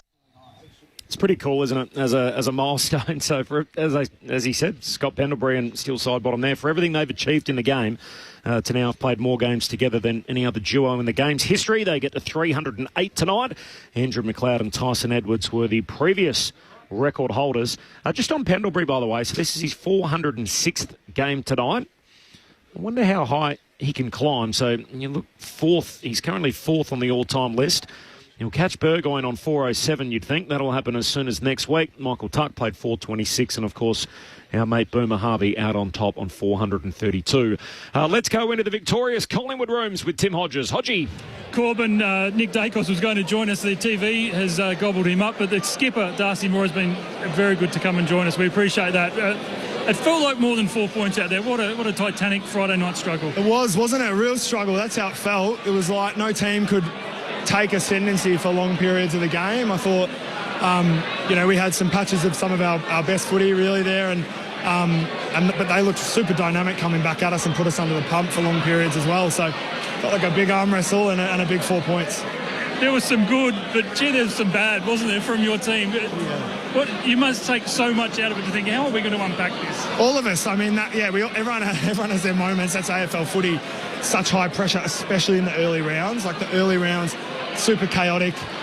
Your body, your mind is still getting used to the pace of the game and performing under the bright lights. So, we all had a few of those moments, myself included. But, AFL footy is about shaking them off. It's like that stuff happens. No one's got through a whole game without making a mistake. So if you can shake it off in a tight game like that, you give yourself more of a chance. And I thought largely we did that pretty well tonight. Talk about titanic struggles. What about the battle you had with Sam Darcy? He is going to be a rock star of the game, isn't he? Oh, yeah. He's a massive unit, isn't he? He's just long arms are more than a handful, really. And, the way their mids, move the ball and find him and look for him is really, really hard to defend. So, it was definitely a battle. There were times of really high-pressure moments down there, but that's what we love about playing footy. So that's the fun part. And then, obviously, losing Reef as well early in the game doesn't help our back mix as well. So that took a bit of adjusting to as well. So, it was a very eventful night. Lots of high-pressure moments, but super grateful to play in front of the Magpie Army again, and they just turned it on. You play in so many big games, but did you feel like they were worked up within an inch of their life because it was such a big night for Footscray and everything with their centenary celebrations? Yeah, they're a super proud footy club, aren't they? I mean, they've battled with existential crises over their history, so there's a lot to sort of celebrate that they've made it through that. And a 100-year centenary is a big deal. So they're a proud footy club. We knew they were going to come and turn it on, and their fans were going to turn up. Fortunately, a lot of ours did too, which always helps. They can always be relied on for that. So, they're always going to come full of emotion, and we were ready for that. And credit to them, they really pushed us the whole way. A tough start to the year, back-to-back wins. I'll send you upstairs. Very cool to have the captain of Collingwood, Darcy Moore. I'll send you up to Mick Malthouse and Cameron Ling. Darcy, congratulations on the win. Fantastic effort. Can you take us into the last quarter and maybe during the last quarter, because it felt like from up here that you kind of had the game and you had those few shots at goal to completely seal it, but uncharacteristically for some of them, just missed those chances, and then the Dogs were coming at you. What was the communication like on the ground just to keep everyone calm, even though those chances had gone begging? Exactly right. That was definitely the story of the last quarter. We want to be bold in those high-pressure moments and try and score, but, you still have to defend behind it. So it's about finding that balance. Like you said, we got our way through and then messed up the shot on goal. So, like exactly what you said, we're trying to stay calm behind the footy, trying to set the field up as best we can and be ready for it to come straight back to us because they're trying to win the game. So that's the mental battle of those high-pressure moments. Unfortunately, we've had a lot of them over the years, so we're pretty good at managing them. As you're trying to set up the things you're talking about there, it must be nice to look up the ground through the middle of the ground and see somebody like Steele, who just had a monster last quarter and just started to control things through the middle. Obviously, Scott's there as well. Sorry, Lingy. Darcy Moore's just been called in, so we've just lost him. So we'll try and grab him back after this meeting, but just been called in by Craig McRae. So it's weird. A second meeting they've been called into, so they went into one straight out of the song that was very brief, and now been called back in there. So I'll stand by and see if we can grab him afterwards. Hodgie, you were just chatting about Mason Cox as well. Is there any word on his health? You'll love the fact that Mason Cox walked past Ben Cameron twice. And do you know what polo shirt Ben's wearing tonight, Corbin? The University of Texas, the Longhorns. And both times Mason Cox gave him a bear hug. So, he's got an unbelievable black eye brewing underneath that left eye socket. So he'll be a watch. Although I think he was ready to come back on the ground. So obviously past that HIA, but probably only got his spot in this team because Brodie Myercheck was suffering soreness. So whether he can hold his spot next week, we'll wait and see. I'm more a horns down kind of guy, but I get it. Mason Cox is from Texas originally, and well, can't you tell? Yeah, he'd be pretty happy to see that. There's no doubt about it. Thanks, Hodgie. Great to have him with us in the victorious Collingwood room. So a 6-point win for the Pies, and as we just heard, Darcy Moore ducking out for a little meeting downstairs. We're just getting Hodgie as well on some of our pictures in the box, which I think might be a little bit delayed, which given Steele side bottoms there having a few photos in front of him. I think they're trying to drag Steele into the meeting that Darcy just got called away to, and he's talking to that many family and friends. And it's Jack Kennedy just says, shaking hands with your famous Collingwood board member, doctor. Geez, had a good start to the year, Steele Sidebottom. Isn't So he? 34 years young, had 31 and kicked a goal last week. And then tonight, in particular, as you touched on his final quarter, 12 disposals and a goal in the last quarter alone. He ends up with 22 and 2 for the night.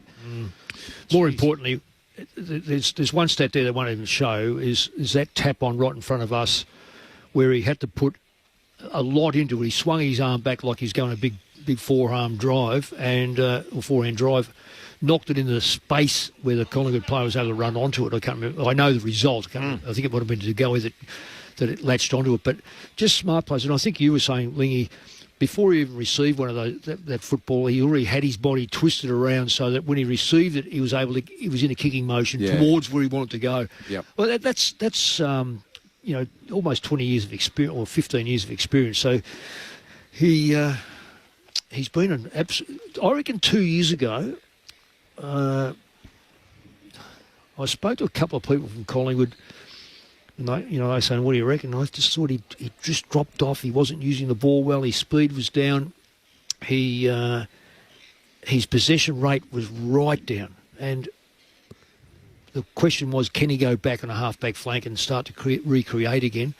Then last year, I thought, well, grand final year he was quite good, but last year was very, very good. I think he might have been runner-up best and fairest, actually. Yeah, not sure. Yeah, I reckon he was pretty high. Well, if he wasn't, he was high. And last week he was, I might be mixing up. Anyway, I know last week he got 2 votes. 31 disposals and a goal last week. Well, he's turning back the clock, isn't he? Well, he plays smart, that wing so smartly. And when he drops back to a half-back flank, his use is so good. So he's able to free up players. He was pick 11 in 2008, you'd remember. Oh, Nick. I remember him. I remember him playing on the back of... Derek Hine was a fantastic recruiting officer. And he had him in his mind anyway. But he kicked 10. Kicked 10. And everyone goes, oh, yeah, but look at him the way... He's not that big and he's... I think he had a little bit of weight on and he just... not allowed to record weight. I reckon he's probably lighter now than what he was then. So I was working at Channel 10 with Christy around that time. I remember before the draft at the end of 2007, ringing the AFL and they said, yep, we've got an interview for you. Go up to Congupna near Shepparton. Shepparton, yeah. And interview this young kid called Steele Sidebottom. Yo. So we drove up. How long does it take to drive to Shepparton, Mick? Not long. 2.5. Went all the way up to Congupna. The youngest of 5 boys. Yeah. They said he's got a good story to tell. He's setting the Shepparton Footy Club alight up there. So he got in the car and we drove him to the Shepparton Football Club. He did not say boo the entire drive. No. We got out, I interviewed him. He answered yes or no. We drove him back to home. He didn't say boo. We drove all the way back, and it wasn't a very good TV story. Fair to say he's come a long way, Steele Sidebottom, since that day. I'll never forget that day. I'm not being rude, being on the phone. I'm going to my photographs. Grand final day, end of the game, in the room bomber. Just you love a bit 2010. 2010. You just love a bit of spare room, just space. In walks Nanette, my 4 kids, their partners, with the cup. Going to take one photograph. Of the Malthouse clan. Yep. And this player from the back seat launches across the photograph. I've shown him before. And it's... With a big smile on his face. And it's Steele Sidebottom. Oh, across the back he comes. Across the back and wrecks the whole photograph. Yes. So the family photograph has got Steele. And he's blurry. Launching from... Yeah, well, he was in motion. He's moving. He was in motion. He's photobombed your photo forever. Well, I've kept it, so I obviously rate it, but you can see how handy he was. He's got his medal in his hand, and he's one of your favourites, isn't he? I know you're not allowed to have favourites, but... But he was, what was he, 18 there? He was the youngest member of the team, yep. There you go. Just younger than Dame Beams, and obviously then he was the second oldest behind Scott Pendlebury when they won it the next time in 2023. Yeah, so. well, and I'll still stand by it. I think if they get their side up and they can manage their team, they're going to be around the mark. Yeah, I agree. Forward line. I was going to talk to you about this on our show, but I know at the end of it's going to be, the ladder's close and this sort of stuff. There's 5 standouts. There's 4 or 5 that you go, maybe we'll fill 7th and 8th, maybe 6th, 7th and 8th. There's 5 that have got no hope, and that's just our competition. And I've got Collingwood in one of those that will make it. So, who are your 5? Well, there's Brisbane, Collingwood, Hawthorn, Geelong, GWS. Yep. Then the next 5 who could surprise us all, Adelaide. The Dogs, if they get their players back on tonight's performance, their bottom 4 or 5 are just not quite there yet. I'll give them some grace, but they're not quite there. And it's hard when you've got those good players out. Sydney. Fremantle. No. Not in the middle 5. I've got no. I just don't know how they've improved. How did they improve from last year? They were no good last year. They're no good this year. I reckon Melbourne. Yep. I was impressed in Melbourne last week. They didn't win, but what they did, they played kids. And Suns, that's the big question. And Gold Coast Suns. Yeah. Yep. And that's it. You're down to 10. Yep. And then you got another bracket of little 3 teams, and then 5 teams that are no chance. Yeah, and I'd say St Essendon and the Dogs and this sort of stuff. They're probably in that next level. They need a lot going for them. Look, some of them are going to make the 8, but Fremantle, Carlton, all in that little next bracket. That's right. And Port Adelaide. No. In your bottom 5. They're bottom. Okay. So the bottom 5 will be Port, West Coast. Yes. Richmond. Yes. North. Yes. St Kilda. Yep. That's you got Port Adelaide falling that far? Only because of the circumstances. Yeah, right. I just can't see how they're going to hold up, and that's not about Hinkley. It's not about Carr. It's simply there's a confusion there. They were tackle free last week. They just didn't want to go tackling. Their forward line is non-functional. They've got big Dixon's retired and Marshall's now injured, so they've got to find 15 goals. And they're not playing Ollie Lord either. No, they've lost players who mean a bit to them. So no, I haven't got them there at all. Do you feel for the situation that Ken Hinkley's in this year? I totally feel for him. It's another case of a board trying to take pressure off themselves. They've just loaded up the coach. They don't realise it, but they've loaded up the players. Instead of hanging in there with him and walking with him, they've walked behind him with the pitchfork in his back and keep shoving him forward. At some stage, they know they're going to get him. Do you see Ken Hinkley seeing out the year? I don't know what this board is capable of doing, because that's going to be the crunch. I personally think they should, but they should support him all the way. They should be out there marching down there like a German band. They should be out the front, giving him every bit of support. There's nothing it's not coming one little bit that way, and that will reflect on the player group, because you remember it's what the player group think of the coach sometimes determine where they end up, and those players, he's nurtured a lot of those blokes, and they're almost father figure, and I think they feel let down by what they're seeing in front of them. It's got, again, nothing to do with Josh Carr, but I just think that because of the pressure over the last 3 or 4 years, got to remember, this is not about this year, it's about the last 3 or 4 years, because every time he looks like he's going to make it and they fail, bang, he cops it. And then people go, well, why did you reappoint him? So they load up, in this case, the coach. So I reckon they'll have an overall overbearing burden for those players to carry for the year. And you'd know, because you've lived it. No, I've lived the other way.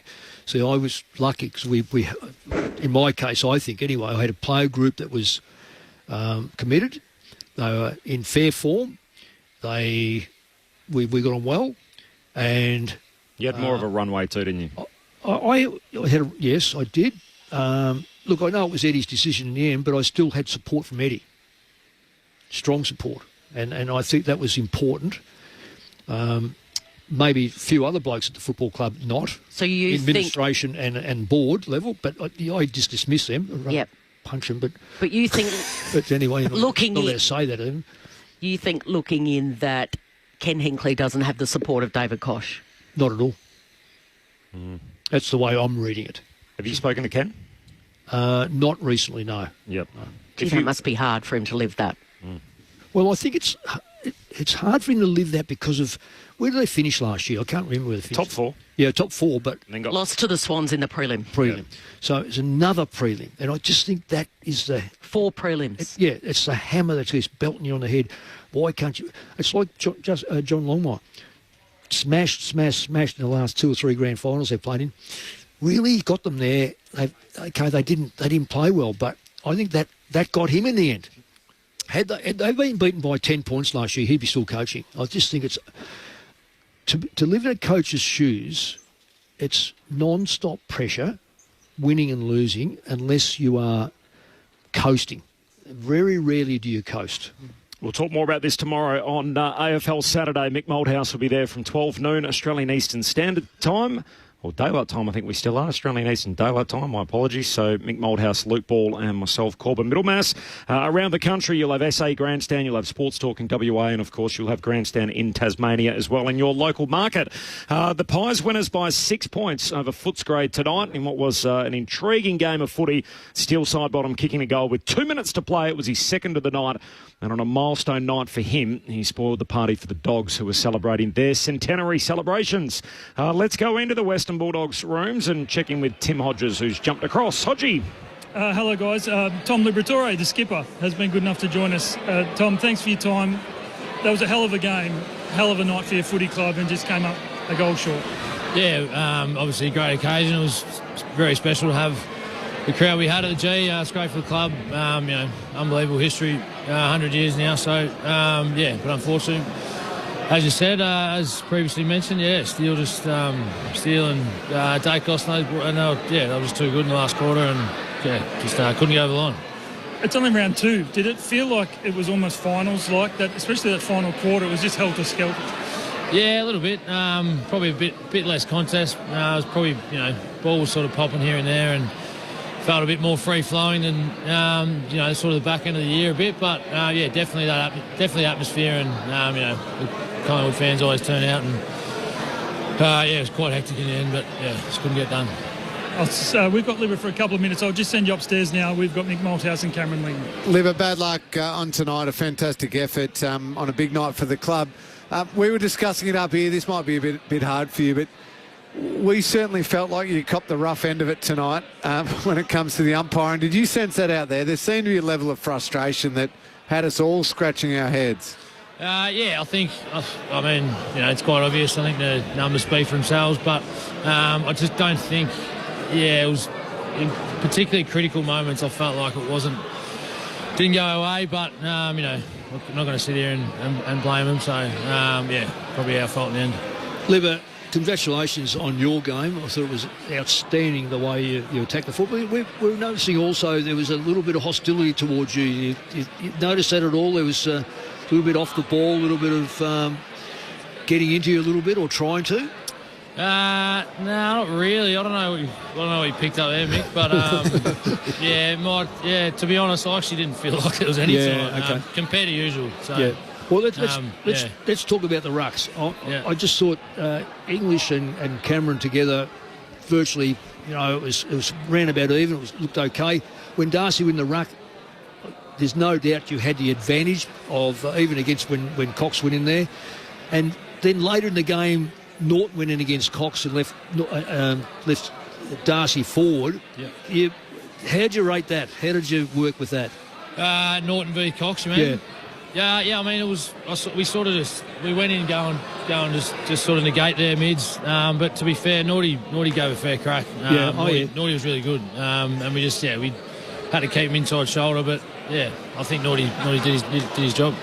Tom, I know you got to run. Appreciate your time, and congratulations on the 100 years. I know your family's had a whole lot to do with that over the journey. Oh, good. Thanks, guys. Well done, mate. Well done, mate.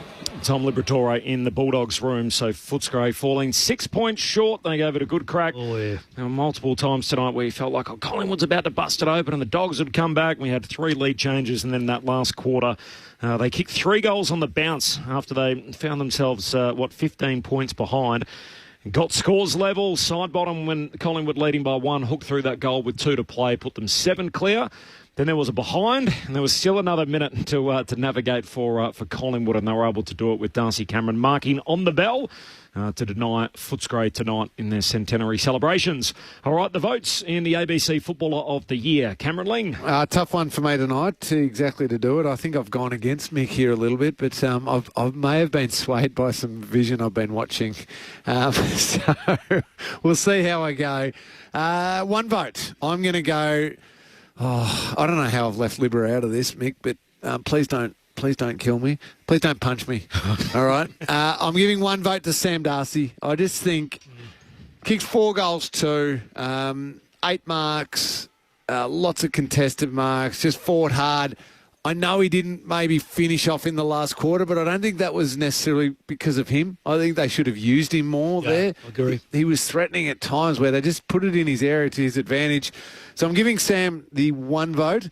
I'm going to give Nick Dacos the 2 votes. Ended up with 39 disposals, 9 clearances, 8 inside 50s, and just some of his run where he's give and goes, where he turns one little handball into then all of a sudden breaking the lines and opening up the game. I'm going to give 3 votes to one of the milestone men, the record breakers, Steele Sidebottom. I think for sheer influence in crucial moments, and maybe I'm weighting this really heavily to the last quarter in particular, Steele has 22 disposals. I know that doesn't compare to 39, but he kicks 2 goals, had a number of score involvements, and just crucial moments in that last quarter, won a clearance or 2. That tap-on that you were referring to in the last quarter, I just thought he controlled as much as it could be controlled in such a close game that last term, and I think that gets him the 3 votes. Yeah, no, I totally agree with you. 3 for Sidebottom, 2 for Nick Dacos, 1 for Sam Darcy. The votes in the ABC Footballer of the Year. What a night. The Bulldogs falling 6 points short, but they do set an attendance record in the process, 78,027, so the most that the Bulldogs have ever had for a home and away game. And for Collingwood, they get themselves to 2-1 on the season. Like this, just off the social media from Stephen May. Is he still injured? The Melbourne defender? He is, isn't he? Fractured larynx. He put this on social media. Feeling for the key defenders who will have to play on Sam Darcy for the next 10 years. Hashtag freak. Yes, he might be happy with where he's at in his career compared to Sam Darcy's. Next week, so for Footscray, we'll have them on the bright lights again. Friday night footy up against Carlton, which is an interesting game at Dockland, so we'll be there this time next week. Meanwhile, for Collingwood, they get the chance to put their feet up. And an interesting quirk, they both play Carlton next, so that'll be the fixture for Collingwood the following Thursday. Corbs, I've just got one from our friend Mitch Cleary. Yep. A definite friend of us here at ABC Sport. He's just put on online. Bailey Smith will be a laid out for Geelong tomorrow night against St Kilda. He's picked up a calf injury. Ooh. Didn't train today. Big setback for the Cats. So he's an out after being best on ground last week. He was red hot, wasn't he? Yeah, he last was. Week, first up. Geez, so he won't play against St Kilda. Been a little bit of a bogey team at Docklands for the Cats. They've won the last 3 meetings at the venue. That's on tomorrow. Obviously, our show from midday, Mick. We'll see you then 12 noon tomorrow, Australian Eastern Daylight Time for AFL Saturday. Is your voice going to hold up? I hope so. I've got 2 more games to call. Go and get the, what do you got, lemon or pineapple juice? Pineapple juice. I knew it, Mick. It's the pineapple juice. You love the pineapple juice. Oh, well, my doctor told me about the pineapple juice. I'll recharge and see if we can go a little bit better and stronger tomorrow and into Sunday. Thanks for your company, Kel. My pleasure. Just getting there. I'm just loving your voice. Well done, Corbs. Thanks, Lingy. Thanks, Mick. Thanks to Tim Hodges downstairs, to Ben Cameron for all his work, and to Stu Hollywood Baker, to Mitch Turner back in the studio. We are done. Collingwood by 6 points. So is your voice. Friday night footy in round 2. Catch you tomorrow on ABC Sport.